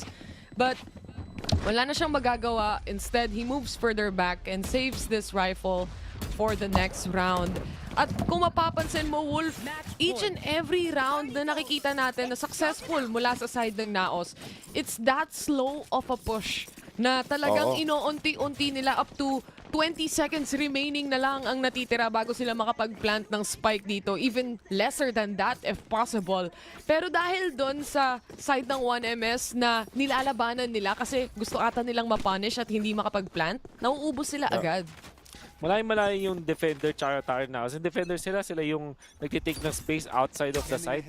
Ngayon parang sila yung nag-iintay. Parang medyo satisfied sila sa orb pa lang tapos maghihintay talaga sila ng pickups. Uy! Flash! Na-busy silang barilin yung Dizzy dito. GN Sanity takes on the opportunity. Papi Chulo, malapit na sa kanya.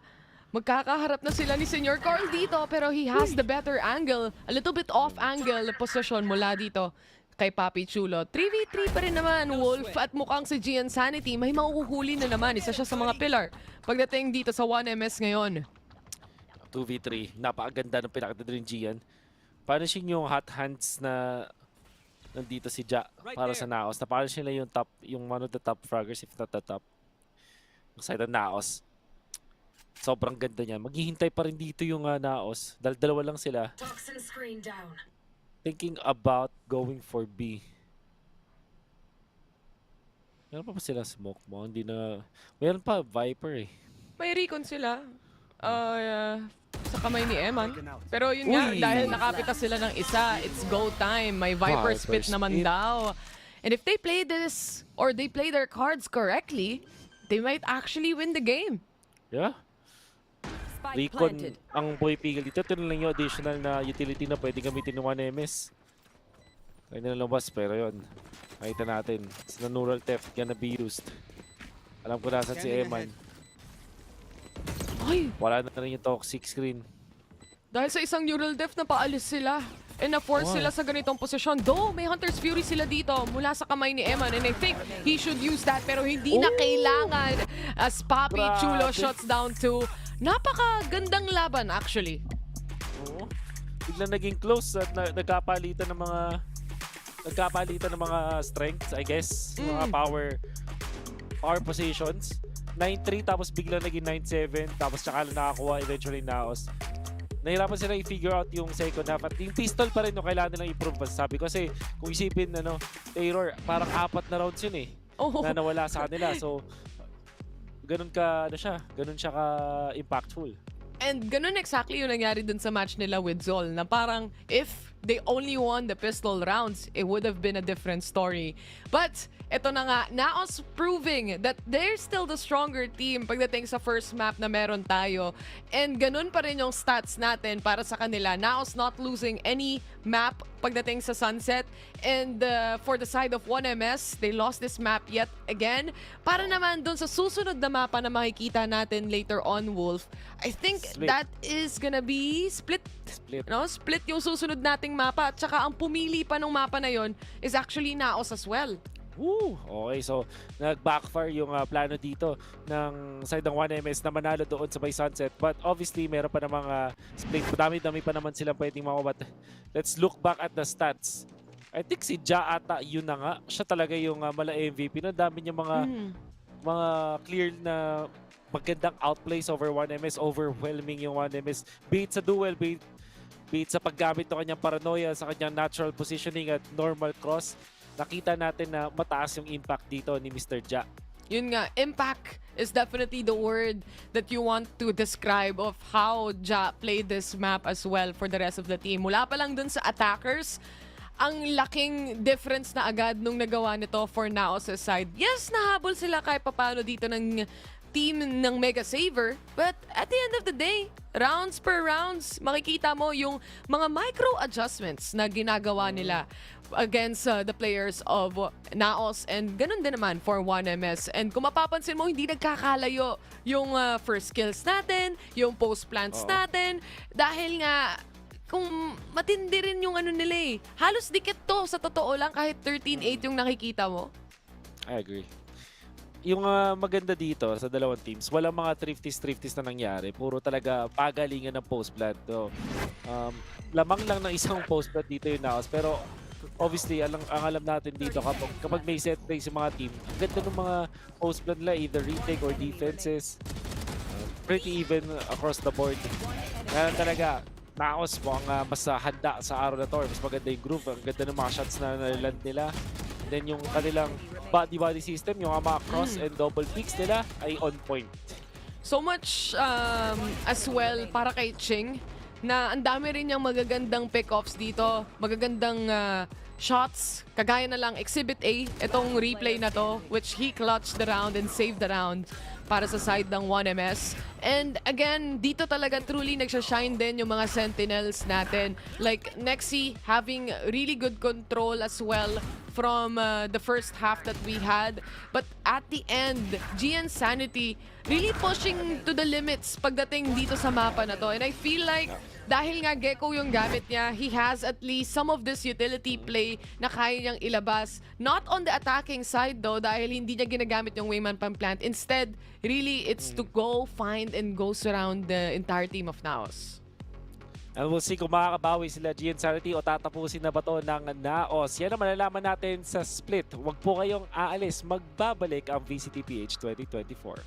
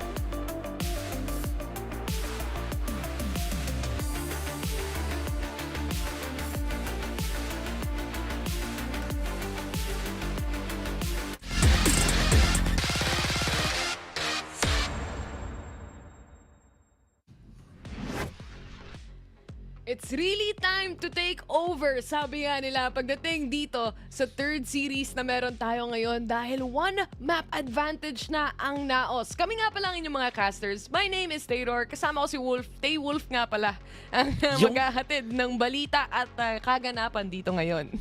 Yes, sir. Ang nakita natin nung una is, sinabi mo nga, it's Naos leading by 1 point dun sa may after winning Sunset. Ngayon, sobrang tricky na para sa 1 MS or first MegaSaver kasi yung map pick na susunod is actually the choice para sa para sa Naos. Yun nga interestingly, nanalo yung Naos syempre pagdating doon sa map number 1. Nadikit nila yung 9-3 na yon for the side of first MegaSavers pero malay mo, pangpainit lang pala ng first MegaSavers yon pagdating doon sa first map nila. It all depends here on split. And I'm actually curious kung si Gian Sanity ba magduduelist this time around. Yeah. Kasi pag nasa split, balikan natin for example yung laban ng Naos going up against, ng first MegaSaver, I believe naka-ano sila nun na siya yung isa sa mga duelist. Kung nagkamali siya yung nagre-raise noon. I can fairly remember na meron akong memory na nakaano sila. Kalaban nila yung Geek Fam noon and was hindi GNSRT with the Jet pala. Ang race pala nila doon is si Senior Carl. Oo nga naman. Si Senior Carl syempre siya yung mag-race. Yeah, GNSRT plays the Jet doon sa double duelist comp nila sa split. Pero ito last time they met with Oasis as well, nilaro nila yung split. And si Gian Sanity yung nag-jet during that time, if I'm not mistaken. Yeah, siya yung nag-jet that time. Siya yung top fragger that time as well. And I feel like he's also such a powerful type of duelist na kayang magdala ng chaos. Enough chaos to make Naos think na ano ba yung nangyayari, paano natin naayusin to. And again, it's that type of duelist na hindi mo matansya kung ano yung next niyang gagawin. Yeah. Alam naman natin ito pag nakaramdam si Gian Sanity ng kanyang momentum, I guess makulit siya talaga around the map, like never repeats yung discarte niya for each round and then really opens up the space for the team. At maganda dito kung sakaling itutuloy nila yung comp nila ng double duelist tapos backed up sila ng isang breach. Ang ganda talaga nung aggression na nabibigay nila. However, hindi to ibig sabihin na sure win na sila. Like we said, this is a map pick para sa Naos. And when you're looking at the performance ng first MegaSaver dito sa split mismo, is natalo sila against Oasis and then natalo din sila against Geek Fam. So, medyo masakit yung sa Geek Fam kasi hindi, kumbaga, I mean, it's one of the invited teams that we have right here, but you have higher expectations when you see lineups like Ching, Gian Sanity, and Senior Carl, even Astro na dating naglaro for NGX.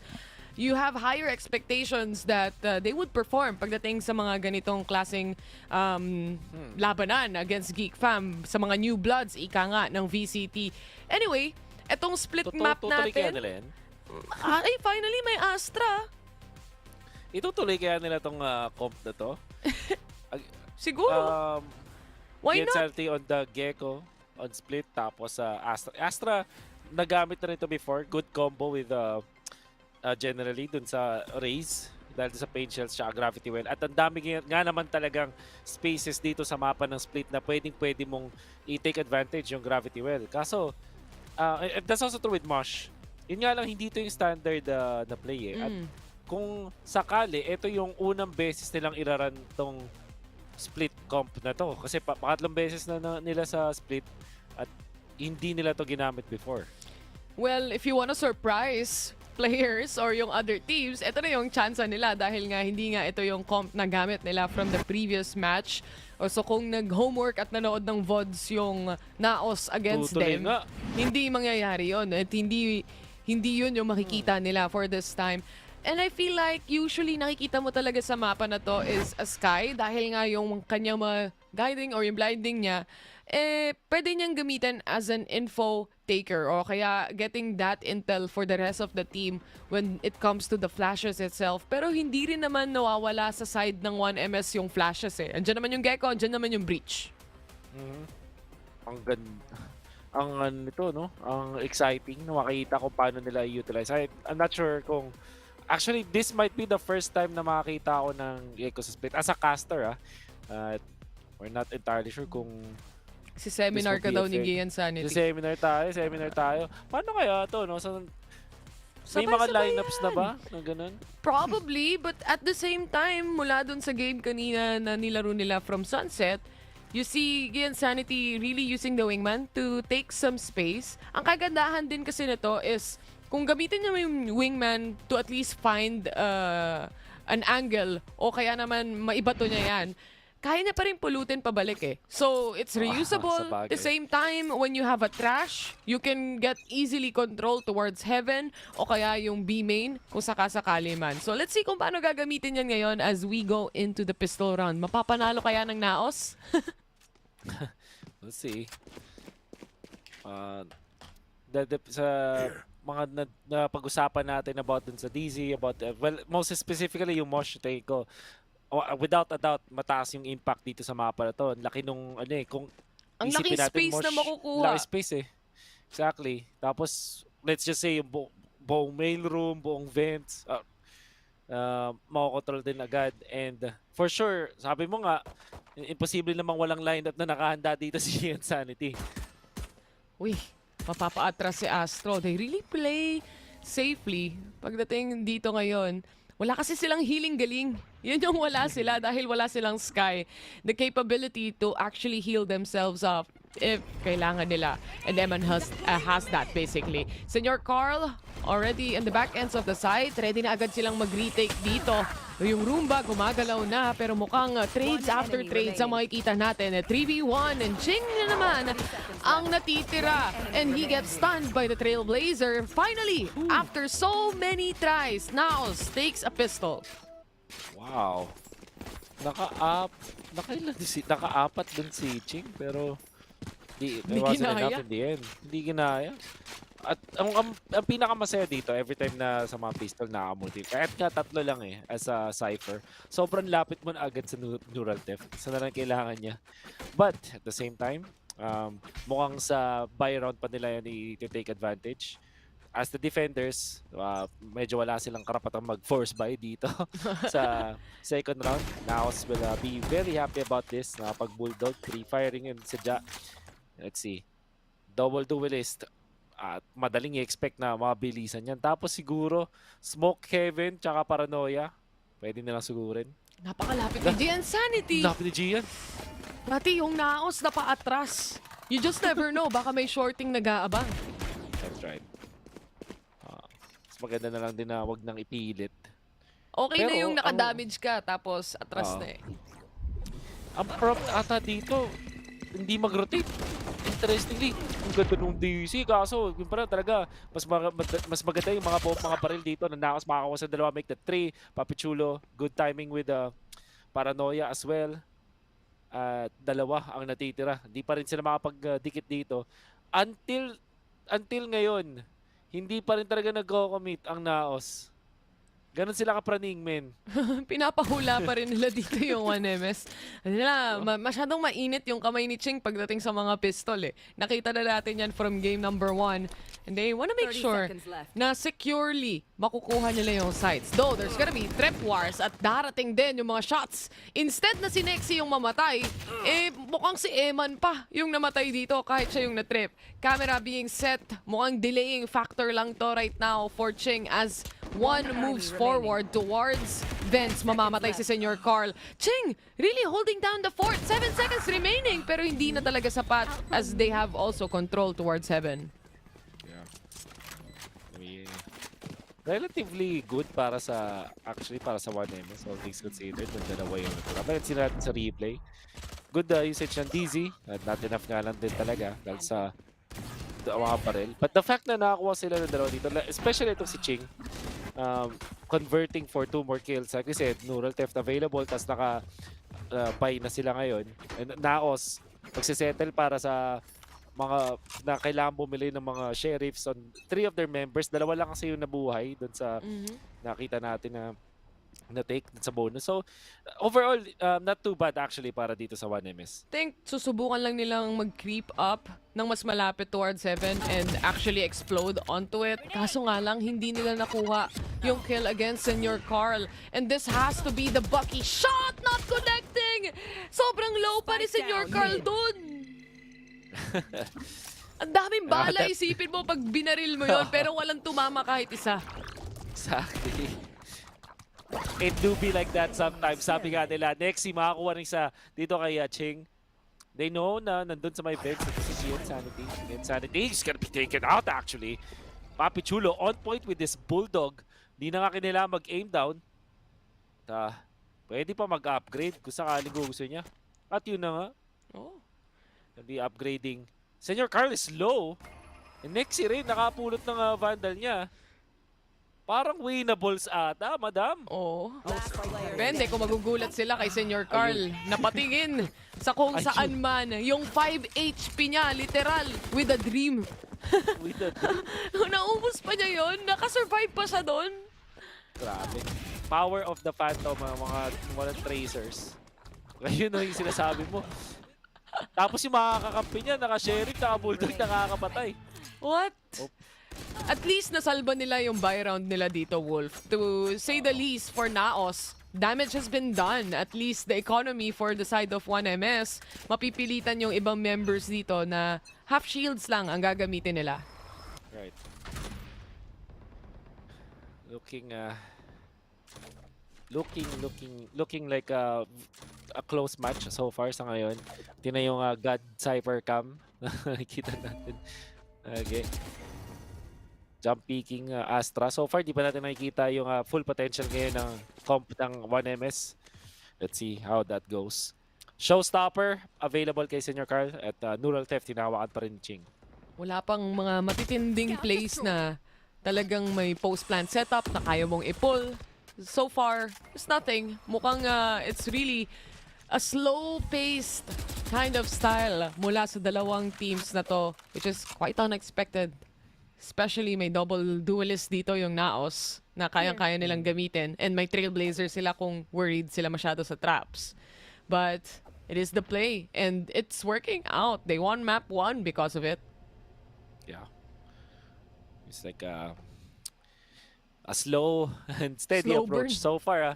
Ilang minuto na tayo dito. Round 4 pa lang tayo. 30 seconds left. Kung ano yung pinilis ng game to eh, no? Exactly. Dito sila. Oo. Kinulang. Boy gonna be shutting down jab. Pati na rin dito si Mojer. That's awesome taking him out. Pero si Papi Chulo, siya ang bang makakuha ng dalawa. Halos makatatlo pa. Pero nandun si Nexi to take out Senor Carl. And they'll be able to plant. For some reason, nanalo sila doon. Now, Ching. Naku po. Timing is not good. Masyadong maaga yung pag-swing out niya. I think sinubukan niyang salubungin yung flash para hindi siya ma-flash out and they still didn't have a clue kung saan siya magagaling. So, kahit pa paano, no, it just so happens na mas mabilis sa trigger itong mga players ngayon ng Naos. Lalo na kahit si Emma na bulag, nahanap niya pa rin yung kills na gusto niyang kuhanin during that time. And Senor Carl, with a little bit of a whiff doon sa male, hindi niya nakuha yung kill sana and literally served on a silver platter, but it happens. It do be like that. Yeah, as they say. Gonna be Cage triggered. slow again para sa Naos. Maka-interesting na yung change in dynamic para dito sa split. Pero siguro kasi nga, execute heavy yung split. You don't know. Lalo na yung katapat nila dito. This is probably one of the first time makita nila yung comp na to. Din na nga, Dizzy. Look at that, Senor Carl upgrading pero 6 HP left. Kanina 5, ngayon 6. Nag-upgrade na. That Phantom. Nag-upgrade na siya, plus 1 HP na. Pero tignan natin, yung 1 HP na yan, gagana ba? Nexi, ang mga Tres lang din, holding down flank for the rest of the team as they set the plant in the post-plant scenario. Seekers has been used at least alleviate a little bit of an info para sa side dito ng Naos at hanapin kung saan manggagaling. And again, Sanity, all the way from Vents, naka-ready na rin yung Patience to stop CT side. Hindi na nga nakapag-setup, pero Astro, at least nakapag-adjust siya and reposition for himself. Tumama yung paranoia onto the corner though. I-check niya ba? Yan ang tanong at mukhang hindi. One enemy remaining. Hindi niya rin nakita yung pag-swing ha. Si Eman makakuha ng 3K. And just like that. Ang ganda nung ganda na sana nung start para sa 1MS, but now finally finding some good shots, especially yung mga pagtago nila dito. A great start. And this one, mapapunish nga doon, pero hindi niya nakitang na lumipat doon si Cypher, and hindi niya nakita si Nexi nag-swing kasi I was looking in a different direction na pagka-reposition doon ni Nexi. It'll be 4 points for Naos. Slow and steady pero talagang perfecto yung kanilang pagkaka-execute. Tsaka Eman is really stepping up to his game here. Kanina, nung siya yung Sova, syempre he needed to play a little further back para sa teammates niya. Pero having a Sky, at least kaya niya makapag-punish or makapag 1v2 scenario sa kanyang mga insta-flashes. Pero speaking of insta, mukhang insta-kill ang makikita natin dito towards Mojer. Yup. Diyan, hindi makikita ang Chani Boy makatagos dito papunta sa may vents. And this could be a really good pinch na pwedeng ma-set up dito ng Naos. Taking advantage sa na walang nakakita nun. Makakaramdam ba si Ching? Senior Carl slowly. Hindi nakakuha ng one tap! Jack goes down. Bawing-bawi yung whiff niya kanina sa Phantom, Bes. Oo. At quickly activating neural theft for the defenders. Defend this off. Lexi. Siya naman. Ako naman. Makakuha siya isa. Shutting down si DZ. Get that 2. Pero may trade. Yan Sanity. That's 3 for 2. Ang natitira sa ngayon with 1 MS. Nakapag-upgrade yung dalawa nilang members with 2 rifles. Trash is even available at this point, so sobrang winnable. Medyo natataranta si Gian Sanity sa paglabas ng util niya doon tsaka pagtakas. Pero paranoia, being pushed out, Trash. Naghahanap na ng pwedeng mapatay at mukhang yung last remaining player na si Eman hindi makakasurvive para sa round na to. Masyadong worried pagdating sa Trash, and at the same time, it's a 3v1. Thrifty pa, no? Grabe si Senior Carl. Yep. And also, nakita natin mula kay Chani Boy. Sheriff shots na nagulo yung formation na Naos, hindi sila nakarecover. Ganda ng pinapakita dito ng dalawang teams natin. Sinasabi na natin na yung Naos parang parang sa kanila na to nakakuha na nila sila ng momentum with the slow and steady takes na ginagawa nila, pero yung 1MS parang nakapag-adjust na sila dun sa pacing ng Naos. Bagal pala kayo ha. Sige, hawakan namin yung mga angulong malalayo. Tsaka nakapag-upgrade din sila ng mga barrel during that time kahit papano para sa side ng 1MS. Senior Carl waiting patiently, still towards here at mukhang kukunin niya yung angle. Sinalubong niya yung showstopper, instead yung showstopper yung lumapit. Siya yung lumapit.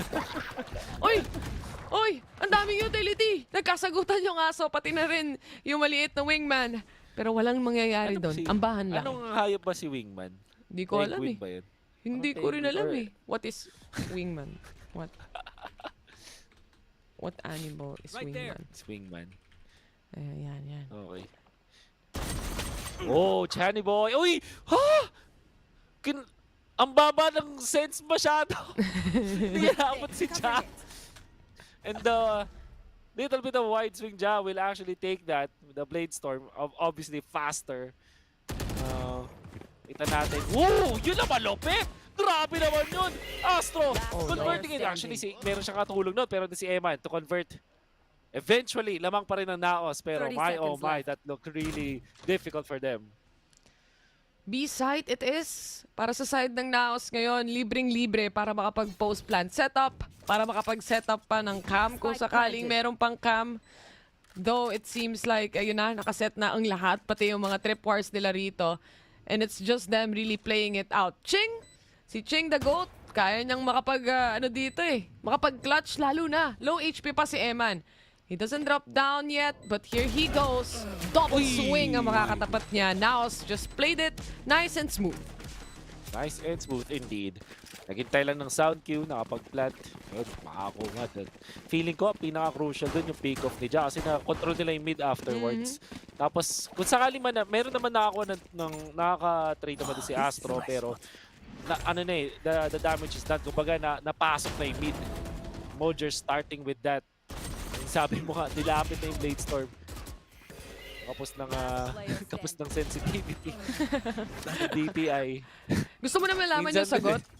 May Reddit thread pala tungkol dito eh. O sige, hula ko Penguin. Sabi nila, Penguin plus Armadillo daw. Ah, wow. Pwede pala yun. Eto na, Mojer. Talagang up close and personal. Ano to? Physical touch ang love language. Totoo. Itong si Mojer. At si Ja naman, acts of service. Tutulungan siya para patayin ang pangalawa. 3v5 na tuloy ngayon. And pistol round pa rin to. Uy, eco para sa side ng 1MS. Pero yan, Sanity, natrap pa siya. Yun lang. In the last remaining player, pinalibutan na ng Naos. Quicker than the last few rounds we've seen. This time, napansin ng Naos. Okay, sige, parang nababasa na tayo. May naiinip na eh. Nag-ainipan na. Let's go with double duelist. Tapos binilisan na nila. Well, if there's any round na pwede nilang gawin yun, ito yun, syempre. Because of the eco round nga ng 1MS. Now, looking at round number 9, Seekers available para kay Eman. Sobrang crucial. Pero, pwedeng mag-rely sa retake ang 1MS. Meron sila nung Cosmic Divide. Alam naman natin kung gaano ka-impactful din sa mga ganong klaseng retakes. Lalo na sa isang split map na talagang kaya mong i-isolate yung spike and mahihirapan sila na i-try na mapanalo pa rin yung post-plant scenario nila. Though, may isa nang nawala at si Mojer yon. Kung kanina nagpi-pay off yung aggressiveness niya, this time, masya-shutdown siya. Mula sa 1MS at Eman, gusto lang naman niya makita yung heaven. Oh.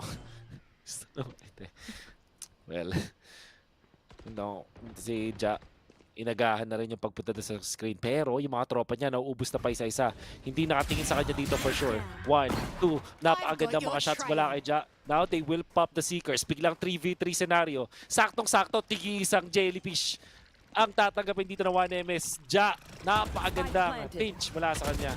Nabitawan nila yung heaven eh. Walang control at all. Yung players ng 1MS dito, naka-triple stack sila towards B. And no one to look after that. Insta 2 kills! Saktuhan sana para sa Cosmic Divide pero mukhang magiging 2v1 pa to as Naos only has Papi Chulos. Double swing ang makakatapat nila. 1MS, alam nila yung strengths nila at alam nila kung paano laruin din to. And we are now closing to a 6-3. Mukhang Delix na sila doon pero naka-recover pa rin sila so far. The Cosmic Divide, like you said, the good retake. Makita natin sa replay kung paano nangyari yun. Senior Carl, good shots. Ito naman si Ja. Good decision as well. But the timing na pakilabas doon ay napakaganda. Nap-shutdown pa nila si Ja. And napaka-unlikely na makabawi doon dahil doon sa setup ng Naos. Tapos meron pa silang Seekers. But with just the timing at yung pagkaagamit ng Cosmic Divide, perfect mula sa 1MS. Nasulit na yung Astra. Sa mga doubters ng Astra sa split dyan, ito na. Ito yung dahilan. Dati naman, Astra talaga yung meta dito eh. Sa bagay. Lalo na si Mind Freak ng PRX. Galing mag-Astra nun pag ito yung mapa. True. Pero ngayon kasi, syempre, yung mga nerf na nangyari sa kanya past year, yun yung nagpasakit. Anyway, Senior Carl, good on 1. At si Ja nga, isa sa mga duelist ngayon ng Naos, ang mabubura muna for this time being. Senior Carl, available na rin yung kanyang showstopper dito. Cage triggered. -1 agad. 1 minute. Parang medyo nakaramdam. Bronze iron body ba? Ay, bronze body ba yun? Hindi ko nakita. Sorry. Ito. Bronze gun body. Yung gamit ni Nexi. Yung Radiant, kagaya ni, ni Mojer, pag nakita mo yun sa kanya. Hindi ko po kasi alam yung mga Radiant na yan. Kasi kasi Diamond ka kasi, no? Hindi ka Iron lang po, iron. Hanggang iron lang yun. Body na naabutan ni Wolf, guys, sorry. Wala ka kasing time mag-Valorant kasi nagkakas ka. Tama. Parang kala mo, ikaw may time ka. EU server to. Papagsalita ka dyan, Platinum EU server to, Wolf. Ay, oo nga pala. Nakapag ano ka nga pala. Nung nagsimula ako maglaro doon, bronze din eh. Kakaiba timing nila dun eh. Hindi ka parehas nito. Pero ito, timing ang hanap ni Senior Carl. And exactly like that, mukhang may mawawalang isa. Si Ching ang makakapatay nun though. But Papi Chulo goes for a trade and Ching goes for another back trade para sa kanila. 4 or 3v2 scenario at mukhang Naos just couldn't hold their post plant right now. Amazing plays. Amazing defense this time. At mukhang nagigising paunti-unti dito ang 1MS. Particularly dun sa mga duels na nakikita natin so far. In the past 2 rounds na nanalo sa mga duelo ang mga members ng 1MS. Could retake that din. Patiently nilang tinake yun at nakuha nila yung angle of the screen. It was very important for them to eventually take over the screen tapos makapunta dun sa may elbow. At yun na. Nakakuha na kanila yung round afterwards. Seems like nag-iinit na rin ang ating Lodi na si Senior Carl. Kanina, nagmimintis. Pero sa ngayon, ito na, 9 frags na siya. Available ang showstopper. Sigaw, they will defend.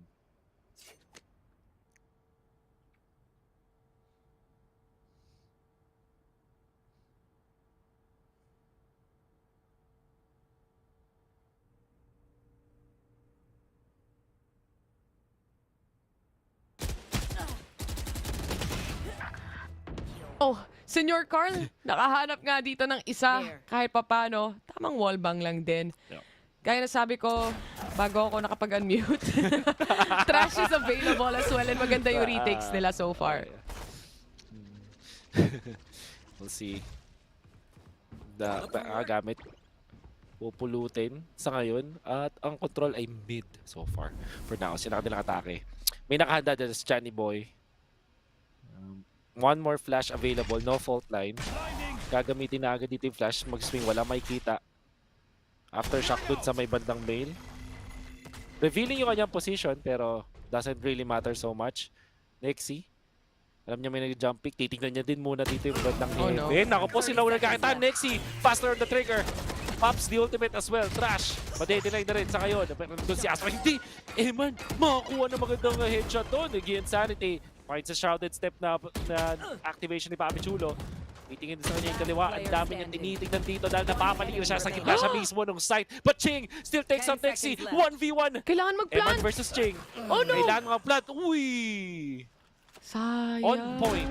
Shot mula kay Eman.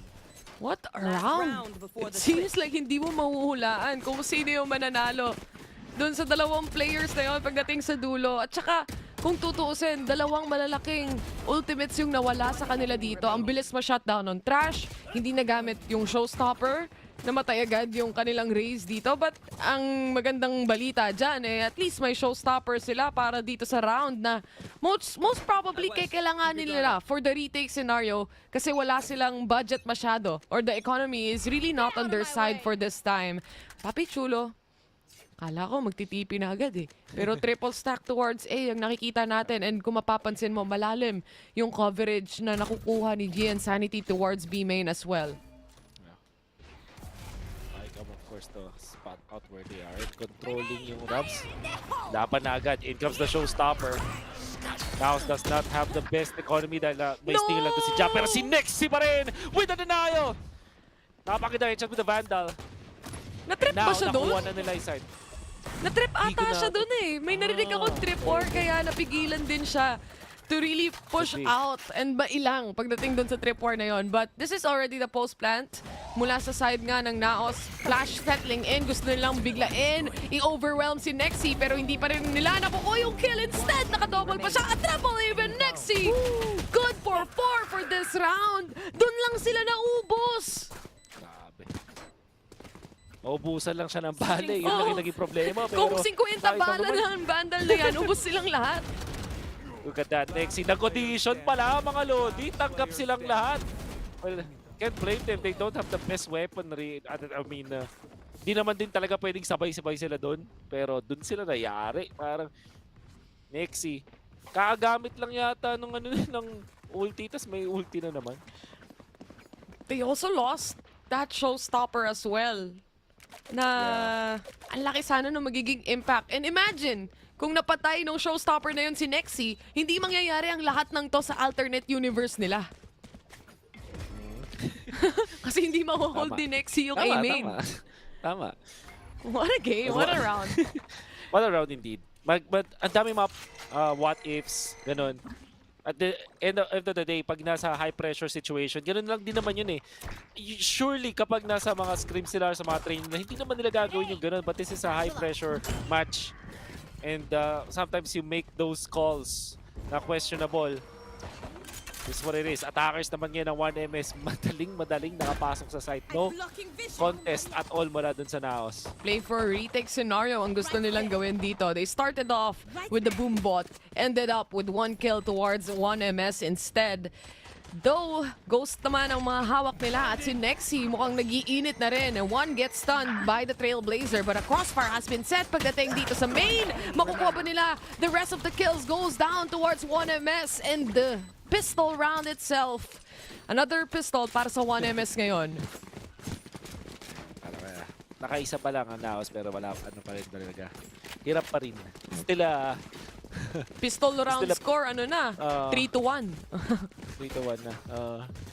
Mukhang growing pains pa rin para sa Naos itong mga pistol rounds. Mahalaga naman yung nakakabawi sila. So, gonna be having to ditch this round. Kumbaga, pag na-upgrade sila dito, very good pero very unlikely kasi kahit utilities hindi sila nakapag-invest eh. Senor Carl, dire-diretso towards the site. Hindi pinansin ni Eman. He's still holding on to the position. Successfully taking down itong si Gian Sanity makakahanap. Pero Papi Chulo, sumagot din naman ang dalawa. Again, lamang sa barel ang 1MS dito. May 2 players pa ang Naos Esports. And if Ja secures 1 at least, ayun na nga. Sa pool. Uy! Makapag-dash out pero yung likod niya, yung wala niyang isipin na si Nexie para kumuha sa trade pa. So medyo na-late siya doon. Ikot, papunta sa likod. Ching to take him out. That's gonna be 6 points para sa 1MS pero 2 lang ang natira mula doon sa anti-eco na meron sila. Pero si Gian Sanity, nakikita mo ba? Nakikita ko mukhang gusto pang bumili na kanyang vandalism. No. Vandal it is. Hero, I mean, may pera naman siya. May 1-7 pang natitira eh. So, makakabili siya for the next round. Hayaan mo na yung iba. Kaya na nila yan. Naka-sheriff yung iba sa kanila. Broken by it is for 1MS. But so far, they've proven us that when it comes to the sheriff shots, they could definitely connect a little bit faster.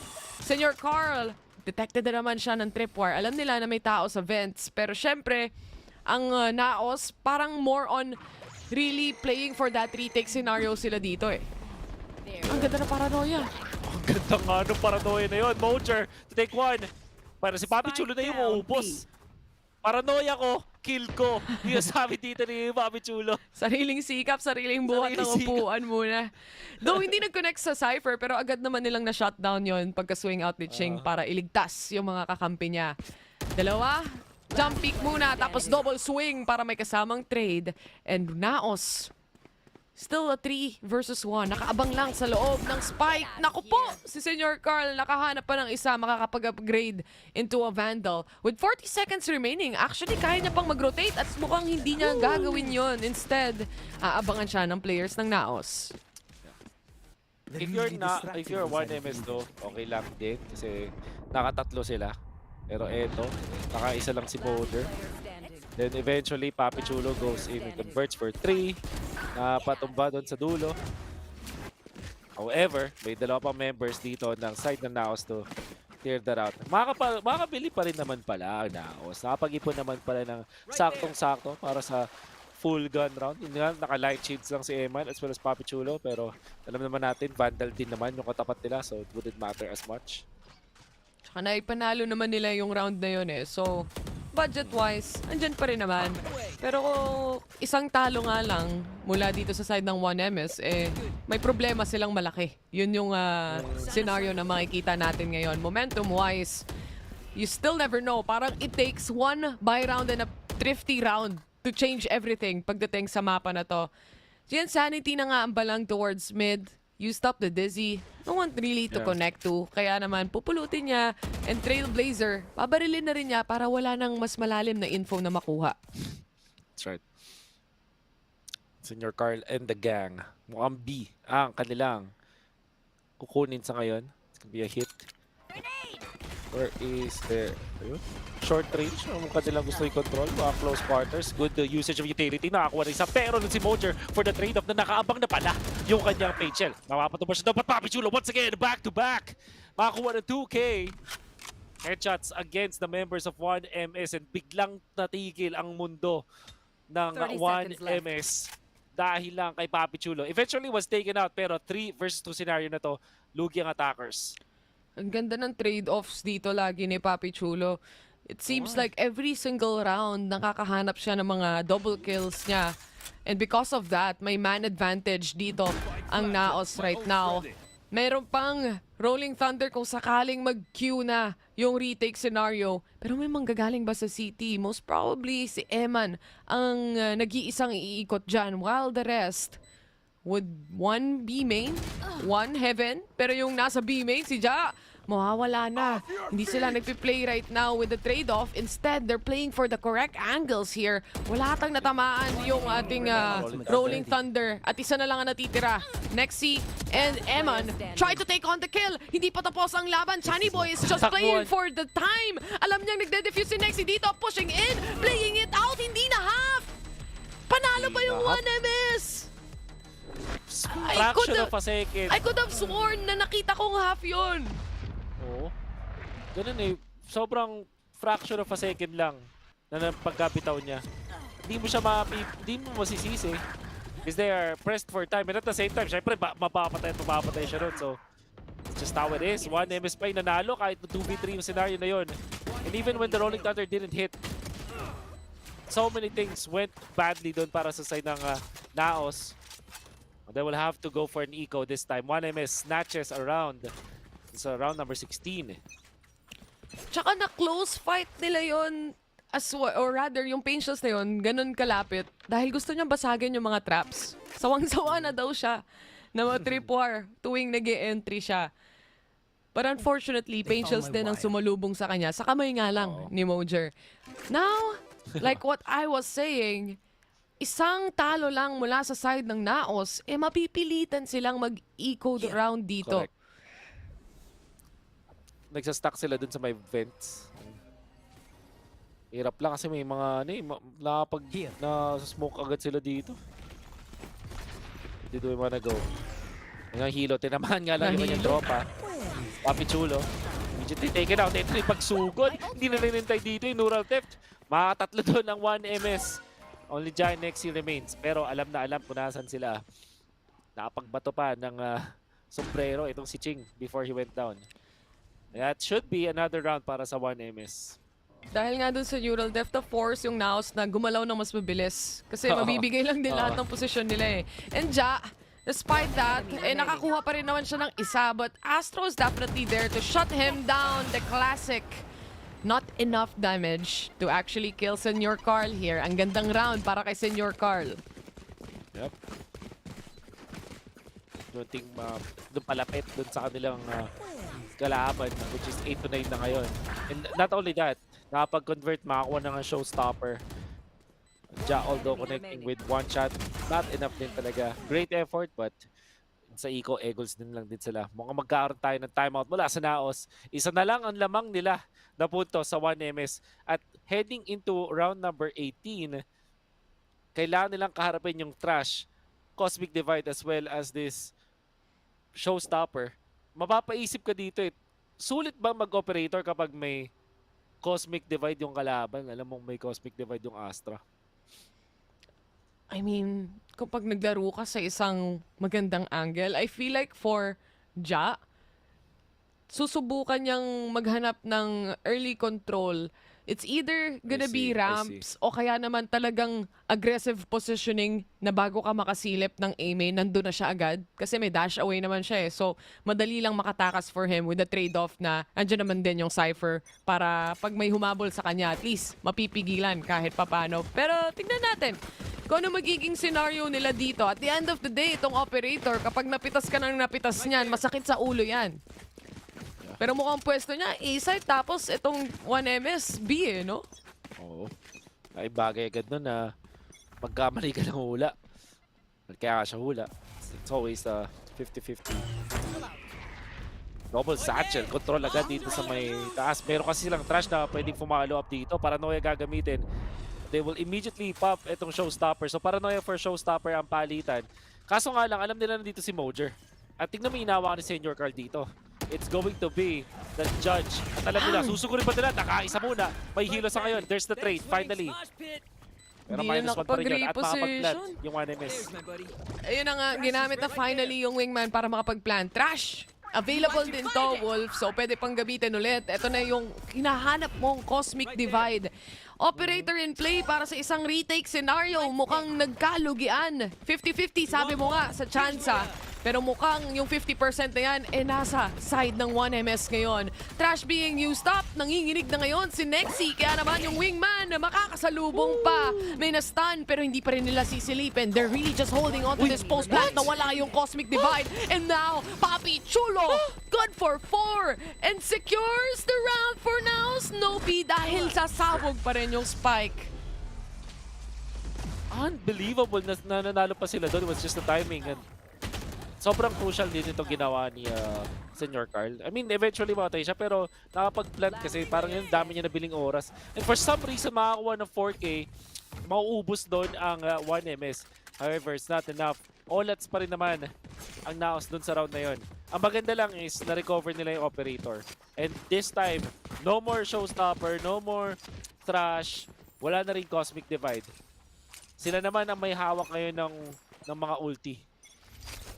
Tsaka at the same time, grabe yung pagtitiis ng 1MS doon ha. Kahit na may na-detect yung wingman, may na-stun yung wingman, wala pa rin sisilip unless matapos na yung Cosmic Divide. Alam nila yung strength nila during that post-plant position and hindi sila nagpaka-happy trigger pagdating doon sa round na yon. And really, just patience is a virtue and it worked out greatly. Ching, detected by the cam. Tamang atras lang din mula sa kanya. Pero itong wing, or rather yung dizzy na yan, nasa loob na ng site, pwede niya pampulutin ulit. Pero mukhang, it's gonna be the traps, that's gonna be the problem para sa mga sumusunod na players. Yun na nga, Nexi to get one shot to secure a kill. At Ching, mawawala din, harap-harapan sa off. Flawless mula dun sa Naos. They had to commit 2 of their ultimates but sulit na sulit yun. At additionally, na-keep nila dito yung showstopper. Si Eman malapit dun sa kanyang Seekers. Sobrang crucial na round na yun.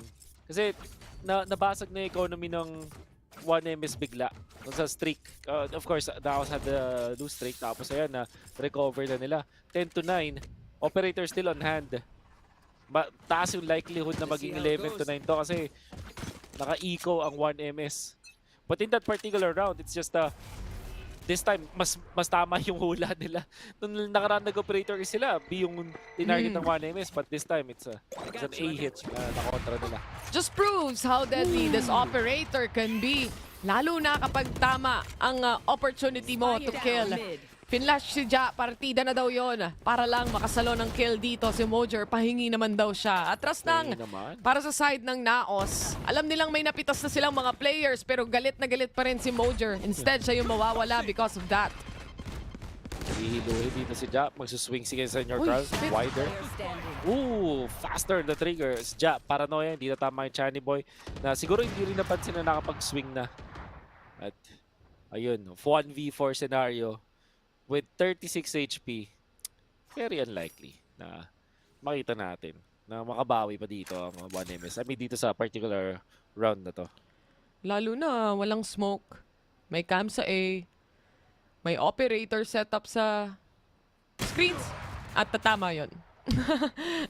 Good positioning mula kay Ja again. Dito siya magaling eh. Ang kahit sa omen niya kanina, it's that repositioning that you just wouldn't know. Sana nga ba si Ja? Kanina nasa mid, ngayon nandito naman sa heaven, tas mamaya nasa screens. Yup. Has to be a timeout para sa 1MS sa ngayon. In preparation para sa mga susunod na rounds. Sobrang importanteng round itong round number 21. Ito na yung pang match point para sa Naos. At the same time, 1MS, hindi ganun kaganda. Hindi totally okay yung kanilang economy. Well, light shields pa rin naman yan. At ano nga ba magagawa ng plus 25 shields kung operator naman yung katapat? Sa mga Vandal naman. So, Yan ang critical dito. Yun nga lang, Seekers, Showstopper, available para sa Naos. Laking bagay din. And para sa side ng 1MS, wala pa rin utility or ultimates rather na kaya nilang laruin para sa round na to dahil so far, parati silang napupunta sa checkpoint ng Naos kung saan mas nagiging comfortable na rin sila maging aggressive, especially on this eco rounds that 1MS have.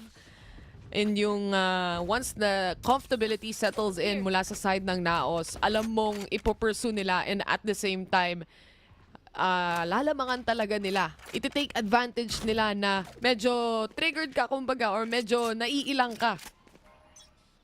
Yep.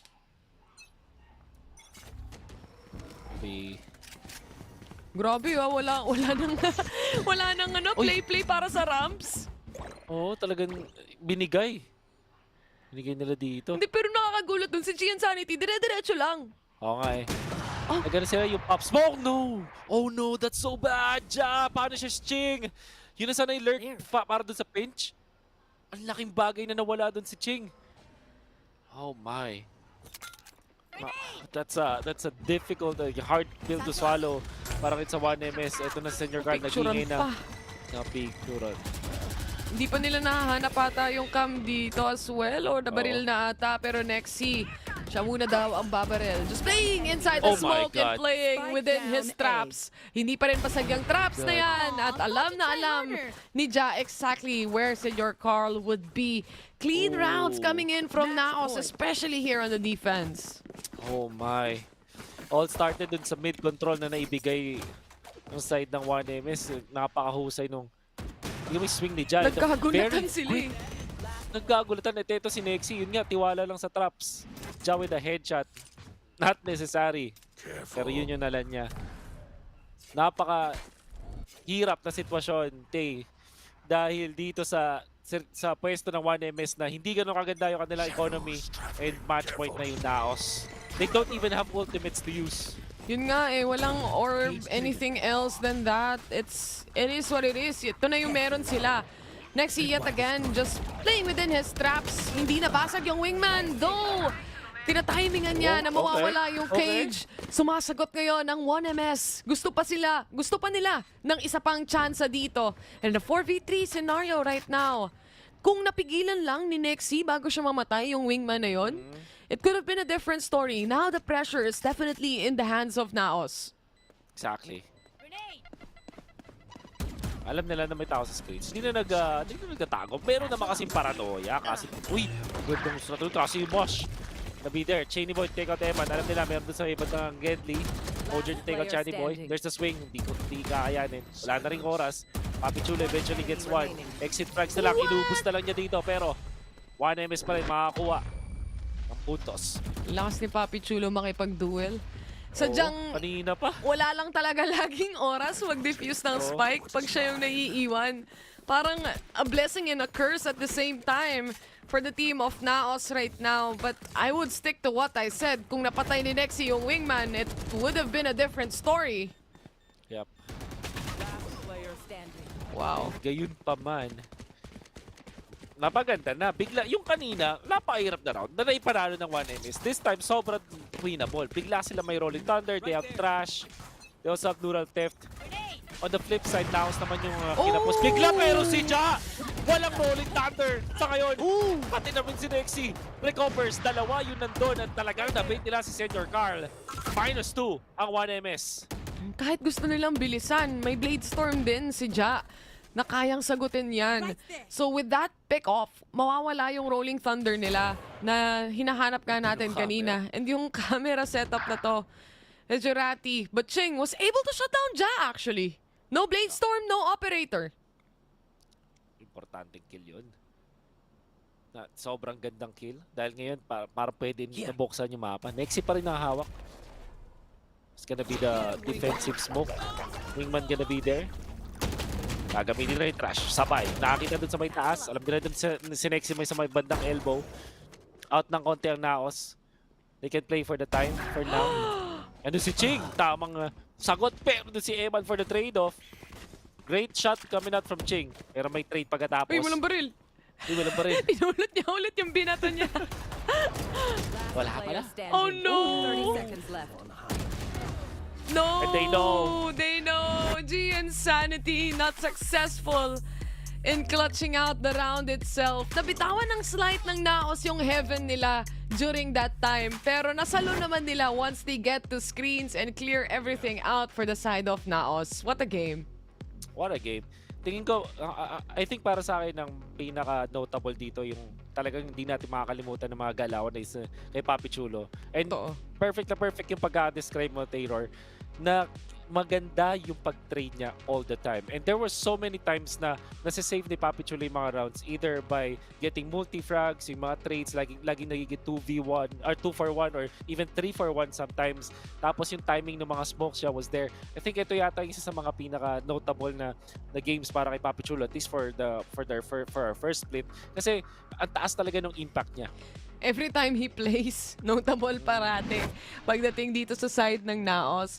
And aside from that, alam mong hirap or mahirap para sa side ng MegaSaver once na parating may operator setup. They have to play slow, they have to make sure where the operator is each and every time because of it as well. So, isang malaking problema nila yon. But at the end of the day, Naos really good on the retake scenario. 2 times in a defense position na naubusan lang talaga sila ng oras para mag-defuse ng spike dahil nga sa nangyayari. Kahit nga yung nangyari kanina kay Nexi na kung saan hindi niya na half yung spike, yun din yung isa sa mga rason. But they close it off, no problem. Interesting niya, 1MS meron isang bagay na nakuha talaga nila. 6 out of 6 sa kanilang post plants. 1 thrifty sa 2 clutches. Not too shabby at all. Nakita natin. May mga magandang trade-offs. Papi Chulo, sobrang composed palagi. Tingnan natin mga pinch. But then again, hindi rin nag-work it afterwards. Nexi, quiet yung nakarami pala. At ito talaga yung nagpataas no kanyang mga yung kill score. Fortunately, dun sa kalaban niya, nakakuha pa siya, kinailangan niya mag-reload. But had it been a different scenario, nako, Nexi would have taken it. Tsaka talagang nag-shine siya dun sa sentinel niya sa defense. Nalalaro niya yung traps niya perfectly. Maybe just this one time na nawala yung cyber cage and nawala rin siya and napaplant yung wingman. But other than that, there's so many rounds that he was able to save para sa side ng Naos dito just because of the simple setups that he has been setting up para sa rest of the team na meron nga tayo dito. And not only that, when it comes to the shots itself, you can never doubt Nexi. He will connect. For sure. I think if there's something na pwede natin sabihin kay Nexi na alam naman din ng mga viewers natin yan, when they're following Nexi, di ba, nagkakaroon pa siya ng mga tawag. May mga kung ano pang tinatawag sa kanya. Kasi nga, yun nga, you're right. His shots will connect. Good fragger, na good dueler, or dueler? Well, duelist na sentinel. Pwede mo na sabihin. Parang gano'n. Magaling siya makipag-duel. That's what I'm trying to say. So, ayun, yun yung dahilan kung bakit sila yung nanaig doon. Ay, nako. Grabe tong araw na to, no? Akala mo yung Naos, mabibitawan na naman nila yung isa sa mga mapa, for example, and mapupunta tayo sa Game 3. But they really just close it off. A little bit of loose ends na kaya nilang i-tie up din naman hanggang dulo. So, congratulations pa rin sa Naos, syempre. But right now, I think oras na para ipasa natin to sa ating panelist. Kaya naman, Bruce, take it away.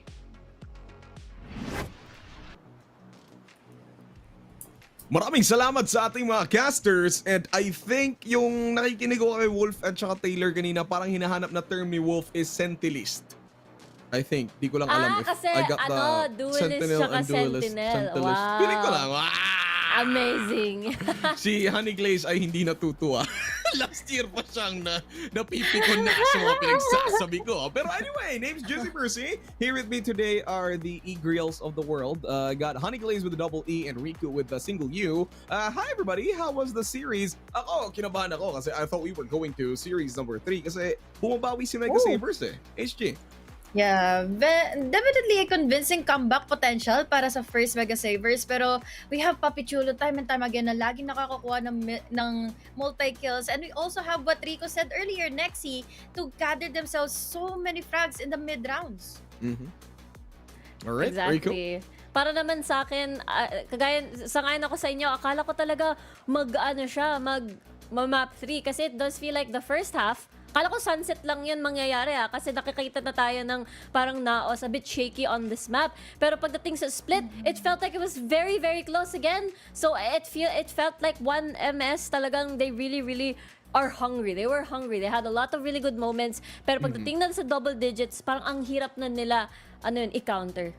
Alright, so with that, all that being said, tingnan natin yung series MVP of the whole match of first MegaSaver and Naos. Tas eto na, papaakyat din na natin si Peter Parker at si Miles Morales akyat sa building. Boom! Panes! Yung ating MVP ay si Papi Chulo! Oh wow! Kakasama lang ni HG. And I was really thinking, oh, this Nexi again. Pero like, Papi Chulo all throughout the series, what did Papi Chulo do for the end of Naos Esports? Well, for Papi Chulo kasi, we all know for a fact na kaya niya talaga makapag-clutch. Siya yung punot dulo kung bakit nagiging comfortable all throughout getting the sights itong si Ja. And dadagdagan mo pa that we have so many angles to think about once that he is there. Yung timing pa ng paranoia on point. That's a most precise thing na laging nagkakaroon ng opener or laging nagiging disadvantage doon sa kabilang side. Kaya nga, sobrang online yung tutok, alam mo yun, parang lalong-lalo na dun sa split. Yung almost clutch niya kanina dun sa earlier rounds, no, yung sa elbow, tututut, parang kayang-kaya niya kung may time. Parang may nag-text lang Promise. Shush. Basta yun yung aking, voice-over impression sa barila na nangyari kanina. Pero, ayun! Woo! Alam niyo yung speaker, pag may nagte-text sa speaker, tapos ganun mag-transfer ng aim. Tutut, ganun. Pag naka-double headshot ka, ganun yun. Sige, Ate Girl, pagpatuloy natin yan. Punta na tayo sa interview. Actually, we have Papi Chulo joining us over at the panel this time para naman ikwento at may mga tanong tayo para sa kanya. Papi Chulo! Papi! Hello! Hello po. Sir, hello po. Nag-test po ako sa COVID kanina. Hindi naman ako positive. Negative naman ako, thankfully. So, better to be safe. Kasi naka-mask siya eh. So, ayun, free from COVID. But anyway, hello Papi Chulo. How was the game so far? Yun lang yung unang intro kong tanong agad sa'yo. Kumusta naman yung series? Actually, medyo nangapa po kami sa first game and sa second game. Once na matimpla na po namin yung laro, mas madali po sa amin. Wow, there you go. So, mas madali na. Anyway, kasama ko ngayon si HG, si Honey Glaze with a double E, tsaka si Rico with a single U. Meron sila mga katanungan sa'yo, Sir Papi Chulo. So, HG, sige, sa'yo na yung floor. Yun. Congratulations ulit, Kuya Papi Chulo, for winning in our series for today. But yeah, yun nga yung nasabi mo diba, na almost close enough yung first game nyo against first MegaSavers. Pero paano nyo ba na ipagpatuloy pa yung comeback since we saw so many rounds na nabawi nga on the second half ng first MegaSavers, pero nagkaroon kayo ng spark na maagaw ito ulit at mapanalo nyo na yung sunset? Actually, yung key ng comeback namin is yung coach namin. Number 1, magaling mag-read. So, ayun, the coach. Importante pa naman yan para refresher di ba? Alright, Rico? Para naman sa akin, congratulations nga pala ulit, Papi Chulo. Sobrang ganda ng performance mo. Ang aking katanungan, may point ba sa series na yon na parang parang pupunta ata tong map 3. Mga ganon. Or wala naman? Parang wala naman po. Kasi nafe-feel po ng team na nag-iinit na. Lalo na si Ja. Oh! Ayun. Gusto ko yan. I love the Mainit confidence. na nga talaga si Ja. Alright, so ito naman, last question for you, Papi Chulo. You know, galing kayo sa isang match with ZOL Esports and ZOL, medyo natalo yung Naos after that series. Approaching this series, mas galit ba yung team or mas atat manalo? Or ano ba yung emotions all throughout ng team approaching this series? Mas gigil po kami ngayon. Ayun, mas gigil. Gusto ko tong aura ni Papi Chulo. Chill lang, small words, but MVP of the series. Once again, Papi Chulo, maraming salamat sa pagpunta sa aming interview. And again, looking forward to more games with Naos. Maraming salamat. Thank you.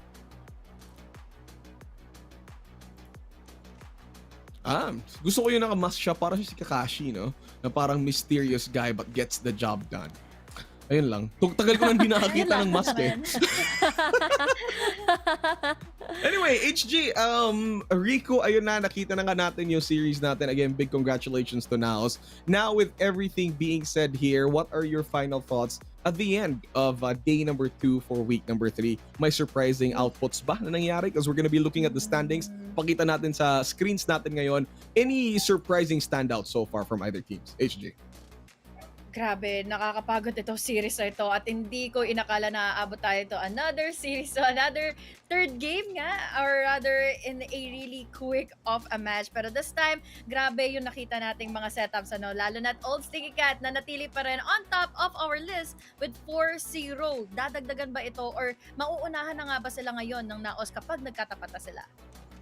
Well, para naman sa akin, tama yung tumpak yung predictions bago nagsimula yung split. Totoong-totoo na sobrang competitive. It does feel like itong season na to, sobrang posibleng maraming mga upsets. Kaya nakaka-enjoy panoorin. Nakaka-enjoy. Well, Yes. actually, I had a huge fun time being here exactly. Tapos parang nakikita natin yung standings natin. Uy! Uy! Si Taylor! Nasa Germany ka pala, HG? Hindi ko alam. Nasa Germany ka pala? What the fuck? Surprise! Di ko alam, Germany Hindi ako pa rin nakausap pala. na maayos para makita siya kagad. Hindi naman kasi hitiro lang agad dyan. Surprise! And welcome to Germany sa inyong dalawa. Joke. Nagsasalitan lang talaga kami ng PC kapag gagamit, kunyari, magkakas, tapos magpapanel, ganyan. Quick swap pala kayo pag nag-transition. Iba na yung nakaupo. By the way, sa ganung bagay, parang di ko alam eh, may iniisip akong anime pero nawala sa utak ko, so wag na. Baka Anyway, Jujutsu before we Kaisen end, yan. Ganon. feeling ko Detective Conan. Miniski Global is the official tournament organizer for the 2024 VALORANT Challengers Philippines, presented by PPGL, the largest multi-game esports league in the country. Also, maraming salamat din sa ating official super app na si Grab. Score Grab's lowest prices with ever, up to 15% cheaper fares on Grab Car Saver, delivery fees as low as 15 pesos with Grab Food Saver delivery, and thousands of budget-friendly meals as low as 99 pesos for Grab Food Saver meals. And syempre, ang ating tournament ay officially sanctioned by the Games and Amusement Board. Thank you po. Yay! Thank you sa inyong lahat. And again, thank you din to everybody behind the cameras, yung team natin from Mineski and everybody who made this possible. This has been week number 3, day number 2. Natapos na ang ating araw. Bukas, it's gonna be the final end for week number 3 at makikita natin kung sinong teams ba ang gusto pang umakyat or will aim PH finally secure a win. Hoping for that one by the end of week 4. But anyway, maraming salamat sa nanonood. We'll be back for tomorrow. Huwag kayong aalis. Joke, matulog kayo tapos balik kayo bukas para sa more Valorant action here at the PPGL page. We'll see you tomorrow.